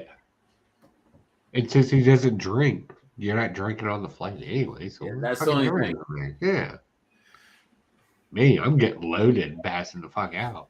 So is it a cargo plane or is it not a cargo plane? Not always. It's space. So space A means space available. So you got chickens next to you, or like how's that No, work? no. So what would happen is I would get on some bullshit flights to get to some place that's going to Australia. Right? I go there. I have to spend 24 hours there, and then we get on the long flight back on a regular airplane. Right? That's just governed by it's a government contract plane. We can get pushed at any point because it's space A, space available. By the time we get back, we would end up in California, and then we would take a normal flight back to someplace in the Midwest, and then we may have to jump on a junk flight, just a standard flight that I used to jump out of back in the day. But it's $75 in comparison to $75 total flight. in So comparison to $4,000. 1,500. That's a big difference, especially if you multiply it by 2. Yeah. Well, it's still better than he would have to pay. And it's funny because like I've heard people say because Charlotte has an international airport, doesn't it? Yeah. Yes. Yeah, but there's no direct flights to Charlotte. No, which is weird. no. That'd be a long trek. Yeah. Even if we stopped in, even if we caught a flight on the West Coast, had to stop in Georgia, we could just rent a car and drive up from that point. Yeah, your commercial flights. If you were flying commercial, you'd probably go from from Australia to SFO, and then you got SFO direct to Charlotte. Worst case 'Cause scenario. when we looked at it, it Or was Atlanta. something about stopping in Dallas or something, and then Depending going upon the down. airline. So, So- like if you're flying South of Detroit. a lot of Military flights do not travel the same way commercial flights do. Oh yeah, I know that. You But I'm saying might, when you we might looked even at get a Yeah, cheaper no. deal if Well, you cut through New York because there's a lot more flights that are going to New York, and then No, get a it's cheap actually flight cheaper between. to go to Military LA. flights So- won't go that far. Sometimes that happens. Yeah, It's, but it's military cheaper for me flights- to go to LA than it is to Yeah. New York because LA is like closer. Yeah. So what happens is Honestly- most of the commercial airline flight works out of a hub system where you end up going into cities that you wouldn't think that you need to go to and stuff. But there happens to be direct flights as well every once in a while for airports. And so San Francisco to Charlotte, there is one. That's the flight that I took because I didn't want to go through Dallas because it made it a 5.5 hour flight instead of 8 hours of traveling by plane, counting the layover. Yeah. Honestly, what we would probably do if we took the military route, we would stop in some bullshit base in California, right? And then from there, we would stop in Georgia, and then we'd take another flight into Norfolk Naval. Hey, just stop in Georgia and drive by, and we'll drive up together. It'll be all right. Well, here's the weird thing. If I stop in Norfolk, Virginia, right, that's where I would park my car because that's reverse trip. And we just drive down to 4 hours. Kind of sounds like an adventure to me. I would it's say- different than the military flight system. I'm saying it kind of sounds like an adventure. It could be fun, I guess. So what I hear is, so this is what I'm hearing. I'm hearing that Pocan Joe next year is going to take an extended vacation, and he's going to work his way to Australia to pick up Mad Spidey and his wife, and work their way back to Charlotte at somehow, some way by Pocan Joe's magic, like Pee-wee's Big Adventure for Heroes Con. We could work something out. We'll figure it out. See, that's what I hear.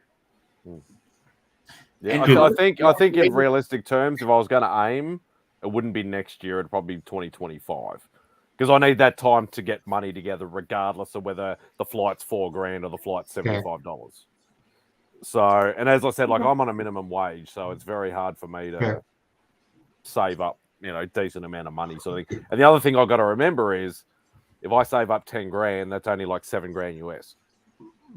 So that's the other thing to consider is that whatever I save, I'm getting less back. But obviously, things are cheaper What the over fuck there. do you think you're buying at this Comic-Con, dude? Yeah, You're just buying, bro. Are you buying ASM1? Are you buying AF15 or what? What like? I'm looking at like doing a whole like Rob had.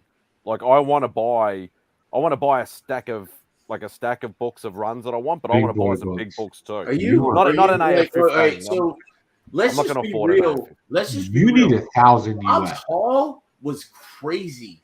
Like it's amazing. That I'm glad he did what he did, but it's kind of crazy. Yeah, and like I've watched my- like Rob's haul would be perfect for me for what he picked up. So I'd be my wanting to haul spend that kind of money. with the first Silver Ages that I picked up, I was still under $500. Think about that. Yeah, I'm buying First Marvel. Silver Age. I'm buying Marvel stuff though, which is always more expensive.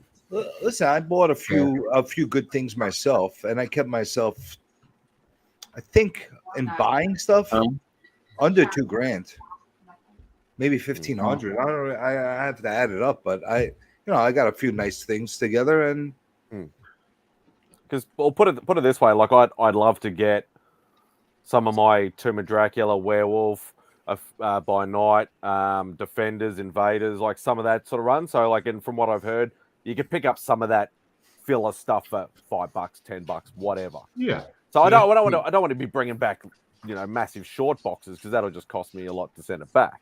But I like to get at least some of that run. But I'd like to be able to get one of my 1, 2, maybe 3 of the 4 ASM books that I need, and then some of the other big keys that I'm after as well. But obviously, I'm not going after an AF15, regardless of where I am. I can't afford that. You'll definitely be able to hit at least a couple of those ASMs that you need off that list. Yeah, and you like them raw, so you might even get them cheaper. It's even cheaper. You gotta think the Rob's haul was all slabbed. Well, most of it was slabbed. Not all of his stuff was slabbed. I got a bunch of Rob books. Yeah. But from what I heard, most of the ASMs that I need, most people were selling them slab. There wasn't many raws actually of them. No, that's you can get them raw. They're there. They're just not on display. So the interesting thing about Heroes Con is yes, there was a lot of slabs there. I'm not taking that away, but I don't collect slabs. And Rob can even attest to this. But anything you wanted that you thought would be slabbed, you can pick it up raw there. All you gotta do is ask, and I'm sure there's going to be vendors that have them that they're not displaying. Most of the wall books, with the exception of 2 dealers that specialized in slabs, but the majority of people there, everything was being sold raw. And that one ass, you remember? Did you go against that one vendor that he had everything like grossly overpriced? Everything was grossly, but he told you how his slabs and the condition of his books were so much prettier than everybody else's. Did you see that guy? Are you talking about Atomic Comics? I don't remember the name of the guy. Yeah. But he had an accent. I think it was Portuguese. Yeah, Atomic Comic thinks that his books are more expensive because they're prettier. Yeah. Because they're prettier than everybody else. I'm like, I'll take what it. did he put a bow on it or something, or was he just a he's just a guy. He's new to the comic book realm or dealing in comic books and going on the tour, right? So you have comic book dealers that do things, and then you have guys that their life is going around Comic Cons, and he's new to it. and he thought he was something special, and then realized real quick, no, he's not. He had like a Silver Surfer 3 that he was trying to sell me for $4,500, and I'm Yeah. like, yeah, it's pretty, but it's not $4,500 pretty. Like, what the fuck? Yeah. I just want to shout out. I don't know if anybody else did, but Bronze Age Nerd, it's super. We're super happy to have you here tonight. Thank you, sir. And the link is in the Insomniac thing too, Bronze, if you want to jump on. Yeah, if you want to jump in, bro, you're there. You might as well jump in with us. Do you guys know that he was on with Comic Tropes today? Yeah, and he's got something planned up with Biggie Shaq too, a trivia thing. Yeah, already done it. You saw the first bracket yesterday. It was a little bit of a debacle, but I'm you know what? Whenever somebody tries something new, right? You let it build, right? It's new, it's different. They're doing something. Let it build. The mistakes are going to be made. no, I mean as far as the glitchiness of the stream, that's what I mean. Yeah, I am too. I'm being polite.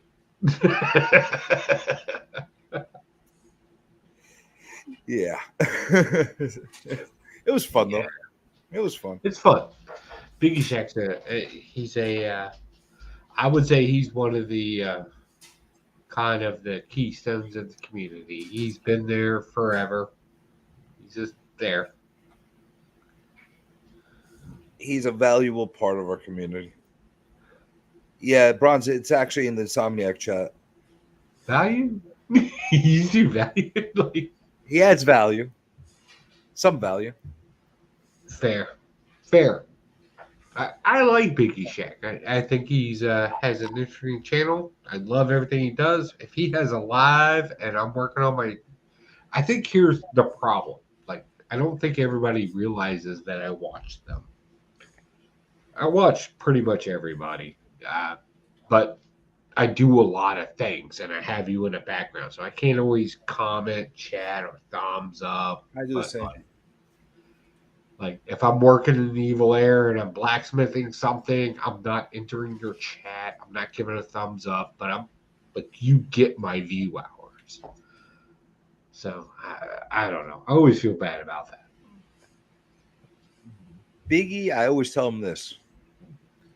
You sell a special kind of crazy on these channels, and I appreciate that special crazy. Yes, he does. He brings probably the most different content out there. And that's me with a whole nother channel because YouTube doesn't like me mixing the two things. Fair enough. I think he's the algorithm nightmare because I don't think they have any idea what the hell to expect. I think they just kind of, and now that he's moved, Bronze is in the back. Actually, now that he's moved back into gaming, I remember he's done gaming before. Now that he's moved back into gaming, I hope he gets his watch hours. I really do. Hey, what's going on, Bronze? Hey, how's it going? Hello, Bronze. How are you? Sexiest voice on YouTube. Thank you. I just had somebody say they were going to leave their wife for my beard on Beyond Wednesdays. I was on that show before I came on here. Some weird I'm stuff. still debating if the beard is real. Let me ask you, Bronze, the comic trope thing that didn't happen today? So here's what happened. He decided he wanted to do a pre-recorded episode instead of a live stream because he didn't want to have to worry about interacting with the live chat while we were talking. So we recorded it, and it was a good thing we did that, by the way, because he just got a new computer and he was trying to do it from like his Microsoft Surface tablet, and it did not go well until we had to kind of restart some stuff. So it was actually awesome because of a live stream it would have been chaos. So he recorded it. He's editing it tonight. He said originally he was going to put it up on Pros and Cons, which is his second channel. He told me he's probably going to put it on the actual Comic Tropes channel tomorrow morning, which, I mean, that's 200,000 subscribers right there that are going to get to find out about this. And hopefully some of those victims will get a chance to get their claims in with CGC. Oh, that's awesome. That's awesome. Fair I'm gonna enough. keep my eyes open for that. That's some crazy shit. That's crazy, but I like it. It's Yeah. good marketing. Well, I hope you guys make a point of getting these guys and making a point of helping some people out, like how I am with this bag situation I have over here. Oh my God, we got to hear about that. I think you miscounted. Was that No, E. Gerber? I did not miscount. I'm a very good counter. Ship them to me. I'll count them. Was that E. Gerber bags or what was that? Midtown Comic. Midtown. Wait, are you having problems with bags again? Yes, I am. No, well, more specifically, boards. Oh, okay. They're coming in short. Well, I asked because when I was buying fullbacks from E. Gerber, I got like 500 boards where they come in packs of 50, where every pack was short by 2. You see what the hell is going on? Isn't it irritating? Well, here's what really irritated me is I called them, which E. Gerber, you have to call the office, right? Yeah. In Baltimore. I called them and I ended. So it's always the receptionist that answers. She put me in with the big boss dude in the back, and I said, "Hey, I just want to get these boards back." And I said, "You're going to be shipping these out to me. Can I place a new order right now and maybe get a little bit off shipping for the inconvenience?" And he just laughed at me, and I was like, "That's not that weird of a question to ask. Like, you're shipping me stuff you owe me anyway. Like, give me a small discount on the shipping for a brand new order." My reply was to not order from him again. See, all I wanted was an apology and for them to be accountable for what they're doing. And instead, they were. Fuck you, CJ. No, fuck you. Midtown's not doing that. I have the worst. So now story they're going to get about my full wrath. All they had to do is apologize. Said, "I'm sorry. It might be a mechanical error. It might be a manufacturer issue. It might be something like that." Instead, they're like, "You're not going to get anywhere with this. You might want to email the owners, but they're not going to really do anything about it." I'm like, "Are you kidding me right now? Like, how about say I'm sorry? How about that?" You want to hear the worst story about Midtown? So when I first started on YouTube 7 years ago, I ordered all my comic books through Midtown, and I express shipped everything to me so I'd get them before a Wednesday, so I could read everything and do my Wednesday reviews. And then there was like 3 times, and this is when they first started the whole shipping before date. And I would pay the extra money to have everything delivered within 24 hours. Boom, done. Tuesday, get my books, read them. Wednesday review, done. That was the goal of the channel. And it's always been the goal of my channel. And then all of a sudden they were like, I would get my comic books on a Friday. And I'm like, so now my channel's never changed. I always go get my books as early as I can and ship them. I just thought it'd be easier to have them ship them to me. So I started complaining about it. And then somebody at their whatever was like, you need to read your term and conditions. So I did. And then I expressed to them, hey, I shouldn't be paid. I shouldn't have to pay for an express date because you failed on your end. Your terms and conditions actually prove this, and gave it back to them. They sent me an email back saying, read the terms and conditions. And I was like, you know what? I'm done. I'm not talking to you. I live in Virginia. I do not have to deal with this stuff. I went and filed a warrant of indebtedness with them. They owe me early shipping prices back after 3 times. And then they were like, no, we don't have to. And I'm like, fine, let's go to court. Like, I'm cool. I live.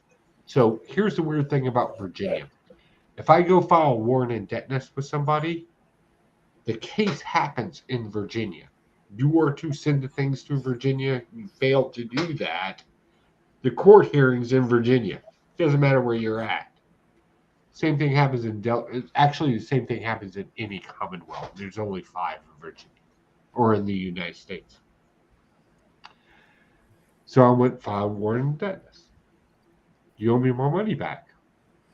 They tried to fight it and then argued that it needs to be brought up in New York. And I was like, no, it's supposed to be shipped here.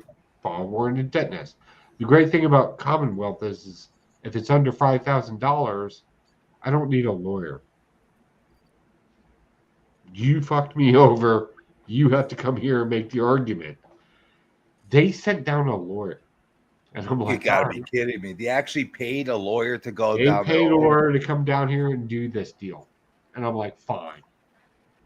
So then I started calculating my hours of work that they're taking from me. Filed in front of the judge. As long as they keep it under $5,000, it's a fair deal. So we argued in front of a judge. They brought in a lawyer, and I'm standing there by myself. I didn't get my product in the time. Why am I paying this price? Period. Got it past the and it wasn't like it was a big deal because I'm supposed to get my comic books on Tuesday. I wasn't getting them until a Saturday. So why have a channel at that point? Why have anything at that point? If you're doing a review of something. I made that argument in front of the judge. And their lawyer tried to bring up, well, in New York, and the judge you could physically see him getting upset because he's like, we're not in New York. You made an obligation. Your terms and conditions made an obligation. And I actually won. And then I got paid my money back and never, ever did with Midtown again. Midtown again.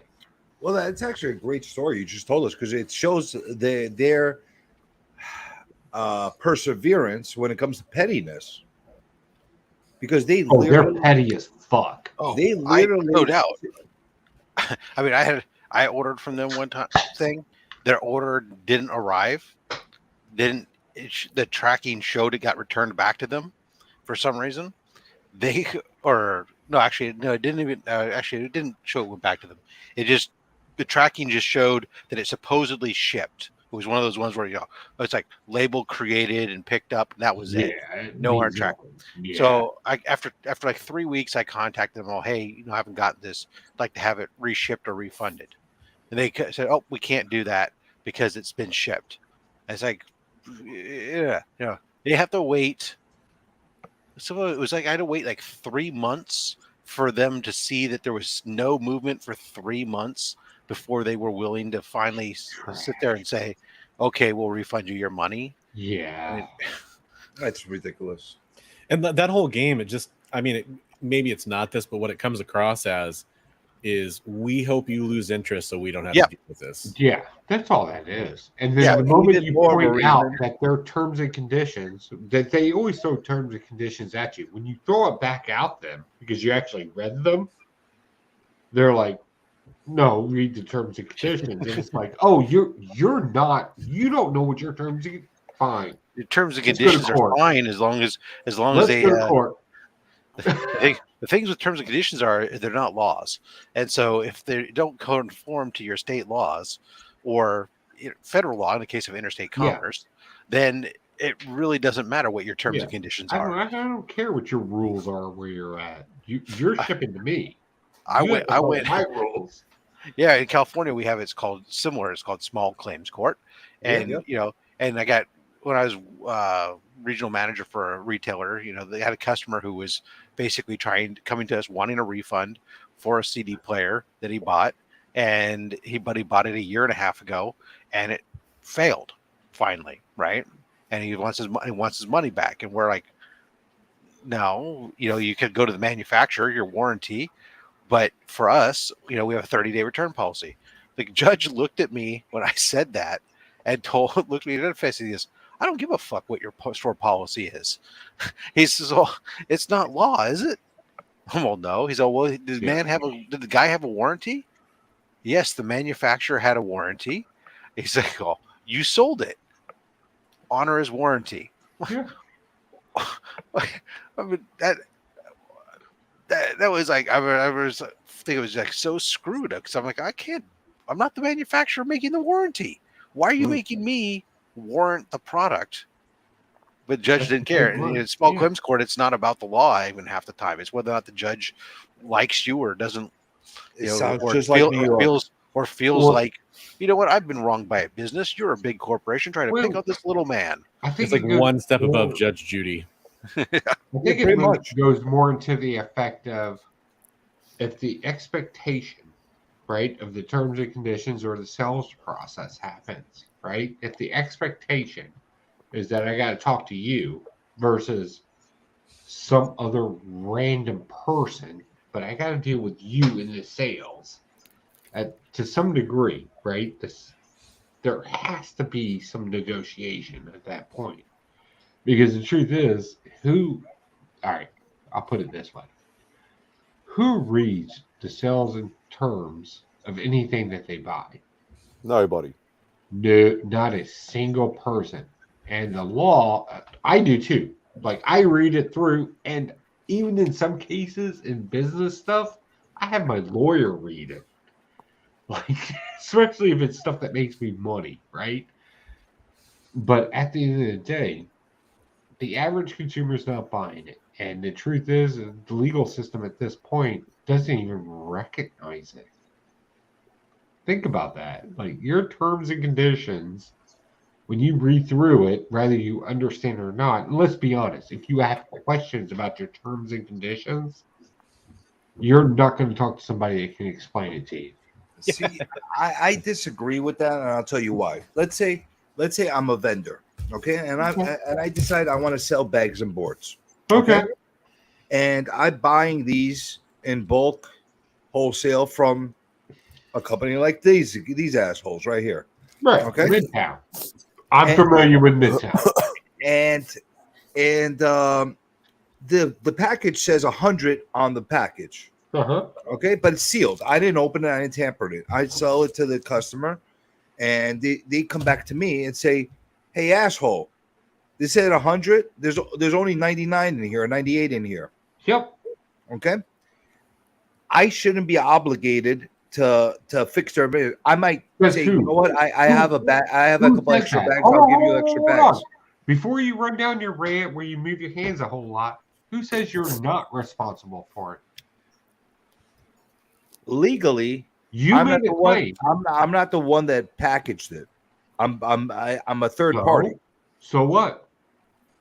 So if you sold it, you're actually liable. You're sold or you're liable. Yes, I am liable of selling them a product, but however,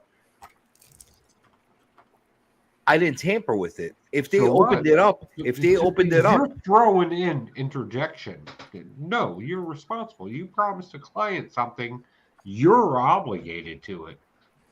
You bought from a warehouse, you sold separately, you're liable. You cut me off before I finished. I said, And you're in real estate, you know better. No, the real estate's a different story altogether. No. Different story Not any altogether. different. We got liabilities out the ass in real estate. Yeah, congratulations. You're meeting that in a small business aspect. What the fuck? I'm telling you right now. I've only worked for the Small Business Administration for the last 20 fucking years. I know.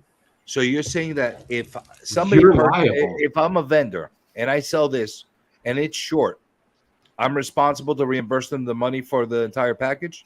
Yep. Unless you got a contract that says otherwise with the major contractor. That's, you know what? I'm happy I'm not a vendor. You got fucked.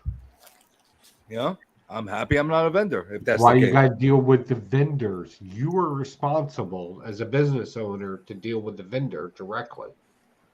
If it's shorted, you can make it up with the vendor, but you are the first touch to the customer. You are responsible for that on a federal level. Okay. So that basically that leads to a chain of lawsuits then. Which happens all the time. That's ridiculous the way it goes. The lawsuit should go straight to the manufacturer, not to the vendor. No. The obligation for you as a business owner, you selling it first party, being a mediator, your responsibility is to make sure the vendor does correctly to you and you do to the customer. You don't get a buy because they didn't do you right. You don't get to pass that on to the customer. That's not how that works. Well, you're responsible. Like I said, I'm happy I'm not a vendor then. Yeah, Because you don't want it to be a look. I always tell people you do not want to be a middleman between customer and vendor. Own your I thought you were a environment. vendor. I thought you sold Final Faction comics. Yeah, right? Yeah. Tim? Oh, Yeah. I'm gonna take off because it's been a long couple days for me. You all Stand- barbecued out? Bro, you need to get some sleep. Yeah, exactly. I have a question before you leave.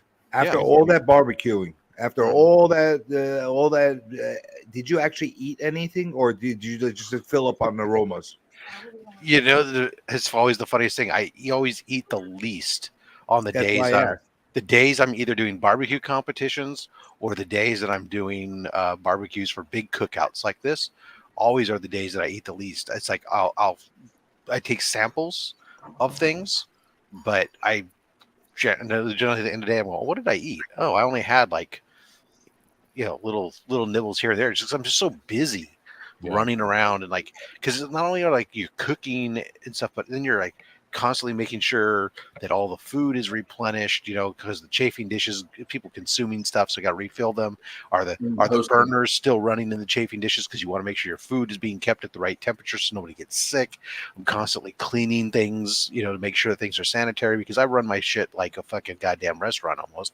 And then on top of that, you're trying to spend time going around to all the different guests and spending a few minutes with each of them and thanking them for coming, talking to them, chit-chatting, telling the same story about how your kids are doing and what you've been up to and blah, blah, blah, blah. And, the usual shit.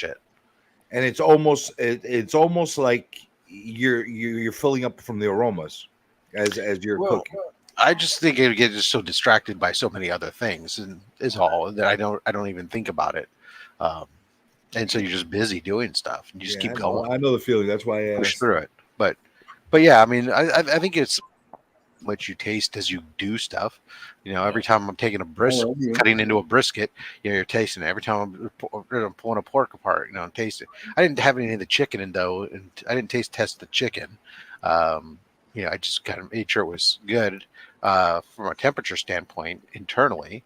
I had a piece at the end of the day, finally, but the sausage, I like the sausage, so that's usually my favorite. You like the sausage, huh? Yeah, I like brisket. I love, but I actually really like it the next day after the flavors have had more time to really mingle into themselves and stuff. Yeah. Now today, there's no leftover brisket. We ate all 3 briskets. There's none left. I got some pulled pork left. Alan was waiting for a doggy bag. I had clamshells. Yeah, I had the whole thing. Like, people want to take some to go. Yeah, okay, here's a to-go container. But yeah, I got a little bit of. I got some chicken thighs. I got some sausage. And I got some pulled pork left over. But the brisket, the portobello mushrooms, those are just completely gone. I could imagine. I was surprised how popular the portobello mushrooms are. Now we're hungry, Rob. Thanks. Yeah, no worries, man. That's what I do. I'm all right. I'm eating lunch. If I'm not, he's eating like a Vegemite sandwich down there. He's fine. If I'm on a stream and somehow we don't end up talking about food, I feel like we're doing it wrong. Right? We like to be inclusive of everything, so we want to make sure that we. It's my other hobby, right? I mean, I even made sure I had put out my cards and my magnets on all the tables out there. And picked a couple people go, oh yeah, I pick up a couple subscriptions and talk to some people about the channel. Found out one of the guys is really into comics and actually goes to the same LCS I go to, and so start doing that. They come in, they want to take a look at the Great Wall, all that fun stuff. Good. And let's be realistic about it too, Rob. Let's be realistic. By the looks of most of us, we all like to eat, and we like comics, so it's a good combination. Yeah, it is, and it's always good. So. Sicko. Yeah, no, and hey, man, Bronze Age, I'm glad that you got your books from that other guy back, man. That was, I've been in too many where I've just given up, and because people have gone silent, you can't even get them to even respond. So I'm glad that you got responses. Yeah, that was a weird one though, because as I was filming all that stuff and gathering, well, not filming, but I was gathering all the evidence or data about Hotshot, because I really wanted to make sure I wasn't just throwing this out there without actually doing the due diligence. Right. I was the video I was making along the same time was the Slabbed Heroes video. Right. And that was all my interactions. Like, I didn't have interactions with other people. I did kind of ask around, like, hey, have other people had this experience? And hearing that they did help encourage me on that. But I sent out an email because I'm like, okay, well, I don't want to have my last correspondence with them be months ago and then have people say, how come you didn't try to contact them again, even though I'd been in touch with them many times. So I threw out one more Hail Mary email. Hey, what about my final comic? Oh, I'm shipping it today. Yeah, well, but a week later, I'm shipping that right out. And I was like, I almost, in a weird way, kind of wish he didn't, because it would have been better. But hey, I mean, he did.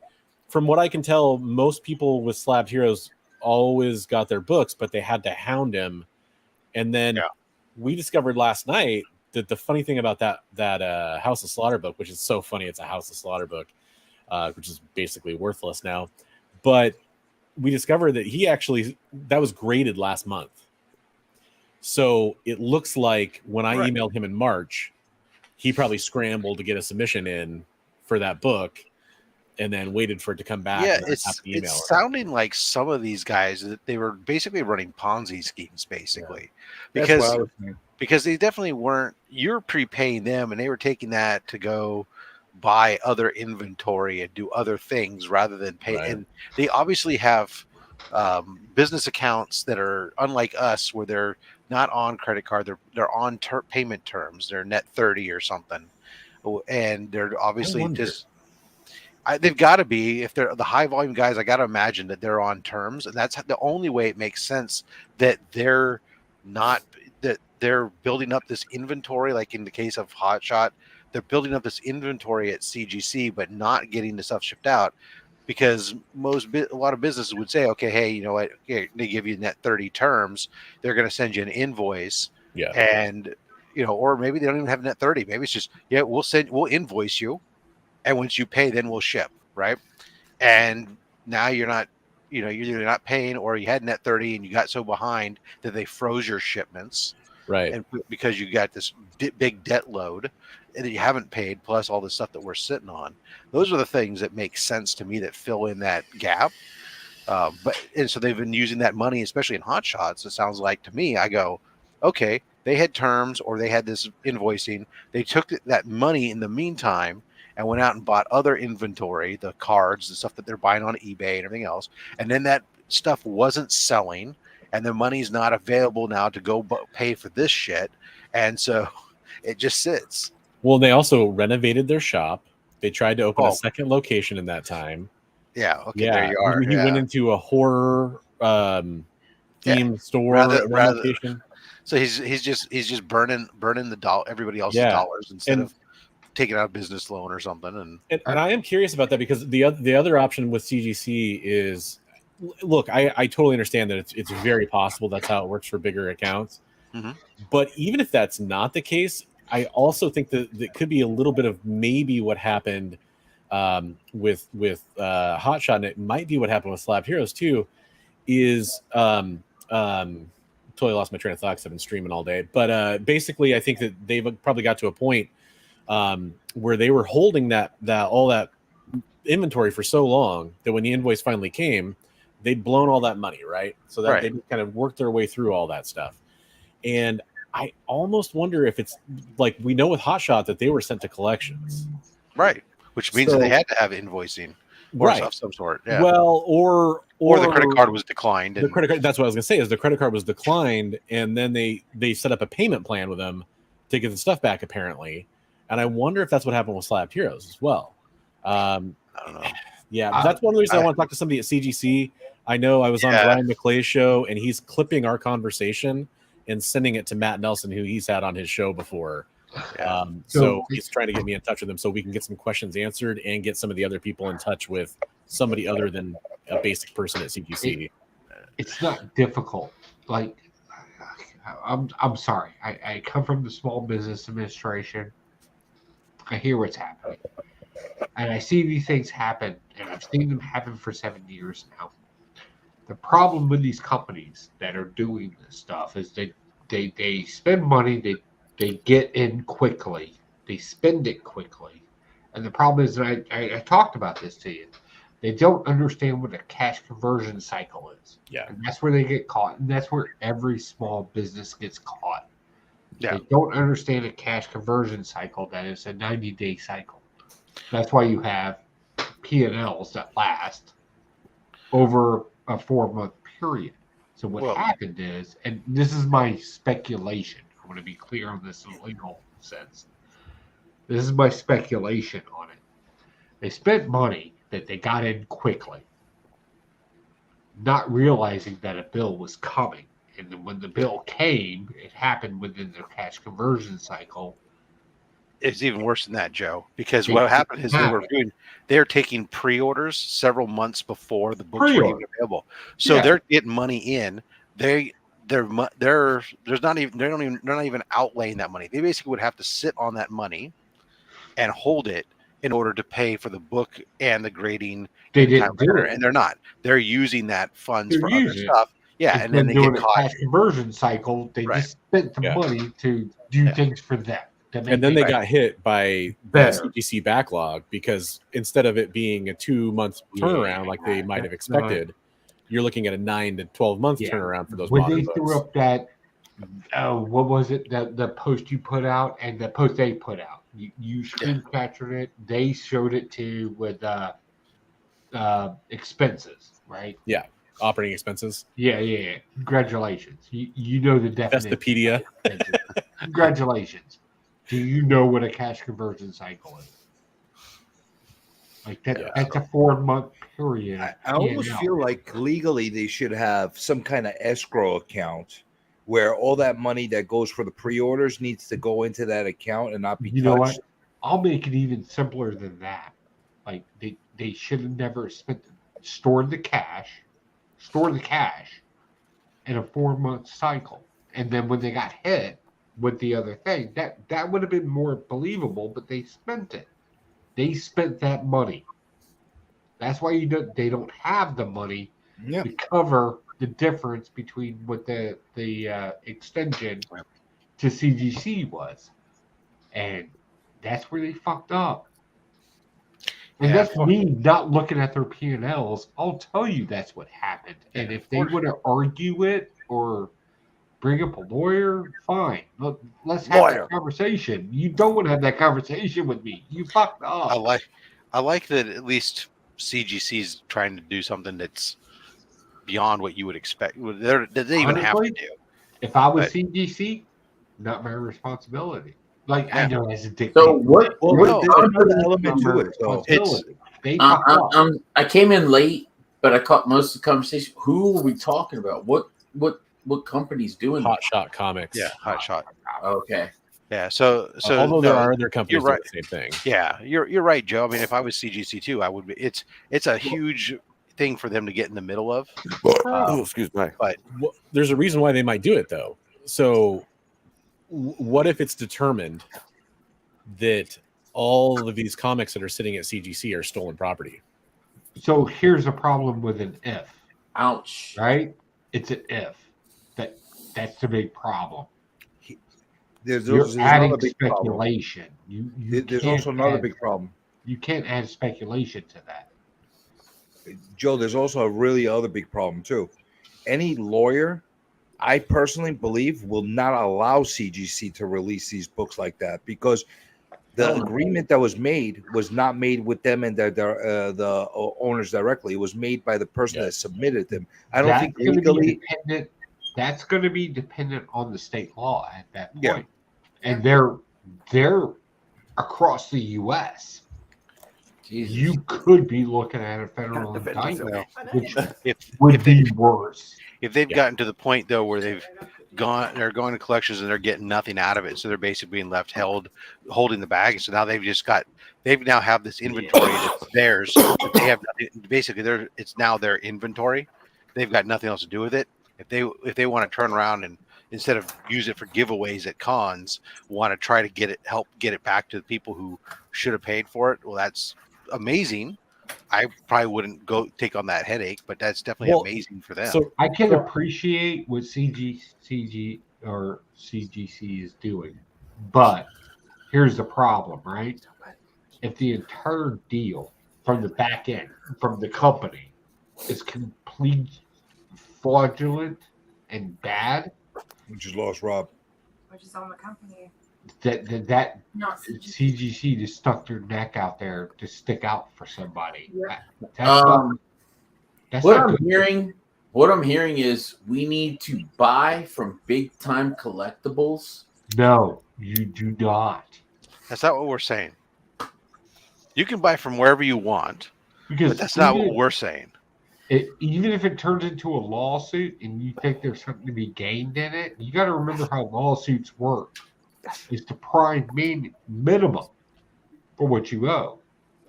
So if an evaluator, let's say somebody from the SBA comes in and does an evaluation, that's a guy like me. I'm going to come in. My job is to cut everything down to its minimal thing. You got to support the company at the end of the day. You don't win. And that's comic books, manufacturing equipment, whatever the case may be. No. Yeah.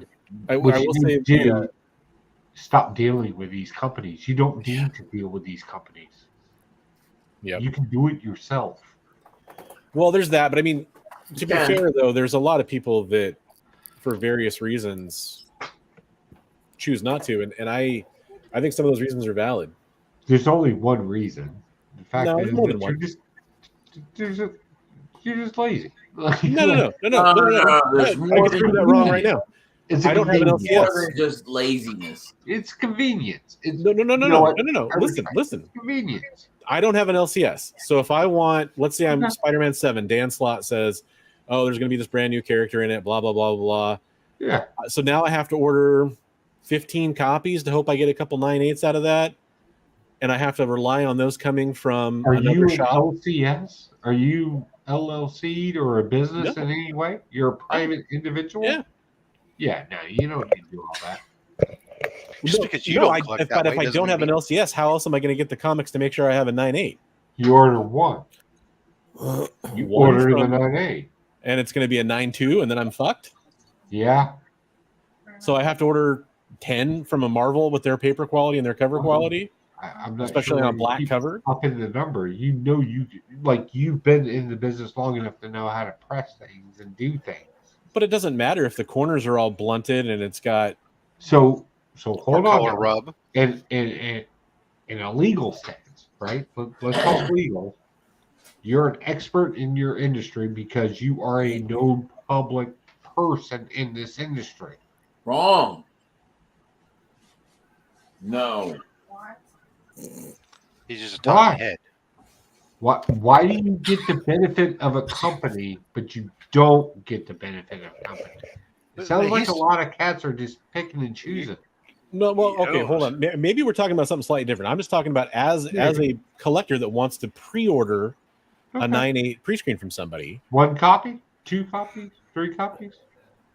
Dude, I've got 5 copies of a comic and none of them are 9/8 contenders, whether or not they get pressed. So why are you collecting that? That's what the defense is going to ask. But I'm not. Why do you have that many? No, time out, Joe. I'm not talking about in a legal sense. I'm talking about from a standpoint of why would you want to do it in the it's not laziness. Sometimes it's your only Hold on option. now. I am talking in a legal sense. Well, we're having 2 different conversations then. Well, So. no, we're not, because you want the same result at the same point. So if you want the same result, right? The first question any defense is going to ask is, why do you want the same result as somebody that publishes and does something in a professional manner? Why does your collection all of a sudden matter in any other way? That's why you need me. What? I'm lost, Joe. As a collector, I just want a 9/8 comic. Doesn't matter. If you You're want telling- multiple, you're somehow if you saying If You're you want somehow multiples of that, No. that's intent to sell. No, it's not.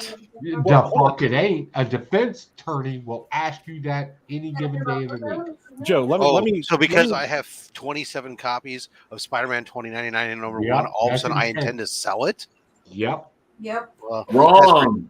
Yeah. I don't know, that Look, doesn't sound like a. Y'all are trying to argue with me. You're just Yes, arguing with because the defense sometimes, but I'm not. That's the first question. But it's not even the conversation we're having, though. No. So Why are you yelling at me? So what's the difference of a hoarder? Here's the thing. Take a look at my perspective on this. I made a video that's got like over 11,000 views on this. I'm getting comments left and right. Well, why are you even doing a 9.8 pre-screen? Those people are idiots. Yeah. So my response to that, though, is there are legitimate reasons why somebody would want to do that, and you shouldn't judge them for doing that. There are a lot of people that don't want to deal with CGC. There's a lot of people that don't have an LCS. There's a lot of people that don't know how it works or how to grade. Okay. I mean, there are legitimate reasons why somebody might want to do it, especially when the price. That is a great deal. But you are not going to convince a prosecutor to bring it up at the end of the day. If you sell comic books, if you sell a comic book privately, even if you do it as a business or an LLC, laugh all you want, make all the jokes you want, that will be held against you in that case. Period. What if you don't? He's not trying to sell a comic book. He's trying to buy one. Yeah. But does he sell comic books? You can't just say does he sell and does he want to buy, because I think you all think that the law. I think you all think that the law makes sense and cares about your personal opinions. It doesn't. No, Joe. We're talking about if the law never got involved. Before you get into law, Joe, your statement was the only reason you would do this is because of laziness. He started to say other reasons, and now you're bringing law to it. The law has nothing to do with his decision to pre-order and whether or not it's lazy or not. Yeah. No, absolutely not. It does. Get mad about it all you want. Now you got me. I'm just confused, brother. I really have a. I know you're making a valid point about something, but I don't know if it's coming from the conversation I was continuing. Is all. It is a question that can be asked. But what does that have to do? What is any legal action that someone might have if it wasn't delivered have to do with his desire to own it? I'm confused. What the fuck? Like we just had two different conversations going on at the same fucking time. What the fuck? Can we do three? Let me just ask this one question. I'm a hoarder. I don't want to sell anything. Let's say. No, you're not. Shut up. We know, CJ. No, I'm just saying. Let's say I'm a freaking hoarder, and all I do is compile shit. Mate, basically me. I don't sell anything. So, like, how does this affect somebody like that? I don't understand, like, the argument that's happening right now. I have publicly said on live streams, pre-recorded videos, I do not sell anything. If somebody wants to buy multiple copies of something or multiple of anything, it's their prerogative, regardless if they have intent or no intent of selling them at some point in the future. In this case, he's actually trying to avoid having to buy multiple copies. I'm totally on board with you. And at no point do I consider that I agree with it. I'm just trying to tell you, somebody decides to ask the question. I'm drunk. Y'all throw up these arguments. They don't stand in court. I'm talking about YouTube comments, not court of law. But to answer Ben's question, so here's the thing. Let's say you're going after a book because you know it's good speculation and you know people are going to be all over it. You don't want to fight for it at the LCS. Whatever the reasons might be, that book's going to be worth a lot more when you go to try to buy it as a 9.8 already slab after the fact. Fucking drug matter. And it makes All right. more sense to I'm gonna try and twist the conversation here. Bronze Age Nerd, what is like the premier book in your collection? like most valuable, or what do For we? no. For you, what is the best comic in your collection? Not the most valuable. What do you perceive as the best? Like, hey, this is a great book. This is why I have it. This is awesome. I Sure. love this book. Yeah, for me, it's funny. I was just showing it off on Biggie Shack stream last night. My copy of GI Joe #1 is it was given to me by my dad when I was a kid. I held on to it ever since then, and submitted it to CGC because I wanted to pass it down to my kids someday. And I was like super happy that it got a 9.6 because that means I took good care of it when I was a kid. Yeah. And now a 9.6. if I pass away, I got it to hand away to my daughter. And if she hates comic books or GI Joe, one or the other, she can find the good value for it. Yeah, at least get some kind of value on it. Or at least know that it's more or less well protected. You know, I mean, there's debates about that, but still. Yes. All right. I mean, that's my question. Because honestly, I have no idea where the hell we were going with the conversation between you and Joe. Honestly, I was lost. Fair enough. We all were except for Joe. Comic book. I mean, Drugs. I thought we were talking about books, and yeah, it just All went right, off. I was bouncing, and now I'm going to do that. I just originally just wanted to say, man, hey, I like the video. Thank you. Anyways, Sure, man. Thanks, That's Rob. not Rob's fault. And by the way, I Fucking appreciate the support too. Thanks, Rob. Yeah, no worries. Talk to you guys later. Take it easy, Rob. Later, Rob. Love you.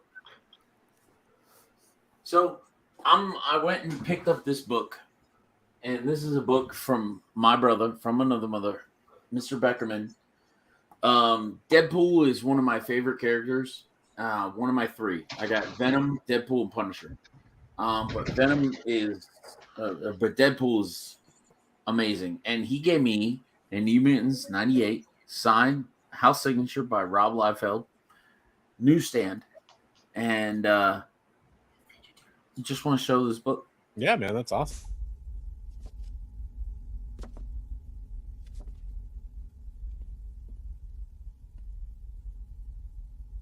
What the hell am I looking at?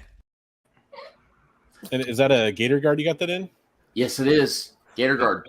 We love Gator Guard. Me and Beckerman both love Gator Guard. Yeah. So You endure? Are you a promoter for Gator Guard? I try. All right. I will have to buy one, and I will give it my review. Do you want to see if you can get a sample, CJ? I can hook you up with him. Yeah. Sure. Why not? As long as he doesn't make me give a good review. No. He was one of the I did a review for them. They sent me a couple. All right. Hey, CJ, Gator Guard is that good where you don't have to give a good review. You will. All right. Okay. That's how awesome this is. All right. Because I'm on hick of reviewing shit now. So yeah, you saw my review, right, CJ? Yeah, I did. I saw that you gave it. Yeah. For the most part, I think you gave it a good review. I love the product. I just think I can't justify the price for. Well, that's what I said. For the most part, really? Why? Yeah. Holy Santa Claus shit! Too expensive, man. Why? What? Two of them for $45 is too much? Well, think of it like this: if you could get something that's already slabbed for $25 now, unless you have the 10% discount, for $25, and it's already slabbed and graded, why would you pay $25 or $20 for something that's not graded? Yeah. And fully you're encapsulated and you sealed. can spend $25 more and get a raw book. You take a raw book price and you spend $25 more and get it graded at that, you're insane. That's not going to happen. What the hell are you talking about? That's how much it costs to grade the book. That's how much it costs to It grade. costs way more than that to grade some books. It goes $25 to grade the book. No, it costs way more than that to grade a book. How much? Let's talk about a pre-1980s book. You're going to tell me it costs $25 to grade that book? That's why it's a $37. non-high value. $37 for the pre-1975 books. Okay. It costs less than $22 to get a Gator Guard. I understand that, but I think that they need to use the same product and try to find a way to get the cost down. I think the proper number for that would be around $15, and they sell gangbusters. What is wrong with you? And I know they think can't. I know they can't, but that would be what would make it ultra successful. I think $15 is that magic number for self-encapsulating. Yeah. It's like a max. Maybe 18 in today's economy. No. You get what I'm saying, though. There has to be no grade, no nothing, just slapping it. I will say this much: it is better than CGC's case by far. Yeah. It is better than CBCS's case by far as well. Yeah. But at the same time, it's Okay, not. but okay, so are you looking at it from a reseller perspective? No, I'm looking at as what I'm getting for the value of what I'm paying for. Is never leaving my possession. Like, this is more protected than any CBCS slab or CGC slab. All right, this is what I'll tell you what. I'm Highlight's going to better, though. interrupt. I can slab that better than any of the companies out there. You'll never be able to get into you will it ever never again. open it again, and it will be bulletproof. And I'll tell you what, I'll charge you $20. Okay. But he's good at it.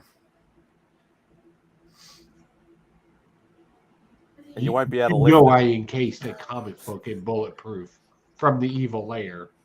I encased a comic book in bulletproof glass. I'm willing to do it for $20, but I'm not grading it. I'm not doing any of that bullshit. Will it ever be able to come out? And then we'll worry about open it up. 25 Can you open it up? Also, there's one other knock I'll give against Gator Guard, by the way, and it's something I mentioned in my review. They can't verify the testing on the UV blocking. But there's no UV blocking for the CGCS. No, or CBC. but that is by far the clear-cut advantage that they advertise, and it's the one that I was the most excited about, is getting some UV protection, because for people that do want to display their books on walls, and you don't want to worry about light damage, that's great. But if I can't be certain of the amount of resistance I'm getting, then you're kind of just hoping at that point. I'll do better than all of them. Admit I to will that. promise you against UV protection, bulletproofing, fire, and I'll do it for $20. And zombies, right? But Oh, I'm yeah, not zombie grading. bite. You can send it to me. Holy shit. But my point You I was will trying to make, never, Alan, is ever, this. ever. You won't crack it to open it to ever look at it again. It's a done deal. All right. So let's just throw this out there. I just enjoy Gator Guards, and They look nice. And I was just trying to show a book that's not as accessible as the other two that I have up there, because they're easy to see, the ASM 300 and the ASM 129, obviously. But so that's all. I'll tell you right now, I just want to do it because it's fucking fun.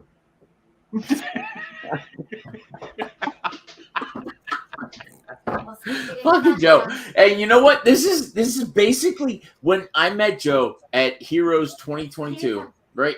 We were there, and basically I was telling about the axe that I wanted, the Viking axe, and it was basically like I was listening to Barney from How I Met Your Mother. Challenge accepted. No, That's you honestly didn't. what he said to me. Do it. I encased this has already been done with me. I've encased a comic book in bulletproof resin and sent it to somebody. So when somebody holds up like what our guy here is doing, like I've put shit out that's bulletproof. Fuck them. Oh yeah, he's got the little, that little tab over there. Well, you can hang it, which is another thing with Gator Guards that I mentioned in my review, is there's no built-in solution for actually hanging on a wall. Right. Yeah. There's no built-in solution for CGC. I can give This somebody isn't a CGC slab, though. This is an encased slab, a CGC slab inside an encased case. All right, so you got to spend more money on the encased case after you get it CGC'd, right? Is that what you're saying? This is You just do the another, same it's thing another with- product that I'm looking at, just like I was looking at Gator Guards. And then It's another solution. But they also, I will say to their credit, provide UV testing for 99% UV resistant. Yeah, I can do that too. I'm sure you can, Joe. I No, have no doubt. I'm never going to being- doubt your engineering ability ever. I'm sorry, I'm not being offensive. Space powder tumblers. I think people think that and look, I don't mean to be offensive, right? But that's just a simple tint and resin. It's not like, oh my God, I so want to teach just everybody how to do that shit yourself. It's I not that guarantee hard. you, even if you teach everybody to do it, they will not. Yeah, I there's people that are too know. lazy. No. It's not a matter of lazy. Like you For some have people, it is. plastic manufacturing places. If you're near a main city, like you can do this yourself. So, hey, Joe, you're telling me you can send me something for $20. You can send me something to where I can encase my own comic in it and seal it, and it's good and all that stuff for $20. I'll do you something even better than that. You send me a comic book. No. You have to send me the plastic because honestly, that's what Gator Guard does. They send me the plastic. I don't have to send my book to them. No. I think you're misunderstanding. I'm better than them, and if I'm better than them, you send it to me, and I will take care of it. No, wrong again. Because I love you. There we It's go. Joe Recorded rules. now. I'm better than them. You don't It's give funny the how Joe rules, Davis is. Alan. These are Joe rules. But Look, I let really me ask you a believe. question. I really If believe you if said there was a something to CGC, if you had an option, let's be legit. You had a comic book that you were never going to sell. Bags that, do they come? This is the So comic you gotta book. buy your Let's own. say, I don't know. What do the kids like today? Avengers #1. Is your, No, We have it's right here. Avengers #1. is your I'm general never waste going to going sell for this 2 book. weeks? No. Never gonna Let's say sell you this got book. an Ours Avengers as well. #1. Like our bin's already full. Right? It's fucking ridiculous. Avengers #1. And you were like, Yeah, that's this what I will was never thinking. leave my collection. It needs to sit on my wall. This is my YouTube channel. This is my very being. Would you send it to CGC or would you send it to me? Because I promise you, I will put it in something that the Smithsonian will be jealous about. CGC will do what CGC does. However, I will promise you will never crack that comic book. So here's the problem, Joe. I'll give it a go. Here's the problem, Joe. I am not going to sell that book, but the people that are going to be here after me will sell that comic book, and they will that's not my need to sell problem. that comic book. Like I'm sure the people after you are really cool, but I'm willing to do museum quality. Like I will encase that the way we do the Declaration of Independence. I will encase that thing like nobody's business. You can't crack it. Or you can send it to CGC. You know what, Joe? You Or got me Gator. convinced. I'm gonna send you a comic. I just want to see you do it. I don't Yeah. give a shit what comic it is. I just want to see you do this. Okay. All right, so I'm gonna send you something cool. I'm gonna send you something that I'd like to see in museum quality. It's not gonna be worth a lot, but it's gonna be something that it's gonna be cool to look at that. You know what? It will be the greatest Evil Air project. That actually it will be the #2 because this is me redoing it. I might have to send you my copy of Tampon Man and Applicator Boy #1. Signed. You mean grails, man? Like real grails? No. You know what? I am kind of cool with this. Is if you're telling me, Joey, I'm challenging you. I'll take the challenge. Listen, you're so into it. I'll take you up on it. I'll Fair. take you up on it. I will do it. Let's do it. Let's do it. Let's go do something crazy. Would that make you love me? That's gonna be fun. Real fast, I want to go back to the Gator Guard thing for 1 minute because I don't want you to mishear me on this. I think they're great products. Yeah. But for me, everything is a balance, right? There's pros and cons to everything. I'm the kind of person where if I talk about something, I'm gonna talk about what's bad about it too. And it has negative elements to it. Unfortunately, the thing I just held up has its own drawbacks too, right? Everything's a compromise when you're talking about a consumer product. And unfortunately for me, those are theirs, but I honestly think they're tanks. And if you want a few comics displayed in it, you can't do much better than that for a mass consumer product. But my question has always been, and this is where I question our product. How much protection do you actually need? Like, what are you doing with these comic books that you need that level of protection? Ninja Stars. What are you paying for? Just displaying it on the wall. Yeah. Okay, so you display Are you it on like the wall. playing How golf much inside the sunlight house or what? is actually hitting that wall? Like CGC came out with their claims. PGX came out like, what was it they used to say historically? Oh, what was the term that they used that tried to make it sound like it was scientific? They all use the same terms. Like archival grade or something like that? Yeah, and I'm like, how much sunlight, when somebody puts something up on the wall, how much sunlight is it like, what are you trying to sell me right now? Well, listen, that does I make think that's a fair question. Well, here's the thing. Even the light bulbs that you use, depending on what kind of light bulbs you could use, can affect. No, that's absolutely incorrect. No, that's actually very no, correct. it will not affect the paper. No, the light bulbs you use will not affect. I didn't say all the light bulbs. There are certain light bulbs that will cause it. The old incandescent light bulbs will Can I cause dive in here saying I'm the one who works for an electrical wholesaler? So and I actually know my shit. He is actually right in some circumstances, but it's very rare that a house will have a powerful enough globe to be able to affect it. It has to be either a metal halide, a mercury vapor, or an old QI lamp that generates enough heat to be able to do it. A general house lamp, globe, halogen, or LED will not fuck up any of the paper. Yeah, it's not happening, man.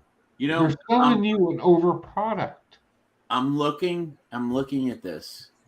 Okay. And I just want to bring to attention that my brother Beckerman gave me a New Mutants number 98, the first appearance of Deadpool. That was really awesome of him, by the way. Signed. That was super cool. Love that. Signed with the house signature of Rob Liefeld, newsstand. He gave that to me. And this is the book that was missing from those other two that I got. Like, if you all watch my channel, you know how I got those other two. This was the one missing. And he gave it to me. Like, this is ridiculous. Yeah. I mean, like, I value this at least a $400 to $500 book because of its grade, its condition, and it's a newsstand and the signature. And like this, he gave this to me. You don't want to know. You don't want to know what that goes for over here in that sort of condition. That would boggle your mind. It looks in beautiful condition. So let's have the discussion. Still That's can't believe super he gave it to me. important to you. Go get it slabbed. Get it. Like I'm all about. If there's an emotional connection to something, bam, definitely. I'm the first one to make that argument. I love emotional connections to things. But to sit there and convince me that something is more valuable because you encased it in plastic, I can do better. Here's the one thing I will can do tell you. better. Here's the one thing I will tell you, and there's no denying this. If you do have a very valuable book that is irreplaceable, or you can't afford to replace it at any point, you slab it because your because your insurance Oh. company will cover a book that's graded Mm-hmm. way more than they will if it's loosey goosey. 100%. Yeah. That's the reason I do my high obviously, value I'm books. not gonna send this to CGC because it's already signed, because they'll give it the fucking green light. You have other options as well. CBCS is where I would go with this. Go with what your heart tells you every single time. But I'm going to tell you right now, I don't buy this.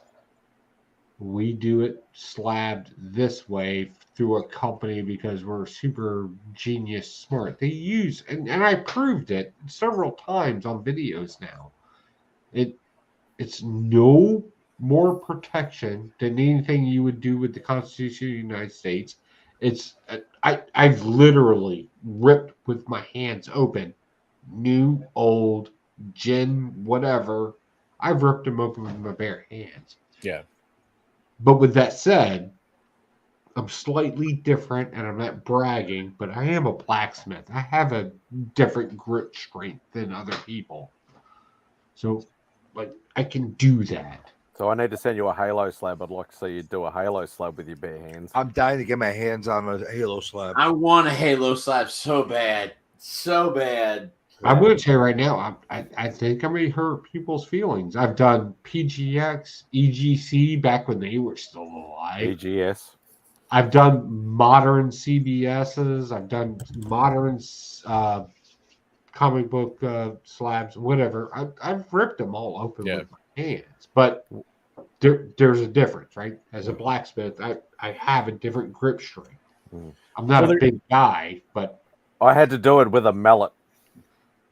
Yeah, you're a barbarian. If you want to protect a comic book, I think it's not the way to protect it. I'm going to tell you right now, if you want to protect a comic book, and you want to survive, bulletproof it, whatever the case may be, man, there's only one guy. If you want to conserve it, like all joking I'll aside, do if it you for really free. want to just conserve the book and to keep it from deteriorating and from the elements, you get one of these archival sleeves. Yep. That they put major documents in. Yeah. Museum quality archival sleeves. You put it in there. You put a Archival backing paper. board with no acid on the back, and you're golden.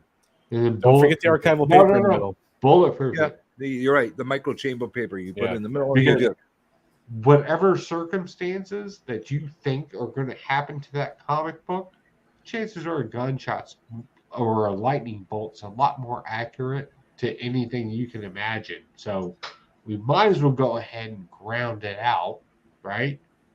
Run a ground wire to it, and we might as well go ahead and bulletproof it to 50 caliber.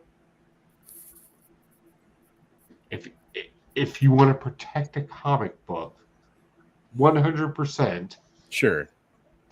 I'm just going with better than your poly bag and or a CGC slab. I mean, if that stuff. Oh, you guys want something affordable? Here's what you got to do: slab it, cover it. Doesn't really matter what. They're all worth 25 years, and put it in a cedar chest. Cedar, because cedar works out moisture.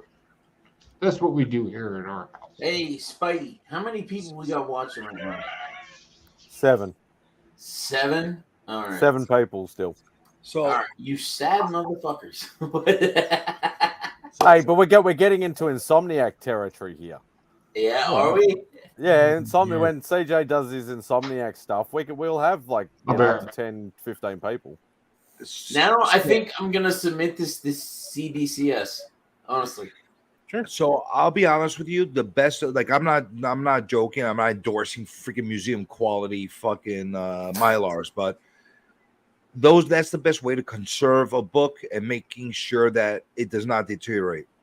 A cheap, good fix of protecting it without damaging, but you got to be super careful with these fucking shits, are these top loader things. It's a nice way to protect it from getting damaged after you put it in a bag and board, but the slit on top can become dangerous depending on the book you're putting in there. Yeah. Or depending on the shape of the book you put in there. What do you mean it can become dangerous? What do you mean, bro? Because these have notoriously small slits on the top, Can't And you the just way tape them shut?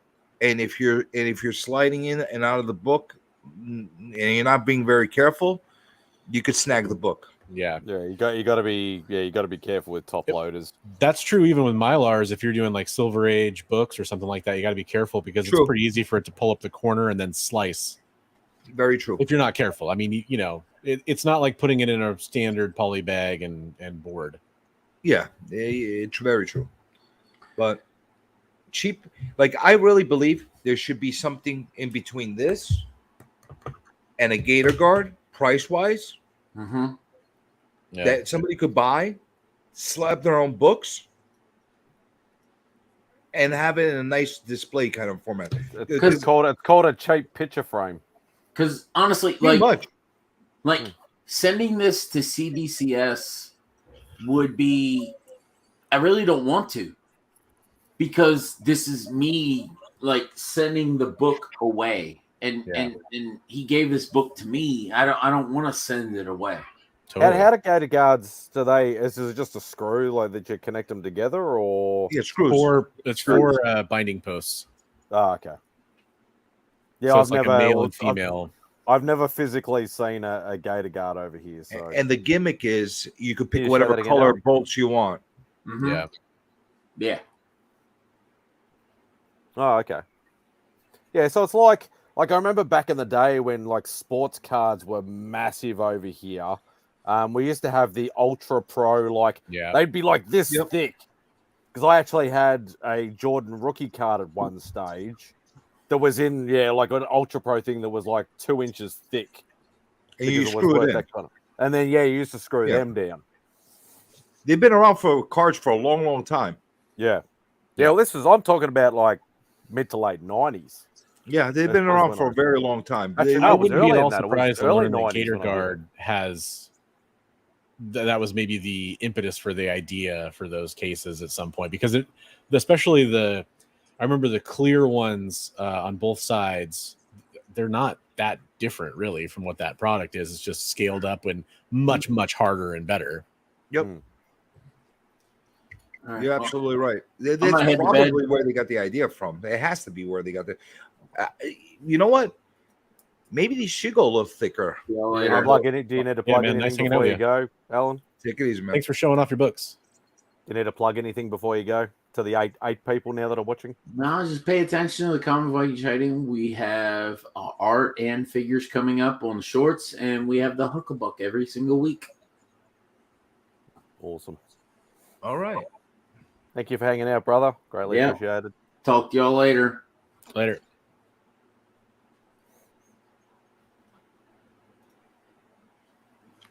But I'm telling you, if there's a $15 in that range item out there, I think it's gonna revolutionize the way people encapsulate their books.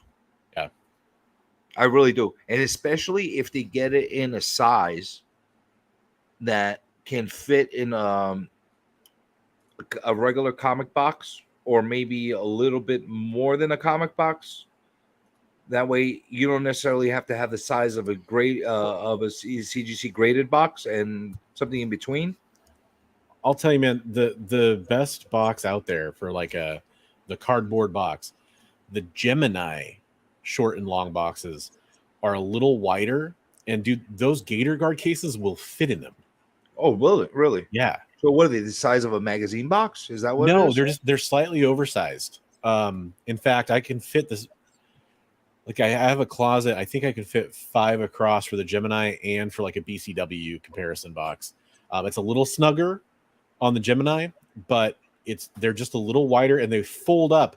You know how those BCW boxes or any of the standard short or long boxes have, like they have the flaps on the bottom and then they have the flaps over the edge. This completely erases all gaps in the construction. Yeah. The way it folds up is just money. I really like those. What about the height? Height is exactly the same, if I remember correctly, as the Gator Guard.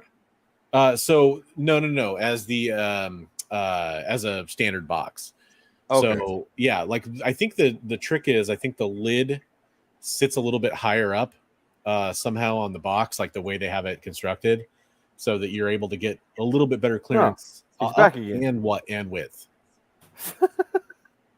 Oh, he's back. Come on, guys. Hey, you back to insult me some more? Yeah. Okay. Yeah. No, I was just listening to you guys talking about Gator guards and the old snap, snap ins, and they had the magnetic touch ones for the cards too, right? The cases that the one touch. Is that his microphone playing funny buggers? Is it your or is that me? It sounds like a Burger King drive-through in 1987. That's exactly what it sounds like. Maybe right. Taco Bell. Well, if it's Taco Bell, that's not too bad. Possibly, I don't know. Try that. Is that any better, or is that too? No, that's same. Same. Is that bad? Huh? It's that like that running out of You're range. using auto-tune? Is that what it is? How's that? Yeah, man. Yeah, Sing some that's rap songs. Oh, okay, that's better. Yeah, there we go. Clean. All right. Yeah, I was talking about the one-touch cases from like Ultra Pro, right? So they make comic size ones of those. I know you guys probably already know this, but so I have like the magnetic top. Oh, look at that magnetic fella. So I have like the magnetic cases for comics too, right? So if it's mostly modern, I guess it could probably fit a Silver Age, but it can't fit much bigger than that. Actually, yeah, it can't fit Golden Age, but not proper Golden Age size. So they have that, right? And then it comes with its own alligator hook in the back. So that's pretty good. Like you compare that with a Mylar and like a clear backing board to kind of have a labelless slab. That works pretty good. And then what is the retail on that? Huh? What is the retail on that? It's not far off where you want it to be. I want to say back in the day they were like $14, $15. See, that's the key number. I think Yeah, 40, and I 15 think bucks now boom. it depends on where you get it, but I think they're up closer to like $18 or $19 now. But you can still find them. Some shops still carry them, and you can order them online. What they go? Well, who makes them again? It's Ultra Pro. It's the same Ultra people Pro. that made the cards back in the day, the card holders. But they stopped Ultra making Pro. them? It's called Ultra Pro One Touch Comic Case. Oh, I'm gonna look them up. Yeah, I don't know if you know, CJ, but that's like for sports cards, they have that same case right now, the one touch case. Yeah, I've seen them for the cards. Okay. I've just never seen them for the comic book. So I'm actually really curious in actually picking up one and doing comparison on it. Yeah, and I like that they self hang. They have the little alligator, and it's built into it, so it doesn't stick out from the wall. It mounts flush with the wall, so that's pretty nice. And you can change the comic out. Like I have several back here. You can't really see them, but you can change the comic out without taking it off the wall. I just open it up, drop a comic, close it back. Amazon has them. Yeah, of course, Amazon has everything. It shows now, Gator Guards. I don't want to take business away from Gator Guards. That's my buddies over there, but they've got a great product there too, and they just came out with Silver Age size and also annual size, or if you will, thicker size, right? So that's good stuff too. And I like the different color, screws that you can put on there. So I've got a bunch of those. And I keep most of my original art in those, the ones that are comic sketch covers. That's what I use that for, because I could care less about the grade or the label. So it's a nice, perfect, clear case. I feel like it's fairly safe. And then there's those knockoff guys. What's the name of that? Crafty Comics, I think. Yeah, I've seen those too. So yeah, so there's those guys too, and I reviewed their products. They're dog shit, but they got a bunch of people to support them, and they pay for a lot of sponsors. So you'll probably see, other than that, on the internet. Journo's been pushing them hard lately. Who has been? Journo. Well, there you have it. So, but anyway, so they reach out to me. They reach out to anyone that has done reviews on Gator Guards. And then they'll also troll them, like on social media. They'll troll Gator Guards. So if you put a like on something that Gator Guard has, they'll say, "Hey, have you tried our product? Ours is better than theirs." Like, no shit. I talked to them. I was like, "Why don't you just block these guys?" They're like, "Yeah, whatever. If people want to try their product, that's fine." Well, I'm looking right now. The cost on these cases, on the average, are $19.99 each. However, they have 3 packs that they sell for $51.99.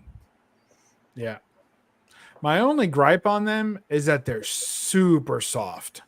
Like the acrylic that they're using on that is just, it scratches so easy. Like, if you ever had like a turntable, some of you probably aren't maybe old enough for that, but if you ever had like a turntable, yeah, and like it had the lid, and you'd like, just by putting records on it, you take a record off and it'd have like little faint scratches. So that's how those one touches are, is they just scratch a little too easy. The Gator Guards are more highly polished too. They're a little clearer. And so the acrylic on that is much more transparent, and it just doesn't scratch as easily. So it's kind of nice for that. It's But nice the that there's one-touches other are good. You gotta be careful with them. I've opened them in the shop before and turned around and returned them because they had scratches on them. Like, where I bought them at the shop, bought them in a 3-pack, opened them up, and I'm like, "This has a scratch, not taking it. This has a scratch, not taking it," and had to do that until you got ones that weren't scratched. So, oh wow, it's that bad. they're that soft. Like, any kind of, like, I think they're happening before they leave the freaking factory. Like, they're getting packaged and they're getting scratched. So you pay for what you get, in other words. Well, they don't put that You're not getting them protective film on for it. dirt cheap. You're not getting them for like nothing. No. It's not like they're like $5, you know? Yeah. And like, when you get the Gator Guards, they come with the film on them. Crafty Comics come with the film on them. So you have to remove that film, and that protects them from the moment that they come out of the press to the moment and finishing to the moment that they get packaged. It's protected all the way through. Weird. My Gator Guard cases did not come with a film. They didn't. But he also engraved mine. So Oh, yes. Yeah. They got to take the film off to Yeah, engrave them. that Yeah. makes sense. Yeah. I forgot about that. Yep. So like, I got some Sam De La Rosa engraved ones. I had one with my logo on it, and a couple other stuff. So yeah, they got to peel that back, but they're pretty nice. I have to say, I do like them. It's a little extra heavy on the branding. Like, they put the brand on the bottom, they put the brand in the back. It's a little heavy on that. Also, when they first shipped, they didn't have any way to turn the screw. Like, they didn't provide a tool to turn the screws with. So if you use, they're just aluminum screws. So if you use a regular screwdriver, which is probably made of metal, much tougher metal, no matter where you buy it, dollar store screwdriver is made of tougher metal than aluminum, and you turn it and it'll cut into the screws, make little chop marks. So, so I told them that I was using a guitar pick. This was early on. This is when they first started. And so they started making guitar picks and including them in there. They work pretty well. It's definitely better than using a screwdriver. So, is his nylon tool done yet? The one he's designing? I don't know. Yeah, he's got a proprietary tool he's working on. That's but like a little, almost like a wrench, but it's not. Yeah, he's been working on that for a while. I think the issue is that there's nothing to hold the back of it. Like, when you start, if you use very much pressure on that, then the back one starts to spin. So you kind of got to hold it from the back and then apply it to the front. It's a little bit janky, but not too bad. I mean, you get the hang of it after you do a few of them. And I had that Crafty Comics one. Man, I don't know what the heck they're trying to push over there, because they weren't even capable of doing that. That's cool. Now, does that have a hanger on the back? Yeah. It's actually the coolest component of it, the fact that it has a hanger on the back. Now, it does stick out. Yeah, it's not a flush mount. They should have put little feet on the bottom. That way it would be a tripod. It does. It comes with rubber feet. Yeah. It comes with those. Yeah, that works. But I haven't done my full review on it yet, but I like these. They're not. Who's making bad. that? Encased Comics. ENCASED. What's the retail on those? They're more expensive, but then again, they do provide the 99% UV testing. I want to say it's like 30 each, but yeah, that's too high. That's going to be on my review for sure, because I thought Gator Guards were too expensive, but then again, they are offering more in terms of including the hanging method, including the testing. So some of the things I brought up about Gator guards that, like, I think they're great, but I do think they have some flaws, and those are two of them. Well, I mean, these are kind of two different markets, aren't they? I mean, they're after slabs. Right. So to me, the real competitor to that product is more like a comic mount or a vinyl mount. You know, that's the real competitor. Because like when you're sitting here and you've got these, you know, and it can hold. This is what I used to hang my Gator guards too. So you just buy a batch of comic mounts and you can hang your slabs and your Gator guards. And then how clear and how good is that encasement? Now you're looking through at least 2 layers of acrylic. It's not bad, man. Right? Like, I know it's very tough because of the glare of my lights, but it's pretty damn clear. Like, I was worried about that when I had them sent out. I'm pretty impressed with that. Now, I mean, the biggest thing I give Gator Guard props for is that case feels like industrial, like as far as any type of acrylic or the material can feel. That feels really nice. It's got, you know, like that good weight to it. Doesn't scratch as easily. I mean, I got to give them props for all that stuff. But like I was saying earlier, I don't know if you saw that. To me, it's all about the compromises, because there's no. It's either going to be cost, materials, options. You know, what kind of different. Yeah, I can't have it all unless you're going to have a $100 case that no one's going to want to buy. Well, I think there's markets out there. I'm missing the market for the case you just showed. Like that, I have a hard time finding the market for that, because all it's really presenting is, I guess, you're protecting the protector of the comic. Like it's like, right, because you're trying to not scratch your CGC. No, it's for UV protection for wall mounting. Oh, right, because they don't have any. Now the Gator guards have UV protection. Yeah, but for a raw book. But and I'm actually curious. I'm curious if the Gator guard will fit in here. I think it will. That'll be kind of a fun little. I would test. assume so. There's three components to that, I guess. Protecting a protector, the way you said in the beginning, hanging it up, and the additional UV protection, I guess. Yeah, that's basically what you're getting out of. I'm actually curious to why there aren't kits out there right now with do-it-yourself film kits. There have been. Yeah, that's been around for a long time. They do exist that you can put over your cases, where you could put a UV protective film over the. Yeah, they look like crap, because if you think Newton rings are bad, wait till you get a couple of bubbles, which start developing and creeping in, and it starts peeling on the corners. Like, and no one has, not for my satisfaction, I've never seen one that actually looked. They look good in like the little snippet that they'll show, but when someone actually applies it, it's a freaking mess. I mean, unless you're sitting there and you're, you know, I don't know, maybe if you were a Boy Scout or something and went there, or a den mother, so you got the Cub Scouts, and, you know, have all times you make beaded necklaces on your lunch break, then maybe you're that guy who can get that project. So you got to be a crafty guy. In other words. maybe if you're crafty. What if it's spray though? What about a spray? Well, I mean, you can't do anything that's of a permanent nature, because it would affect the resale value of the slab. I mean, somebody's going to be like, well, I don't want a sprayed slab. So, I mean, you could encase it in freaking varnish, I suppose, but they have UV protecting clear coat sprays. But if it's anything you're permanently doing to the comic, you would probably need to disclose that. It's going to have some effect. Yeah. And you're going to need to disclose that. And people don't want their slabs messed with before they buy them. Did you ever buy a baseball hat like at a lids store or something like that, and they offer to spray it? Spray. That's so much crap. That's what I'm thinking of. That's like the undercoat when you go in. They used to do that for sneakers too, like or boots. If you buy like a pair of boots, they do like a water sealer protector. They'd spray it down. It's like whatever. To me, it's interesting because the real answer is CGC doubles down and comes out with a UV protected case. Yeah, and they do that. A lot of these products are kind of edge cases for people that want to display their books on a wall.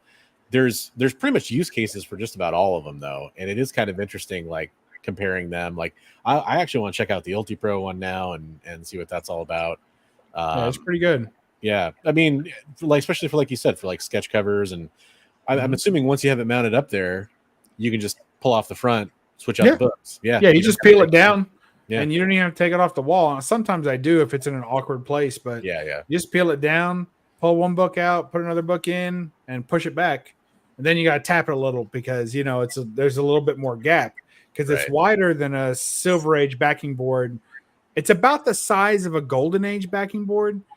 So you can sometimes, no, not even. It's almost exactly, the interior shape is almost exactly the size of a Dell.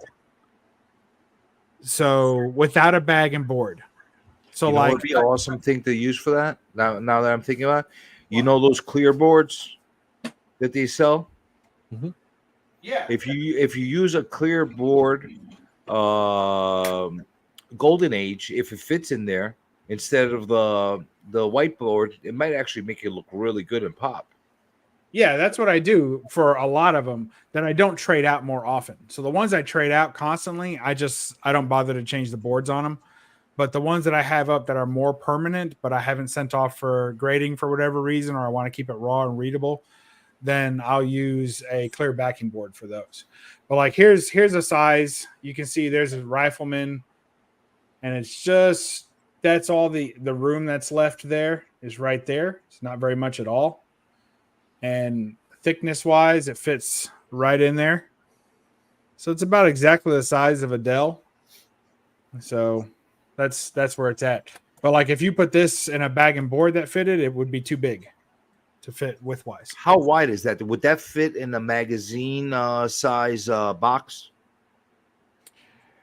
I've had trouble fitting these in comic boxes. Now I believe it would definitely fit in a magazine size. I mean, it's wide enough. It's not very different from like. So here you've got a standard. It's definitely thicker than a slab. So here you got a standard slab, right? And if you just place it right on top, you can kind of see it's about a half-inch shorter and about not even an eighth of an inch more narrow, maybe a quarter inch more narrow. So if you can fit a slab, you can definitely fit one of these in it because it overall is smaller. A graded box would be money. Yeah, graded box is where it's at. Yeah, I was just For that. thinking if they would fit in the smaller boxes. That's the only reason I asked. I don't think it'll fit much. I mean, a magazine box is not probably going to be tall enough to fit it, but it'd be wide enough for sure. Yeah. But yeah. So I used these for forever until Gator Guards came around, and then I did a review, compared the two of them, and I still use both. Is the answer. If it's a book that I'm ever going to take out and swap out, like the Gator Guards are a little bit annoying to have to change the book of because it's kind of a process, and It almost it's not permanent, but it's kind of permanent. It's a process. Yeah. It doesn't, it's definitely not permanent, but at the same time, you're like, do I really want to change that out? So the answer is buy more of those. And that's what I do. So I just keep all my original sketch covers in a Gator Guard case and I file them away in the case. And then whenever I want to change out, like there's two hanging right there. So I got two sketch covers inside a Gator Guard case right there. So I'll just trade those out. I take the whole case off the wall and I replace it with another case. And I use the comic mounts for those, which you can buy at Walmart. I mean, so if you're ever low on those, they'll just go buy them at Walmart. You'll have to find them in the vinyl record section because it's the same mount. They call it a comic mount or a vinyl record mount. It's made by the same company and it's the exact same product. They just have two different labels for it depending on what you're going to use it for. I have those right up here. I have a wall of slabs, and for the longest time I'll rotate them out every 30 days pretty much and just kind of leave them up there, and then I don't really worry about it. I sell a lot of them too, but they're a little flimsy, but other than that they're pretty good. Yeah, they definitely make you, like, I remember watching my books a lot. Like when I first started using them, I was like, did it move? Has it moved? When I would hear something bang in the room or something happen, I'd look to see. If somebody was horse playing in another room and knocking around walls, I'd look to see if they moved. But I've had them for years, and they don't. I never had one fail me. You know. How are you knock on mounting wood. yours? I'm sorry. How are you mounting yours? So what I do, all right. So let's say it has a little. So okay. So you know about the screw, you know how it works. Yeah. So then it's got it's like a little eye hole there, right? That's Right. kind of like a standard picture frame kind of hole. So I'll just pull this right out of the wall. So I use standard picture frame J hooks. Okay, right on. I'm using command strips, like 2 command strips on mine because I can't trust command strips. And it means you can't move them very easily. Right. And what happens is that if you are the type that gets real picky about positioning your slabs, like for instance, I might have this is Bronze Age, right? But like, let's say I wanted to display my Human Torch. I'm glad you got pants on this time. Huh? I said I'm glad you got pants on this time. I know, it's rare. So if I want to display my Human Torch 10, it's in a different size case. Yeah. So when I put them on the walls, it starts, anybody's got a little OCD out there, which I don't, but I like things to look even at least. They get skewed, so you might want to move it a little bit, just a hair. And if you stick it to the wall, like I don't even know how you get it. How do you even get it off the wall? You just rip it off the wall? So I slide them in and out, left and right. So you leave this up and you slide them in and out? Yeah. How do you tighten it? I've tightened it. So do you know about the newer hardware they have? I haven't. I have so many on. I bought them in bulk, so I have so many I don't. Okay, they have their old style. You couldn't tighten it down like extremely tight. Yeah. The new style, whatever bolt they have, you can tighten it down a little bit more, so it stays pretty much right where I leave it. But yeah, I've had one incident, and it's because I didn't wait long enough to put a comic book in it before I first put them up, and that was my She-Hulk #1 took a tumble for the command strip. Yeah, but again, I use 2, one on top, one on bottom, so I'm doubling up. But it's just because I can't rip too many holes in my walls. Well, that's what I like about those too. They're just tiny little pinholes. They clean up easy. I'm gonna look into those because I think they recommend a nail. I want to say right on their instructions. These are with nails, which is Are you using the standard command strips or the ones with the Velcro that attach it on both sides? The Velcro. Oh, the Velcro one. So so I can take it off if I want to. Yeah, but I don't really want to pull on the adhesive, so I don't usually do that. I mean, I think I've done it like once, but that's part of like what I was looking at all this stuff for is because I want more UV protection for the stuff I put up on the walls, and I want to have a more elegant way to display them. Because for me, like mine, it used to be on camera. Now it's not the way I have my setup is, but I have like a big letter K because my name's Christopher with a K. And I have books like all around it, like in a wheel kind of pattern, right? Okay. So there's a little display I made, and I just like having it a spot for it that it's always going to go. Luckily, I'm probably never going to display anything other than modern CGC cases or CBCS cases on my wall. I don't like putting anything older up on the wall. From me personally, again, being a renter. So yeah, it's pretty easy solution for me once I figure out the case I want to use. But I want to find it and then buy the amount I need and just be done with it. Mm-hmm. Yeah, I understand that. Yeah, but I love exploring all the other options. What was the one you said you think they go around to people that reviewed Gator Guard and? Oh yeah, Crafty Comics. That's so funny. I have the 3rd most viewed video about Gator Guard cases on YouTube right now, and I've never heard of them or had them contact me. So I'm a little surprised. Yeah, I want to check them out too, though. But I mean, just more of a lark. I trust you. Well, I mean, they do other stuff, and they they have different products. So they started off just aping Gator Guards, but then they expanded. So they have more frame type products that are more very much harder to get in and out of, but they're more they look like a picture frame much more than. But they're acrylic, and they have like different color paper you can put in and out of there.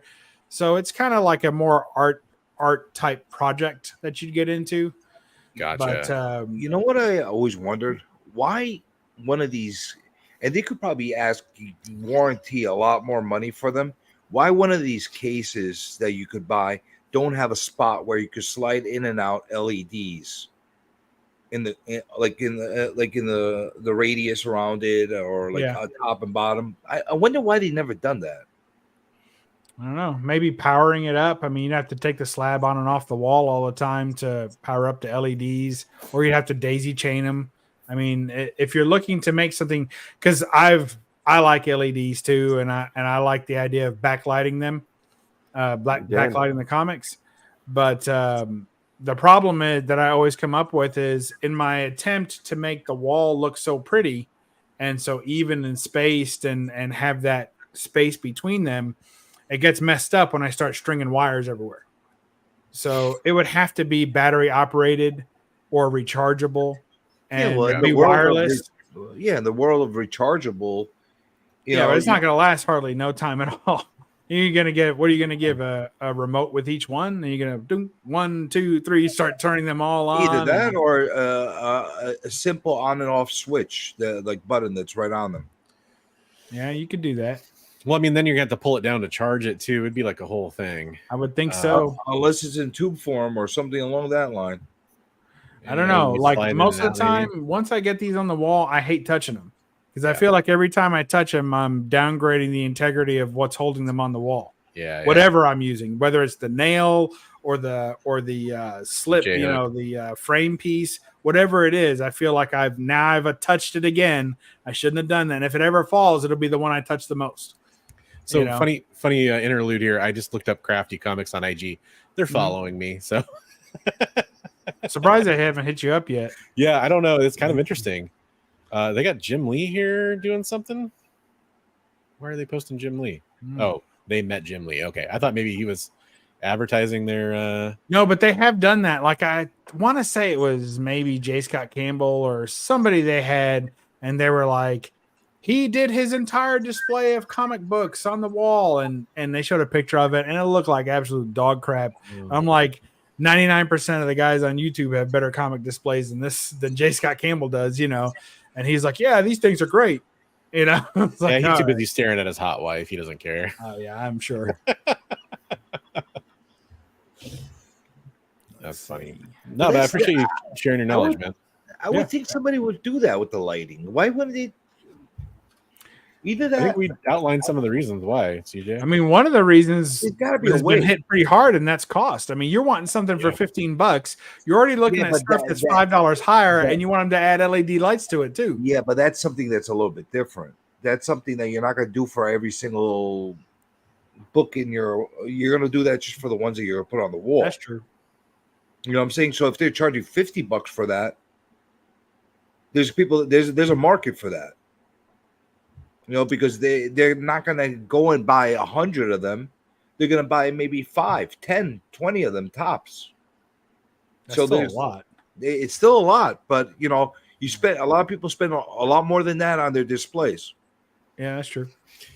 It comes down to the compromise thing. Like if you can somehow make a modular solution that appeals to the main majority of what collectors are going to come to you for. Maybe you can add lighting as an option. Maybe you can add mounting as an option. That's kind of my thoughts. Yeah. I mean, if the cost scales with each of those options, or it's an add-on, And if someone's willing to buy it, then they buy it. Yeah. You're not forcing it as the only option you have for your product, or something that's a clip-on. It's an aftermarket. It could be. I mean, CJ, what I'm saying is, go ahead and start up the business, and let's check out the. You remember those bumper guards? Oh yeah, remember those rubber bumper guards for slabs? Remember that? Yeah. And then they all the whole company fell apart when CGC changed their slab case, and it was thicker and wider, and then the whole company went under. Yep. Because they had designed this, silicone guard to go around a CBCS, PGX, or CGC case, which were at that time all roughly the same thickness, width, and height. And then CGC went and said, no, we're going to make our slabs even thicker and a little bit taller. And we're going to, and then that was it. The rubber bumper didn't fit that, and I'm sure they had probably a warehouse full of these damn things hiding somewhere. But yeah, so when you do aftermarket things, you always have to be aware that at some point you may have to completely change everything. If the company, which you have no control over, changes their product, you're going to have to adjust. You know? Yeah, either that or the modular thing must be adjustable as well. Yeah. Now, if you did something like a Picatinny rail on there, then yeah, I'm with you. You could do that. That's exactly what I was thinking. Something that I could, pull out. I'm with you. If I Screw mount it a red down. dot on top of my comic, I think we're in for some troubles. Oh yeah, maybe some Punisher comics. That'd be awesome. There you go. Yeah. We got a new project. I just think it'd be cool as hell if somebody actually put something together, and I think there'll be a market for it. Now, is it going to be the same kind of market as your traditional encapsulation? No, it's going to be a specialty market that's going to have a smaller pool of buyers that are going to buy it. However, it's a luxury item. Yeah, why not? No, I don't think casing right now is considered luxury items, but it's not necessarily bags and boards. Yeah, this would be higher, it'd be a higher level type of way to display. And then it would be a different level. Some people may consider LED lights and such to be a downgrade in a display. I don't know. So I don't know that you could sell it as a higher level, but it's certainly a different level. Yeah, I mean, you're gonna have traditionalists say, "I don't want lights on my freaking comics and stuff like that," and they can say this looks too gimmicky and that kind of thing. Yeah, but it to each their own. That's why LEDs are beautiful, because you could do them all different lighting too. It doesn't have to be blue. It doesn't have to be pink. It doesn't have to be I've got a green. disco ball in my room, so don't threaten me with a good time, CJ. How are you streaming and that's not going right now? Like, how is that not like the thing going on in the background? I don't know that it really shows up real well. And I'd have to turn all the lights off, turn off all the just completely shut down, and then I still don't know if it would really show very well. There you go. I'll get my my multicolored thing going in the background. I need to get mine back up and running.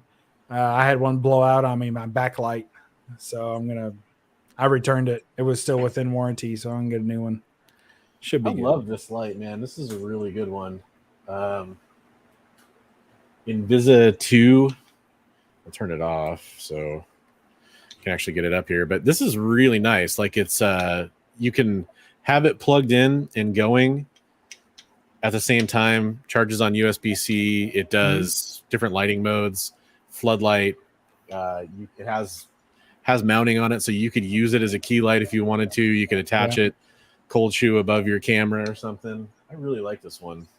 It is nice. I was struggling to find something like that for a long time, because I had the cheap, 2-pack ones you could get off Amazon forever, and did not like the quality. No, it can be different.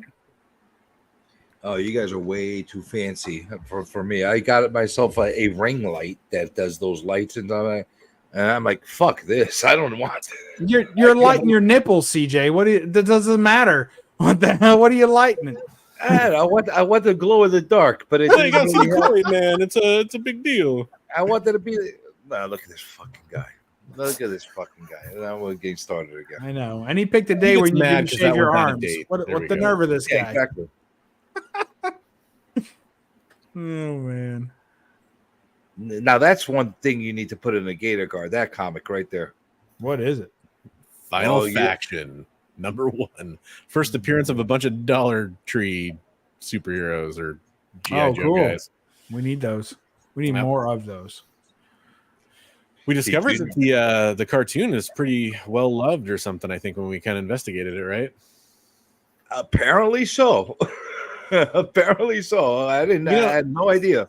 It's easy to make fun of something like that, but like in 30 years, kids that remember getting those at Dollar Tree could be a thing. Hey, I have mine. It's covered. It's still in the plastic. Think about like Thundercats and G.I. Joe and Mask. Yeah, and all those let issues. me tell you something. That's only because the internet has made us believe that a very small minority dissenting opinion has legs. And it doesn't necessarily. I mean, I agree with you that there could be kids, but I believe that we could probably count the number of kids that are going to grow up to be huge fans of, what was it, Fish Faction? Then, yeah, all right. Then we could all count those on our hands without our toes. Like I'm going to say that there's going to be less than 40. I think we all have our fingers. Simo, you still have your opposable thumb? Yep. Okay. Well, Mother Nature's been kind to the Simo family, but so I think there's less than 40 people in the world. Now they may all get together and have a convention, but I think there's not going to be too many of them. But here's the real question: in 30, 40 years, how many 9/8 of that are going to survive? None. It'll be the lowest. I have some friends that, when I'm hunting Golden Age books, and they're all like, "There's only 3 on the census." I'm like, because it's a piece of crap romance book or Western book. Nobody cares about it. No notable art in it, on it. Doesn't even look that great. Is it old? Yes, it's old. Did you pay someone $15 for it and got a steal? Yeah, okay. Is it maybe a 3.0? Sure. Yeah, if you press it, clean it. But I mean, it doesn't give it immediate value just because no one's ever cared enough about this book to slab it, and it doesn't make it rare. A lot of Golden Age guys, like novices that don't really know about gold, they fall into that same trap. They look at the censuses and they're like, "There's only 4 on the census." Well, if you're gonna go into that trap, it better be a freaking number 1. Yeah, that you're gonna do that with, or it better be something with a notable artist that's on the cover. Like a very notable artist or something very significant. I see Golden Age books transfer hands constantly. And I think you get to a point where, as a collector, you appreciate a slabbed Golden Age book because it represents some security in the product that you're buying, where it's complete, or where that it has of a certain grade and value, or any notable defects. Is there any color touch, which is a big problem in Golden Age? Yep. So I mean, there's a lot of that going on. However, the majority of books change hands raw, and there's no doubt about that. There's a majority of Golden Age books change hands raw all day long, and that is not being recorded on eBay either, and it's not being recorded on Cover Price or Go. What's that other goofy Go one? Collect. Go Collect. The GoldenAge market does not exist in a categorized and nice, neat little package for sales data. It doesn't for modern books. I mean, how many Not books are ever really. sold on Whatnot that are never tracked in any way, shape, or form on any of those platforms, or Instagram live sales, or Instagram post sales? Even eBay's going to live sales Facebook. now. Are those going to get tracked? So you could have something sold on a platform that's being tracked and still have a sale that doesn't get tracked. Yep. So, it's kind of hokey stuff. But now there's still value to it. I'm not saying that there's no value to price data and the bringing together of that information. There's nothing wrong with it. It's exactly what it says it is. It's a guide. It's guide you. It's print runs. You don't know the actual answer for any of the modern books, but yeah, you might have if they're all playing on the same numbers, you might have kind of a suggestion of what I use it for. So like I use CLZ app, right? And I pay the extra each month to have it attached. I think right now they're using Cover Price. They used to use Go Collect. So I do that. And what I use it for mainly is insurance value, because it does not represent accurately the value, the amount of money that I could get if I sold it. It doesn't mean that. It doesn't mean that if I sold my whole collection that it's worth X amount of dollars because the CLZ app in combination with Cover Price says so. But it does mean that that's about how much money I would need to replace my collection. All right. It also tracks what you paid for it if you put it the prices too. Yeah, but I don't do that because that's not the number I'm most proud of. I'm going to show you something. I mean, I'm proud of it personally, but it's not the one I'm going to advertise. Bubs, I'm going to show you something that I think you'll appreciate, and it actually helps our argument right now. Like this CJ, hang on before you get started, man. I gotta bounce here. I've been streaming all day, so you're done. Hey, nice to meet you. I just followed you on Instagram too, just because you seem like a cool dude. Cool. Yeah, I'm going to Comic follow you Viking, too. if And you you've got a come back channel, on I later. assume, right? Yeah, Everybody was yeah. talking about you. So, all right. Yep. Cool. And then Comic Viking, if you happen to watch on the rewind, I followed you as well. You also seem like a cool dude. And hope you guys all have a good night. Or All right. well, Make sure Australian to time. see him on Comic Tropes tomorrow. All right. Sounds good. Take Yep, care. that should be up in the morning, I think. So that should be fun. All right. Have a good night, guys. Awesome. Good night. Good night, man.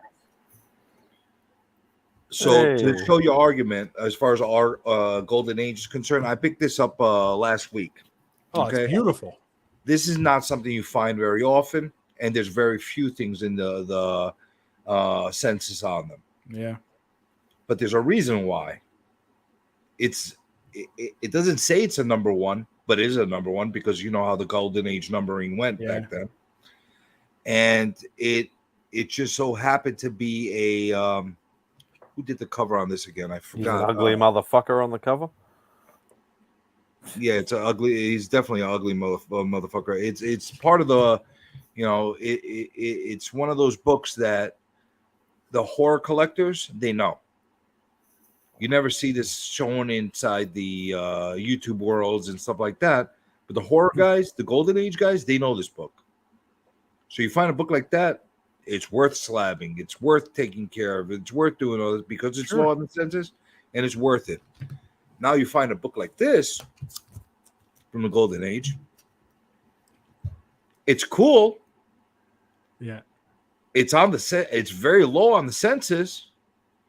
But what does that mean? It was an advertisement. It was part of like a promotional piece back then. They used to give them out at the big boy restaurants, and there's actually quite a long run of those. Like you would think that there's only one or two, but there's a lot of those. Like it's exactly. But people that don't know, they go to the census. They're like, "Oh my god, there's 3 on the census of this only. I'm gonna become a gazillionaire." No, it's because it's not worth a lot of money. That's why people don't slap it. There's a reason why. Now you could be one of these smartasses and do it, get a really high grade one, put it on eBay, and maybe you'll find a fish to be able to buy it at that price. Ozzy said it was it was a Don Heck cover. Don Heck. Don Heck. That's what it was. Terrific. Yeah. That's right. Yeah. That's an Don awesome Heck. cover. Don Heck. It reminds me of the Goon. You've seen the Goon comic? A lot. It looks like the Goon. I was getting Bob Powell vibes. when I saw Bob Powell, that's right. cross between the Goon and maybe Marv from Sin City. Yeah. Yeah. And maybe Tyler from Whack Comics. Very much so. Very much so. But it's terrific number 14. It's not 14. It's actually 1. And it's actually the only one. And they never made another one after that. They went into another I think they call it Terrific Comics after that. I think they added to it or whatever, and they just started a whole new run after that. They did a lot of like one-off issues. Horrific. That's what they called it. Golden Age. Yeah, horrific. It went from terrific to horrific. So this was the only issue that was in there, and there was this weird thing that was happening with the printers and the publishers in the Golden Age. What's that? If they had started a new run with a number 1, the cost of it went higher for some reason. I don't know the exact. It's because of postage. So the postage, if you had an ongoing series, the postage was lower, and you could ship it out for less. But if you started it with a number 1, then you had to start at the new postal rate each time. So whenever the postal rate changed, they didn't want to have to pay to have a new book. So they would change the number and they would call it a continuation from another title. So somewhere out there from that same publisher, there's an issue that ended with issue number 13. And then they changed the name and put out issue number 1 as issue 14 to skip out on the postage stamps. Yeah, and that's how they switched over from that to horrific and they just keep moving it. So that's a funny little thing that not a lot of people understand. I didn't remember the exact details, but I knew there was a specific reason why that was happening. So people might come across and say 14, it's not worth anything because it's 14. Meanwhile, it's number 1. And stuff like that makes a big difference. It makes a really, really big difference. But I figured you'd appreciate that. I love it. You like That Golden is- Age stuff. That is an absolutely that's the best comic I've ever seen you show right there. That's beautiful. Really? You never see me show any other Golden Age? I don't know. I think I have, but that beats him. Well, I don't know. That's a good one. I mean, in that same haul, I picked up this. This is a nice little Captain Marvel. I collect these as well. And I got this one. This one was a good one.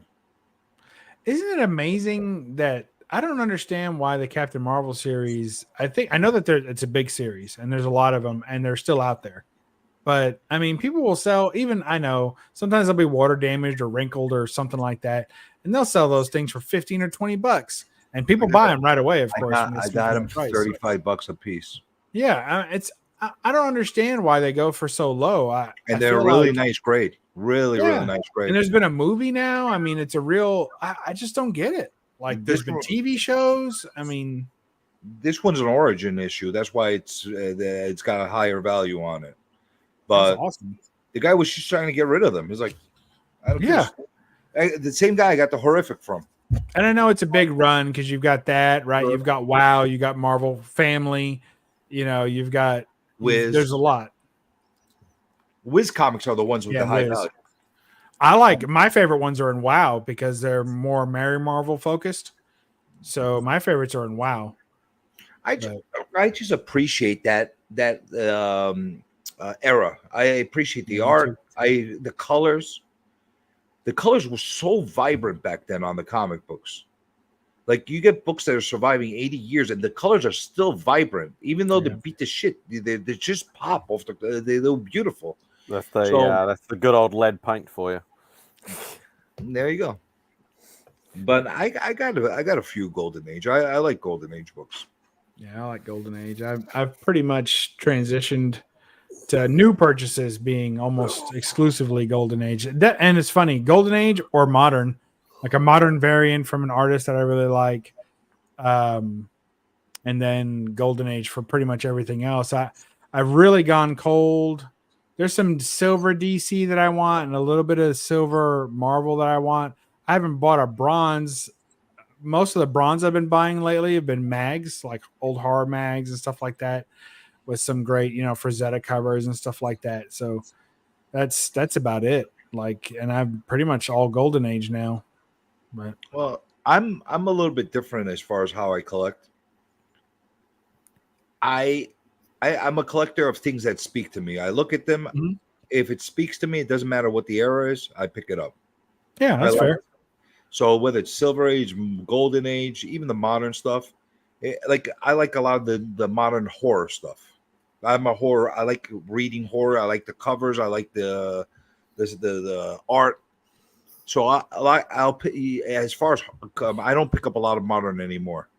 But when I do, high chances that it's going to be horror stuff or like weird underground shit. I like underground shit a lot. I like Robert Crumb stuff. Sure, yeah. I like that kind of stuff. So when it comes to the Bronze Age and the Silver Age, I'm more selective. I have a few runs that I'm trying to just complete, and I have keys that I'm going after. Like the big book that I picked up when we were at HeroCon was the ASM 129 because I wanted to have a first Punisher in my collection. Right. And by hook or by crook, I don't know how it just will happen. That no matter how many great books went through my hands, I never owned one of those. So it was in my mind for a long time that I said I want to get myself a decent copy of 129.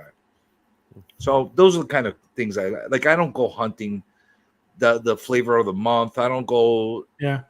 Actually, I prefer getting the stuff that nobody's looking for, and I like to own stuff that nobody has. That's actually that's more what I take pride of in my collection.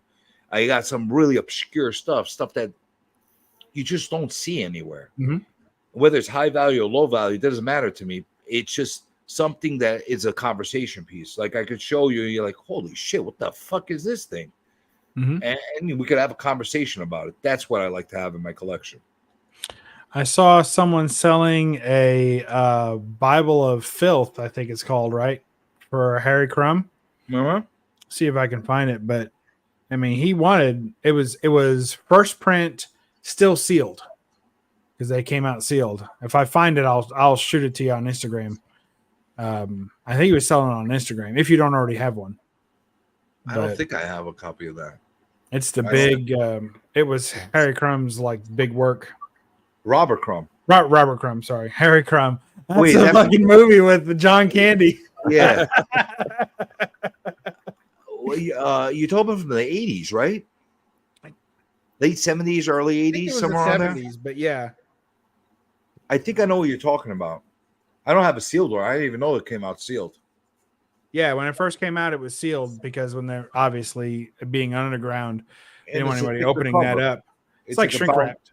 Yeah, but it's not like a regular comic book cover. No, it's a book. Yeah. Yeah. It's pretty cool though. Mm-hmm. Robert Crumb was a weird character. He was like fucking out there, you know, with stuff he was putting on there. The I don't know cat if he, stuff and all the bestiality stuff. yeah, I don't know if it was like a normal human being brain wise, but he did a lot of crazy shit. I collect a lot of Wally Wood, and he gets pretty out there too. Mm-hmm.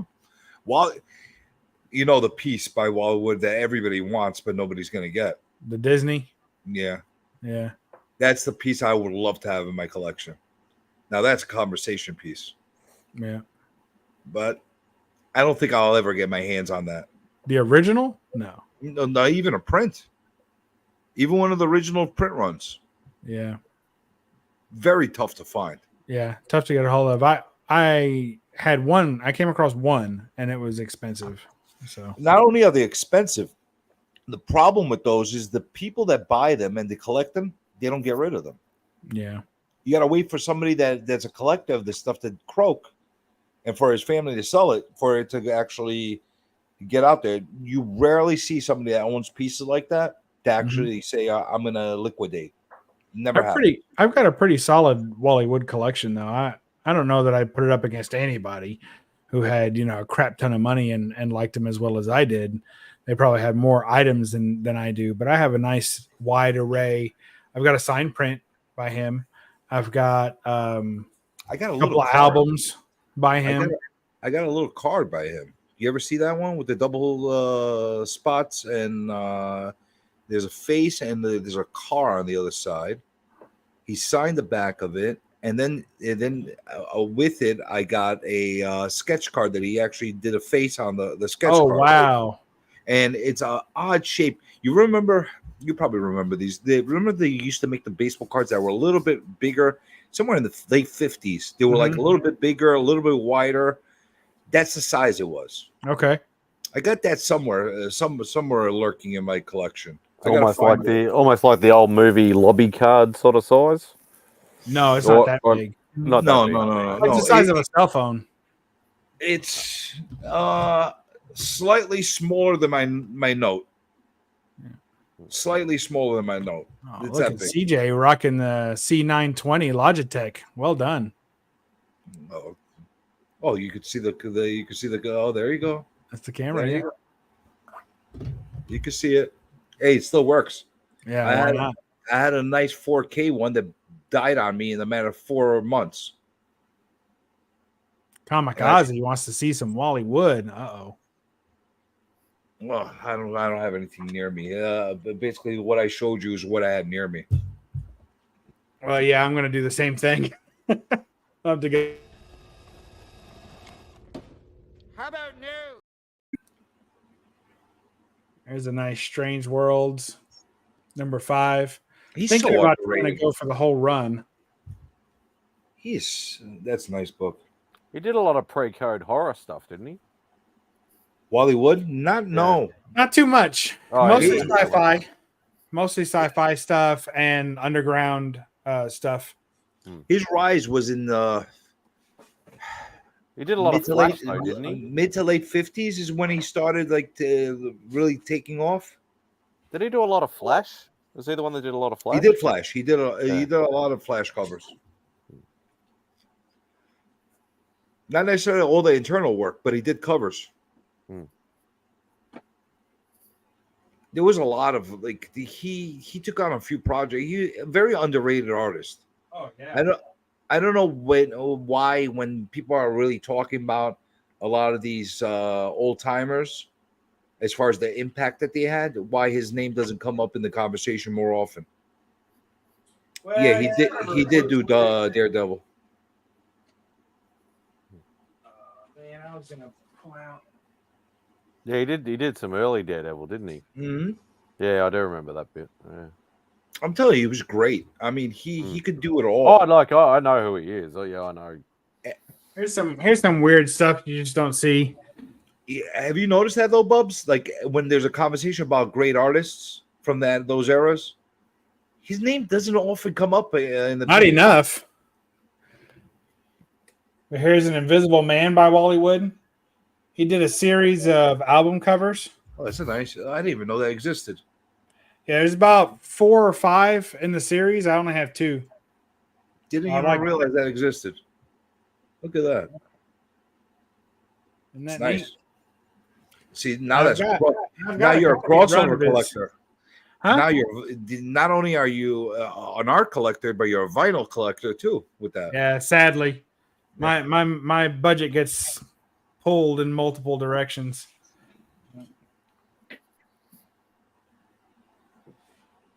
I won't let myself get caught up in that vinyl nightmare.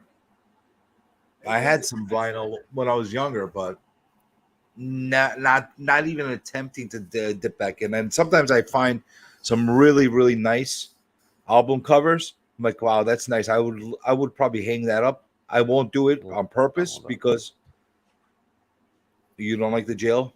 No, I hate the jail scene shit. Here's a neat one. Oh, that's badass. Oh, That's I nice. love that. War of the Worlds by Wally Wood. That's more of the stuff I'm used to seeing him do. Yeah. That stylization.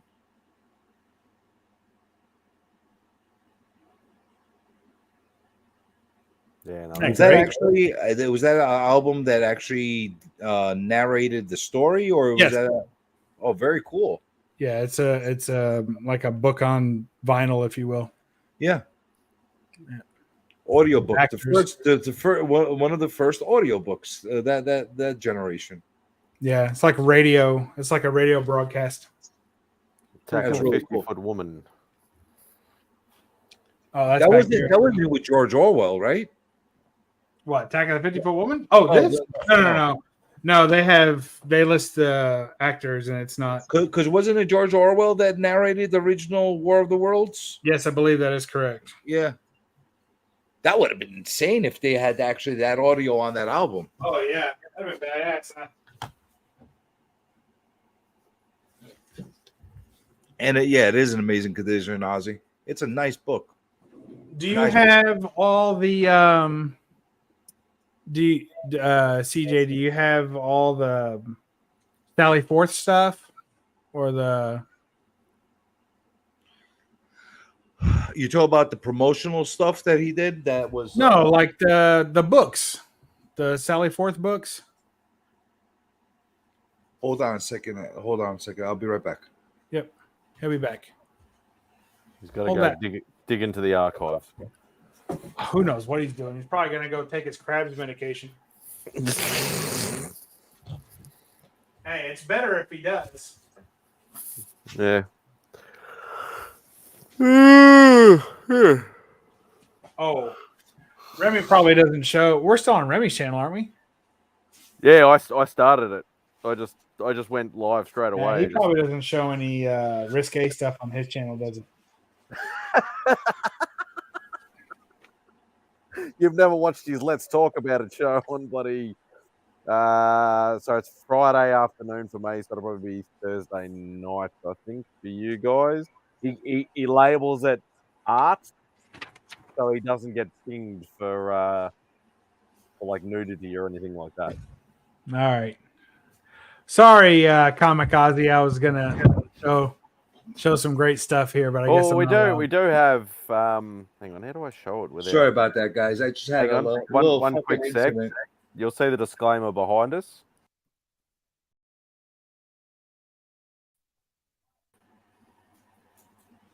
So you maybe just a quick flash. You should be all right. Well, I won't focus on the panels that are. Oh, I won't make so, you big. I'll just leave you normal there. So this is from 1974. This is some. So during the war, they sent over, comic strips, newspapers. There was a newspaper that was developed here, and they had a stateside edition. They had an overseas edition, and they would send over newspapers basically to the GIs. So this is a page out from the Overseas Weekly. This was a stateside edition, and it features because that's where Wally Wood's he started as an army. No, I'm getting that confused. I got confused with Bill Ward for a minute, but yeah.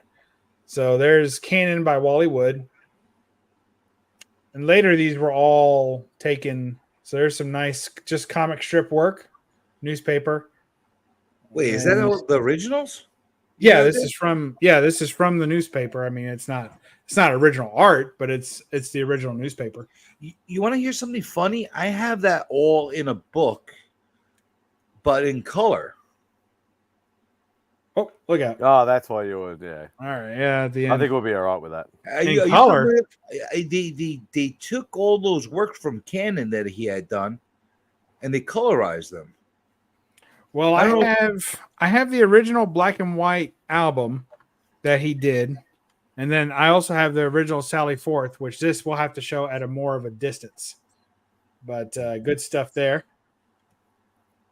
Very good stuff. Yeah. Oh, look, Kamikaze's collecting Weird Science covers. Me too. I'm trying to collect all those as well as the other one. Weird Science Fantasy, and then the Science Fantasy.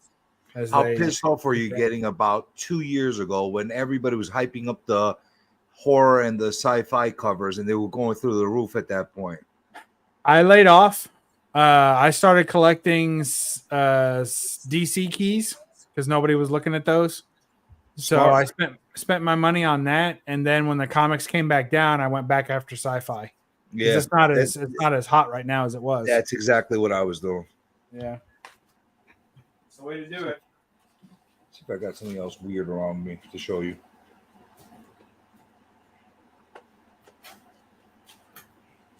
Let's see, Weird Science. I should have seen that. Weird Science. Kelly LeBrock. Weird. See, I don't have any of that good stuff around me right now. It's all stored away.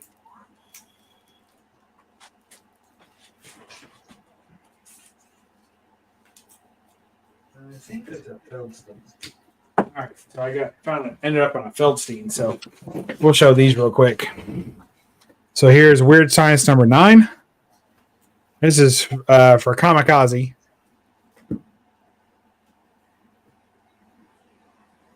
Oh, that's a very busy cover.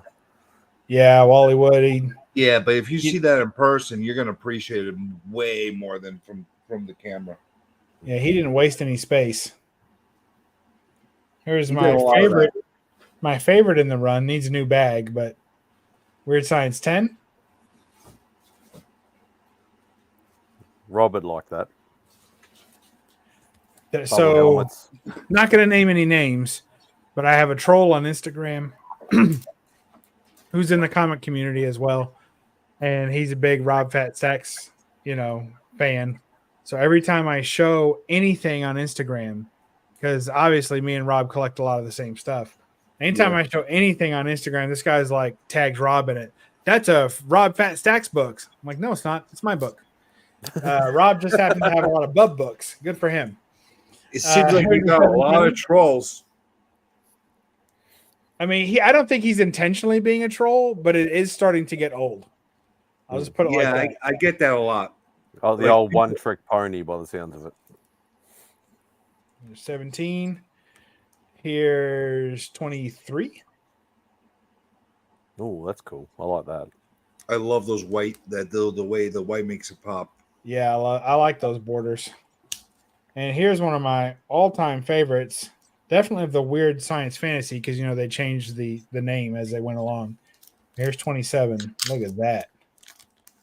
I love that. And he is your biggest troll too. Oh yeah, for Simon's sure. everybody's troll. Warts and all, man. That Simon, I tell you, he's Hey, a Trav. trolling bum. Look at that. I love it. So yeah. So that's my little Wally Wood Weird Science collection. Trying to collect all his covers in the run, but it doesn't. They don't come up very often affordably. So You want to see something that's a nice thing to collect, that's not breaking the bank, and you could get it in pretty high grade. yes, Try to find these things. here's a Matt Baker while I'm at it, just because people like Matt Baker. All right, go ahead. Oh yeah, Matt Baker is one of those artists that are one of the first that pop up. But you find some of these books, you got some of the best cover art you could find in these genres. oh yeah, And- painted. And like, I just had to verify who did this. Can you tell me, just by looking at it, who do you think did this? Maybe Morrow. I'll give you another guess. It's going to be something you don't expect. Stromberg. Don't expect. Stromberg or whatever his name is. Oh, No. Schomburg. Schomburg. Sorry. No, he didn't do this kind of stuff. Bernie Wrightson. I don't know. I don't know who. John Romita. Really? I just had to look inside the cover just to verify. I'm like, am I like double vision? John Romita did this. Maybe that's Peter Parker over there holding Gwen Stacy. Blew my mind. It That's says pretty awesome. So that's really and John a Romita. so that's a precursor to Doc Ock there, but it's just tentacles on his head instead of on his back. and it's funny because I prefer you see the tentacles on top- my back personally. You see the top, it says Curtis Comics. Yes. You know what Curtis Comics was, right? Nope. There was subsidiary of Marvel. Okay. I thought that was a Marvel mag. Mm-hmm. But like your average person that's looking through the magazines or the back issues of the magazines, they can see, what the fuck is this? Curtis Comics.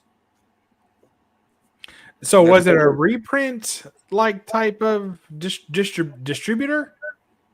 Like No, they basically, it was a black and white mag, kind of like how Savage sort of Conan was, that kind of stuff. Mhm.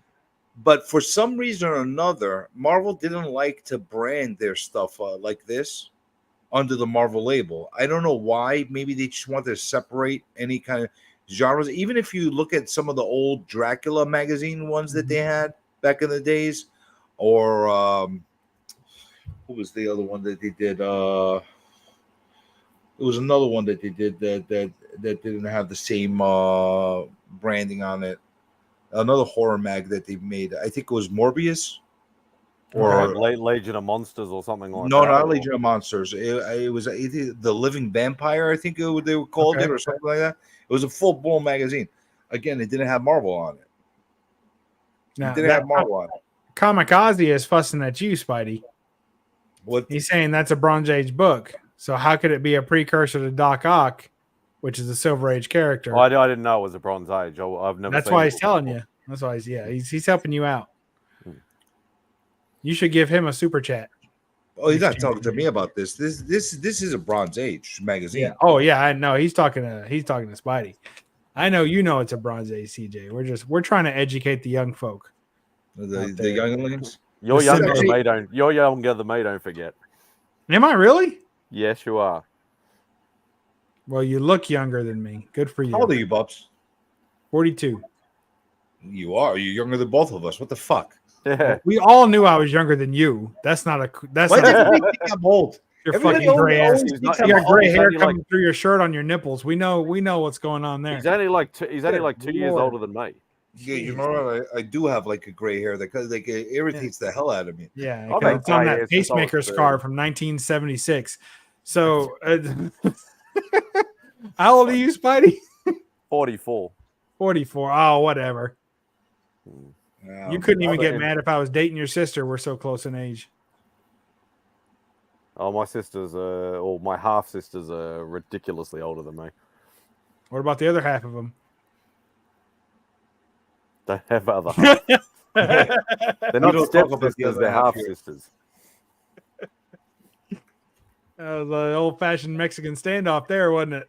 I guess so. Who's gonna No, crack first? I'm just looking at the clock going for almost 6.5 hours. My eyes are starting to get very heavy, and it's only like 5:30 in the afternoon.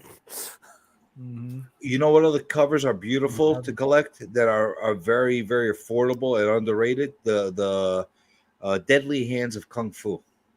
Shang-Chi. Same era. Beautiful, beautiful covers. Beautiful. Yeah, There's The some- comics some or that the have- magazines? There's a few that actually have Bruce Lee on there instead of I don't know how they pulled it off, putting Bruce Lee on there instead of Master Shang-Chi, and they even say this is the son of Bruce Lee, and meanwhile they draw Bruce Lee right on the cover. It's some great stuff, like really, really great stuff. Bruce Lee was everywhere for a hot minute. We're all young pups, according to Ozzy. So That's fine. So That's I'm fine. gonna give Every a little, old dog was a young pup once. That's true. That's true. And at my age, I take it as a compliment when someone says I'm young, kind of. As long as they find out I'm young and they're calling me young based on my age alone. And after saying, boy, you really act like you're young, I'm like, well, How am I that's supposed not to take? How am I supposed to take this? When people meet me, they're like, "I thought you were going to be a lot older than you look." I'm like, "What the fuck is that supposed to mean?" They don't understand how the city can age a man. Like, I think it's actually the percent in the comic world as well. I think if you're actually into like older stuff as well, you automatically think that you must have grown up with this or was brought true. into it at a young age, something like that. So if you collect golden age stuff, especially like they're like, he's been around for quite a while, like he's collected comics for 40 years, and it's like, no, he's only 38 or 40 or something like that. Just because you're a younger guy doesn't mean you can't collect old. Like I should be collecting Copper Age stuff and when not I went caring about to- anything before that. When I went down to Heroes Con, half the people expected me to be freaking 80-year-old and senile. I don't know what the hell everybody was expecting. I don't know. You looked exactly like I thought you would, and that's what I told everybody. I said I saw CJ, like his face and everything. They're like, really? I'm like, yeah. I said, you know how he sounds? I said, yes. He looks exactly like he sounds. Like it's exact. Like in my mind, you looked exactly like I had constructed you in my mind. So like an old Greg migrant straight off the boat with his bloody padofflers in his hand and the newspaper wrapped around his head. It's because you got the roots in New York and you know how things are over here. Yeah, when I heard the accent and the mannerisms and the cadence to your voice, I was like, I know what this guy looks like. It was perfect. It's absolutely perfect. All he needed to do was just go nah at you, and that was it. Yeah, it worked. Like, It does work. Poor Simon, calling him Metarog's 80, isn't he? Oh, You're getting on in age too, Simon. You're not that Come far on. behind. Let's not beat up on Roger. You know? Oh, you know what Simon says? You're only as old as the person you wake up with. Something like that. How's it go? That's not fair playing his car. That's definitely not fair in that one. What was Paulie Walnut's cousin of the all right. Wait, this guy, who's this guy? Never could figure it out. That's Jason. Oh, that's Jason. Oh shit. I don't. Doesn't he have a different name on IG? Or is it the same name? I don't know. I can't remember. I thought I he know. had a I know different- all the YouTube stuff is all never could figure it out. He's a channel member of a few. Hey, do you guys know what happened to Tricky Trapster? Did something bad happen to him or good happen to him? Or I think he cracked the shits and he just deleted all his content. But he's done that a few times though. Oh, okay. He's taking a little bit of pause. Well, I was gonna Yeah, put I up. I got a piece of art from him, a couple months ago, and I never did shout him out. I told him I got it and told him thanks and everything. But so I was gonna post it on Instagram today, and I was trying to tag him in it, and let's see if he made a commission for you. Yeah, he did a commission for me, and and I bought a piece from him as well at the same time. Let's see if your piece is better than my piece. I bought a piece from him as well. Well, how am I gonna know unless you pull out your piece and I I'll pull pull out my piece? All right, I'll pull out my piece if you pull out your piece. He changed his name to Sinister Shogun. All right. Are we gonna pull our pieces? Hold on, I find Sinister Shogun. All right, I'm gonna pull out my piece. I'll be right back. All right. Sinister So we're all Shogun. assuming it'll be gray and smell of salami, right? All right. What? If you're good. Sinister. Yeah, I'm good. Sinister what? Shogun? Yeah, I found him on IG. I mean, does it say formerly Tricky Trap? No, it doesn't. It literally just has an icon. It just says artist. But he's got almost. Oh, I'm already 3,000 following followers. him. Yeah, so Oh, he am I. just changed the name. He kept the account, but he changed the name. Yeah. Okay. Well, good. Now I can tag him and tell him thanks. His DMs are disabled and tags are off. There you go. So I can't tag him. Thanks, Katie. We got to figure it out. You could just try doing a hashtag or something. Just try to do hashtag Sinister Shogun or something. All And see right. if he might pop up. All right, before we show them off, I got a question. When you asked him to do it for you, did you give him specifics of what you wanted, or? I just told him a character because he did it for free, so I didn't want to be too demanding. I bought a piece from him. He didn't charge you, did he? Oh yeah, he charged me. Well, yeah, but I bought a piece from him. So I bought a piece from him, and he said from him. He said he would throw in a piece for free. He'd do a quick sketch for me, and he's being a butt. I'm trying to get. Well, I bought a piece from him, and he actually threw in a print. Right, that works. All right, that works. All right. All right, let's see your piece. I don't feel that bad. You So my shouldn't. instructions to him was I wanted. Oh, yeah, I've seen this before. Yeah. Lobo with space horse, and I told him try not to get too graphic because I wanted to put it eventually on my wall, and I got two little girls. So Makes this sense. is what I got. And are you not happy? I'm not putting it on my wall, but I like it. Is it just a little too graphic? A little too graphic, but it's a nice piece. I was really, really happy with it. Yeah, I think it was great. Freaking Lobo's my favorite character, so between him and the Hulk, that's So- pretty sweet. look, All right. he even added the worm for me. Oh yeah, You see the worm? it's like an Alaskan bullworm. Yeah. So we got a Namen cameo in there. But it smells better than the real thing. Wait, I want to see the other piece you got. Oh, It was just a print. Oh, you want to see the print? I'll show you the print. Oh, it's print. Right. Okay. Still, I bet it looks nice. All right, if you want to see it, I'll show it to you. Hold on. While one of us is still young. Oh, wow, one of us still young. I just lost the page that was on. Hold on. Fucking guy. Hold on. There we go. So my wife teases me every time I say that because I guess it's not a phrase you ever hear in Kentucky. But I'm always like, "Fucking guy." She's like, "Oh, nice." Batman who rafts. Batman through raps. That looks good. Whole bunch of laughing Robins all over the place too. Yeah, old Demon Robbins. Pretty good. I like it. I like it a lot. He's a talented dude. Oh yeah. So this is straight up, and I think I've shown it before, but this is the best Clayface that I've ever seen. So he posted it on his IG, and I said, I want that. Oh, I saw that one. That's great. That's great piece.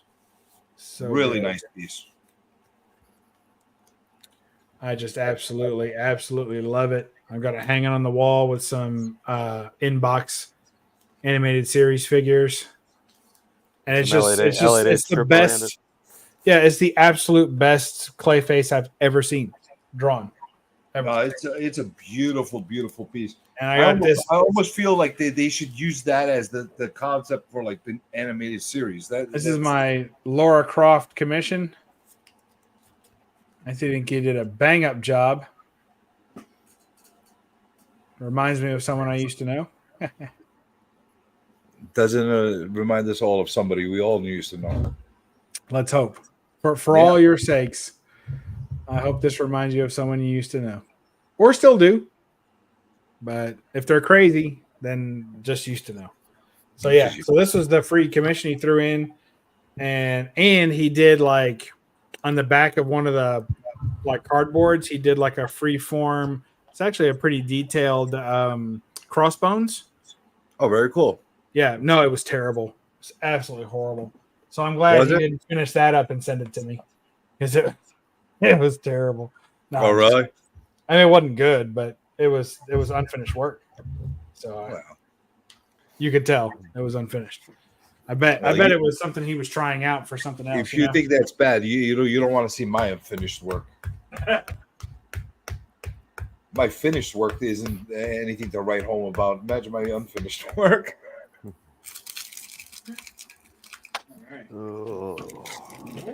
Tricky Traster. Sinister Shogun, I mean, I'm sorry. You'll always be tricky to me. Yeah, I'm sure. I'll call him Houdini since he likes disappearing. Like I got introduced to him when Carvey was doing his, the art hour thing. Yeah. That's when I got introduced to him. So. But hopefully he comes back. He starts drawing more, and we get to see him more often. Yeah, I mean, such a talented artist. And everybody says there's tons of talented artists in the community. That's true. But what I generally see is a lot of the artists in the community, and I don't mean necessarily YouTube, but even on Instagram or whatever, there's tons of artists. And I find that some of their work is okay. Like, it's kind of like Peach Momoko. To me, that's like an Instagram level artist generally, where she'll put out 20 covers and one of them looks good. And for some of these artists, they'll put out 20 pieces or commissions, and I'll like one of them. So if I'm going to drop, because they're never cheap, so if I'm going to drop money for a commission and I don't want to be one of the 19 that got a crappy one, So I kind of look for someone that's just putting out solid work. Like everything they put on, whether it's necessarily for me or not, might be something else, but I can see the talent in every piece they do. And I felt like he's got that for my taste, Everything he does looks good. Art is subjective. Yeah, we have to look at that. Everybody's got different styles, different looks. As far as Peach Momoko, I think everybody knows that I'm not the biggest fan of hers. As far as I didn't know that, but I mean, I find you a man of taste and distinction, so it does not surprise me that you're not a big Momoko fan. But I will not take away from her talent. She is talented. Yeah, sure. And I feel that it's the biggest problem she has. She regurgitates too much of the same product. And she also takes on too much and can't focus and put enough work, the right work into her. Because if you notice the detailed work that she does, the stuff that you could tell she put more time and effort into, is actually pretty solid. Yeah. She actually has 3 different styles. She actually has like what most people see on her covers now, which is that sort of washy sort of watercolor anime watercolor sort of style. She has a very actual traditional style. So if you actually have a look at some of her like when before everybody knew her, she was doing more of a traditional style, and it actually was really nice. And I've seen some commissions that have been done for people that were in a traditional style. Actually looks really good. And then she sort of got that in-between sort of style that can be a bit of a mixture of both, which could be, very hit and miss. So, but her traditional style stuff is actually really good. I've seen some pieces where I didn't even realize it was her work. That's probably the traditional style. Which is not a good sign for an artist. You want to be able to at least pick up on certain traits of their artwork to be able to tell that it's their artwork. So I like people that, even if they're not the most polished artists, that have a distinct style to them, to their artwork. That you could tell that's their, like we were just talking about Wally Wood. You could tell that's a Wally Wood art piece. And I think you that's could- why she's doing the style that she's doing now, is because she's most recognized for that style. Which I think she's picking the wrong style. Yeah. It feels incomplete, that style, at least But to me. there has been Probably quite a lot faster. of It's probably the artists. fastest of the three styles. Yeah, And definitely. that's why she can get it done. Yeah. Yeah, well, But if you're doing 30 freaking covers a month, Yeah, and I get mean, close. she's getting paid for each of them, no matter how they turn out. So There's been you know. a few artists, or recognizable artists, that have What do you- changed styles over the years too. what do you think of that new stage of Frank Miller's career right now as an artist? Oh, it looks horrible.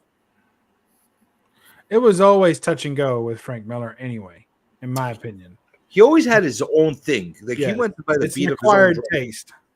He does.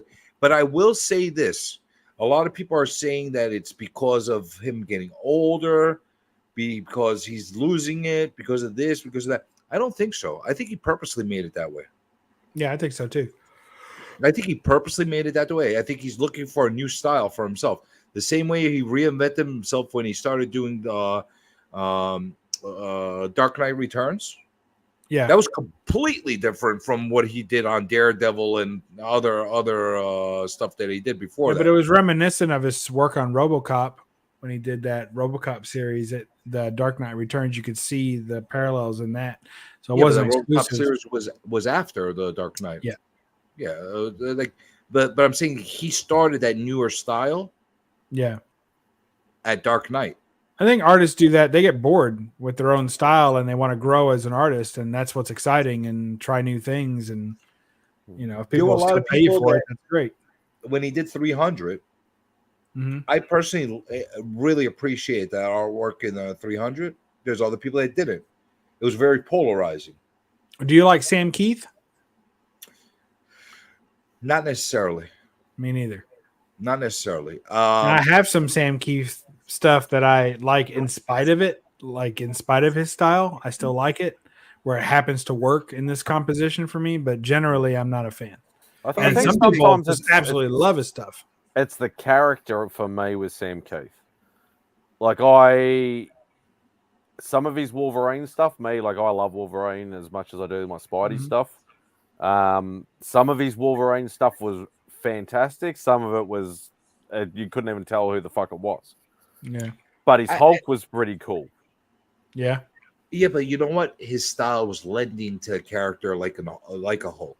Yeah. Ugly and hulking. Perfect. It's perfect. I don't appreciate turning every single character that he does apish.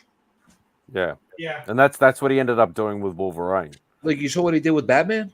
Have you ever seen him do Batman? I might have, but not that it comes to mind. If you ever get to see some of the work he's done on Batman, it does not look right. It doesn't. I mean, that's his distinct style. Was it him that did the Bane stuff? No. Vengeance That was of Bane? Kelly. That was Kelly. Oh, was that Kelly Jones? Kelly Jones. So Kelly Jones did the fucking vampires, didn't he? He had a whole different other style to him, and I wasn't really a big fan of that either, because like in certain genres and certain styles, certain characters, it works out well, but it doesn't work. It's not one size fits all, in my personal opinion. And that's the thing. Regardless of my Marvel DC crap, I actually like Kelly Jones as an artist in general, but not necessarily the way he made Batman look. Like I really, really believe I like Sam Keith when he's doing original art. When he's doing his own art style, when he's doing his own characters, when he's not taking already established humans. Oh, like when he does the Max. Yeah, Max is awesome. Max worked out well because we never seen that character Max drawn any differently. So now he's forever looking that way for us. And that's how he was identified. But when you take a character like a Batman, or you take a character like Wolverine, or not necessarily the Hulk, he could play with. Words. He had the flat top going. It looked kind of like Kirby Hulk. I kind of like what he did on that one cover of Wizard magazine with the Hulk. Remember he did a Wizard magazine with the Hulk? It worked out really well. Vaguely, yeah. But he did a Wolverine versus the Hulk too, where he did a lot of Hulk work in that. that's true. But his style was really lending to original art, his own characters, stuff that you haven't been established by anybody else, and you don't have any preconceived notions. When you're used to seeing a character that's always standing upright and has perfect posture, And they're like this, and you make them apish, it doesn't work. It doesn't work. I mean, unless you're doing a parody cover, like almost like what at one point Scotty Young was doing. Oh yeah. That's a different story. If you're doing a gimmick cover like that, it's a different story. But if they're using that as the A cover for every single book of a certain run, like Marvel Comics Presents, I hated what he did with Ghost Rider. Yeah, Ghost Rider looked weird. He looked comical. Ghost Rider is supposed to be a menacing looking character, not with big I meant boobs. by the Wolverine transformation, because the early Presents stuff with Wolverine was good. Then it naturally progressed, and he came more and more apish as you. Yeah, and by the time it starts tailing off after the Venom portion, where he does Venom and Wolverine, then after that it starts getting pretty crappy. Venom was hit or miss with me as far as how he did Venom. I liked certain times where I saw his Venom, but again, it's a character that you could pull off, making him apish looking because he's like a monster. He morphs. Yeah. And even the Wolverine, there were certain times and instances where he really pulled it off well. But I think those were less than more as far as like where I said, wow, this is a really good looking piece. He did do one thing that he revolutionized the way certain artists started doing it. You said Venom too many times. No. And that was when he had the tattered clothes and he had the like little like curly strings that would come out at the end of it. Yeah. You remember that stylization that he had? I like that component of his art that I never saw other people really do before that. And I saw a lot of people mimic after that. So there was something to that as far as a trend in art styles. Old man Kamikaze asked for some Frazetta, so I just went through my mag box real quick just so I could pull this out. Now that's Frazetta. There you go. We'll put a little glare on there so nobody gets in trouble. Oh, don't worry about it. Remy's not here. And then is this still Remy's channel? I think so for now. I picked this one up, and this is oh shit, that's not even a look at that. I pulled out a Wrightson. Anybody want to see a Wrightson? While we're at it? You got it, show it. All right. There's Bernie Wrightson's first work in comics. Did you pick up his Monsters book? Which one? Monsters. You know, the one that took him like 20-something years to think, and they put it in a hardcover? It's a Frankenstein book, isn't it? It only came out. It actually came out, I think, last year or the year before. I haven't got it. Did you get one? Mark from Big City Comics actually gifted me one for my birthday. Oh wow, that's cool. Oh, sorry, I missed your birthday also. No, it was back in March. So Australians have birthdays? Just once a year. Yeah, it's only once a year. I was under the understanding that you guys just hatched. Does it work like that? We're born in a pouch. We don't come out of eggs. Oh, you come out of the pouch. All right. We've got a country full of marsupials, so. All right, that makes more sense. That makes a lot more sense. Ozzy liked those covers. Good. Ozzy knows his shit. I don't know. Yeah, he's rattling off stuff in the comments there. I don't know if people realize how well versed he is in this collectible hobby genre, whatever you want to call it, that we're in. This guy knows a lot of shit. Like sometimes he surprises the shit at me with the stuff he knows, and a lot of times he'll tell me stuff that I don't know. I'll throw some more mags up here. First off, you got an endorsement from Ozzy on the covers you already showed. Thank you. So you don't want to see any more? I'm sure he wants to see more. All right, we'll show him some more. All right, first one is Spaceman. Make it 19 big. That's all right. Hang on. I'm trying to look at something else. Trying to find something else at the same time. First one is Spaceman 1965 yearbook. This is a Wally Wood cover. That's Kind of cool giving cover. off Hugh Hefner vibes. That's a cool cover. The girl's got his space stuff all kicked off and all these little, we assume, alien babes checking him out. Here is Baseball Thrills in 3D by the great LB Cole. Nice 3D cover there. Well, not 3D book, but not the cover. Here's another LB Cole with Dread of Night. That. Are you familiar with a lot of LB Cole's work? Yeah. All right. So I've asked a couple people that are familiar with older stuff, and they're like not really like knowledgeable about this. I didn't say I was knowledgeable. You said familiar. I've got this one book that he did. It's called Horses. Yes. And there's no information on this book. What I'm struggling to find a lot. Yeah, I'm aware of that book. Do you know like if there's any history of why the hell he did that book or anything like that? Like Dave Stevens. I don't know why he did it. That's beautiful. But yes, I'm aware of Oh, nurse. that book. Some nice Dave Stevens work there. And we'll finish it off with some Milo Manera. Some heavy metal. Yeah, he knows how to push the boundaries. Who was your favorite heavy metal cover artist? Ah, there it is. So I don't know. I'm trying to remember how many people are in there, but for me, I'm not a big Milo Manera fan at all. So I would say probably didn't Frazetta do some heavy metal? Yeah, he did some. Yep. And so I like those generally. I'm not a huge heavy metal fan. So I picked this one up because it's one of the few Maneras I actually like. I only have like 4 Milo Manera covers that I even like. I bet you have the Spider Woman one. I do. With the ass? Yeah. Oh, and sorry, it was Barry Windsor Smith, not Bernie Wright's in the Monsters book. Okay.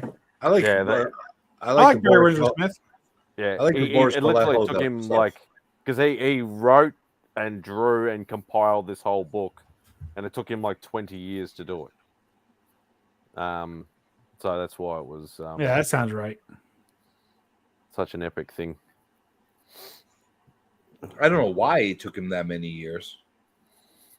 He was probably just doing it in between all the other projects. Of Monsters, 20 years of Monsters. It's actually a whole story. Like the book is literally a big thick. Oh, cool! I would check that out. But Boris Vallejo, I think, did the best covers for that. And a lot of the sci-fi, horror, fantasy covers I'll give out you there. a quick Schomburg mag cover. With That's one you don't see often. No, you sure don't. He didn't do very many magazine covers. No. There you go. And you also didn't get that many covers of just like an airplane or something like that out of him. There's usually more dynamic stuff happening in his covers. Yep. So that's a nice, simple cover by him. And I will show one more little piece of history. So this is. Where'd I go? Hold on, I pulled the wrong book. Party Foul.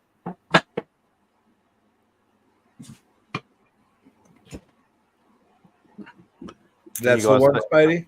Yeah, that's the book I was telling you about. You know, I think I was watching probably about a year or two ago the interview about this. Oh, 35 years in the making, sorry. Oh my gosh. The most anticipated graphic novel in recent history. It would have to be. I vaguely remember seeing some kind of like podcast or interview or something like that talking about that.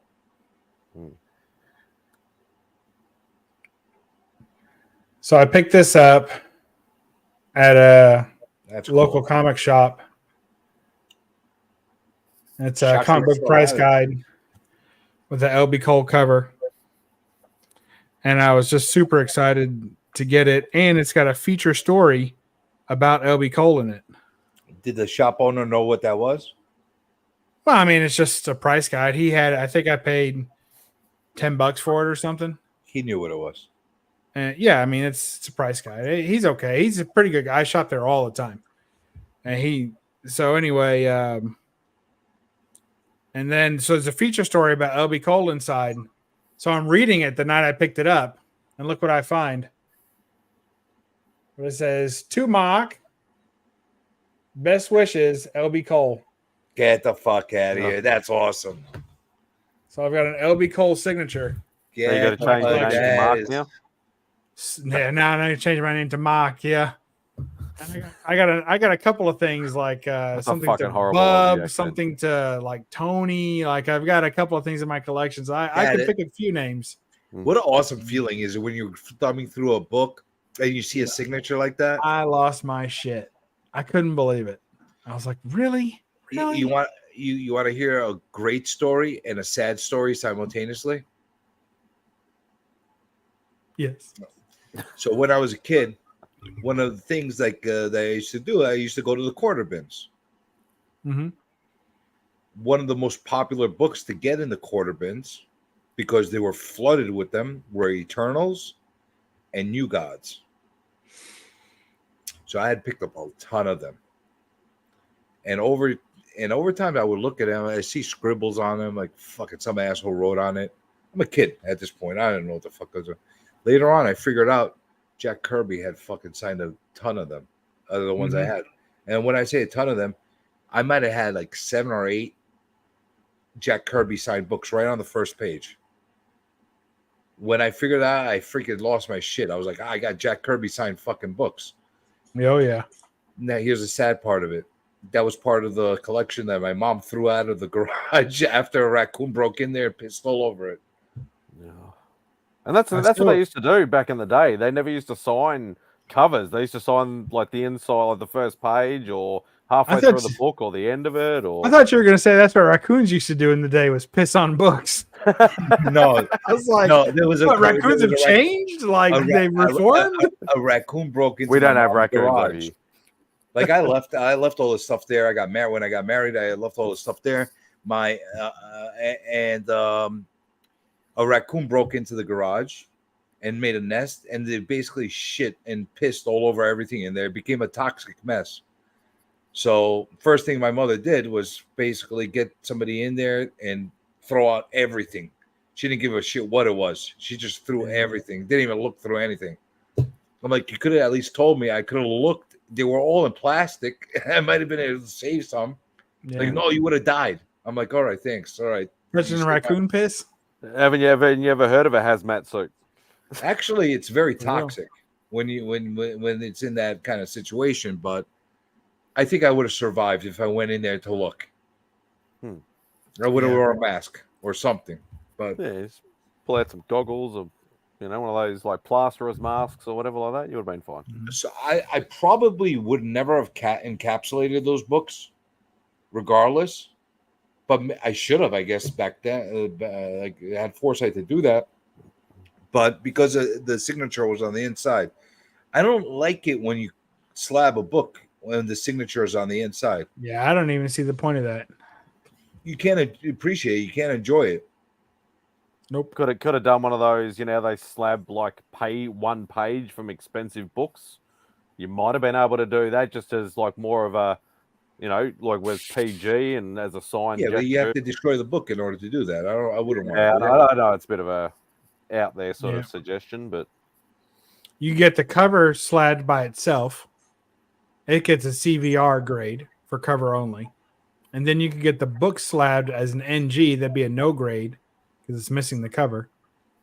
And you could put those side by side. You could hang them on the wall with some command strips. There you go. Boom. There you go. And you got the whole book. Solution. That's what we do here.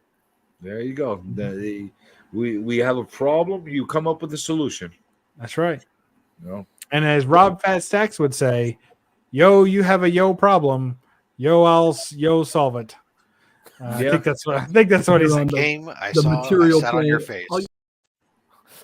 But you're not a big guy in slabbing books if the signature's on the inside. I don't. No, I've got a few Claremont signatures and stuff on the inside of some X-Men books, and I'm not going to get those slabbed. It doesn't make sense. Like no, and that was a real issue for me. I was trying to collect, a great Dave Stevens signature, and he almost exclusively signed on the inside of books. So there were all these signatures available that you could buy a book with his signature in it, and it'd be slabbed with like a pink label back then from CBCS. And it'd be like a pink label or red, I guess, label slabbed from CBCS inside signed by Dave Stevens. I'm like, I want to see that signature. Like, I'm sorry. I'm not buying that book. Now, do you have a picture of that signature before you slabbed it? Maybe I believe that, but I want to see the inside of that. And I was going to end up cracking. You just said something that is a smart idea. Let's say CBCS decided one day, you know what? There's signatures inside books. Instead of just slabbing it traditionally, we're going to take a picture of that signature that's in the book and we're going to put it right on the fucking label. Yeah, I like it. So now you have the book encapsulated, plus you have a little image on the book showing where the signature was. And it'll say page 1 signed. With like maybe with a QR code that you could blow up and actually see it instead of trying to look at it like this small. And you'll get your book back in 38 months. When they're done making that custom slab for you, that one-off that they're going to make for you. Listen, they'll charge you through the nose to do that. Don't get me wrong. But I think anybody with a signed book that has that signature in there would be out of their minds if they didn't want to have that done. Yeah, I agree. If I send a book in, it's going to cost me to verify and whatever the case. It's like $50 anyway, right? To go through that process, slab it and verify it. They say, listen, you want it with the digital image? You want all that stuff in there? $100. Yeah. How many of us are going to hesitate if you have a really cool signature inside a book to do that? There's a high value book. You're not. I want to take an X-Men facsimile and leave it in the sun to get it all tan and set it in for a no grade and want everyone squint and pause. That's a good idea. There you go. Oh, yeah. All right, guys. I was going to say I need to end this because 7 hours. I'm I think falling we asleep. need to call it. Well, I wasn't on here for 7 hours. Me neither. No, but I was. So yes, you were. Look at you. So thank you to everybody who jumped in on behalf of obviously Remy. And how much is Remy paying you? Nothing. I'm doing this because he's a good mate. Oh my god!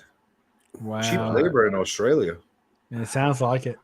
Yeah. Hey Raul, what's going on? Everybody, now our land turns up. I gotta hire you. Yeah. But yeah, thank you to everybody who's been in the chat, been on the panel, do all the usual sort of stuff. I'll do the usual Remy thing and find his ending stuff if I can. Closing time to roll to Chili's and chow down with my fucking boys. Night, you cock slamming fools.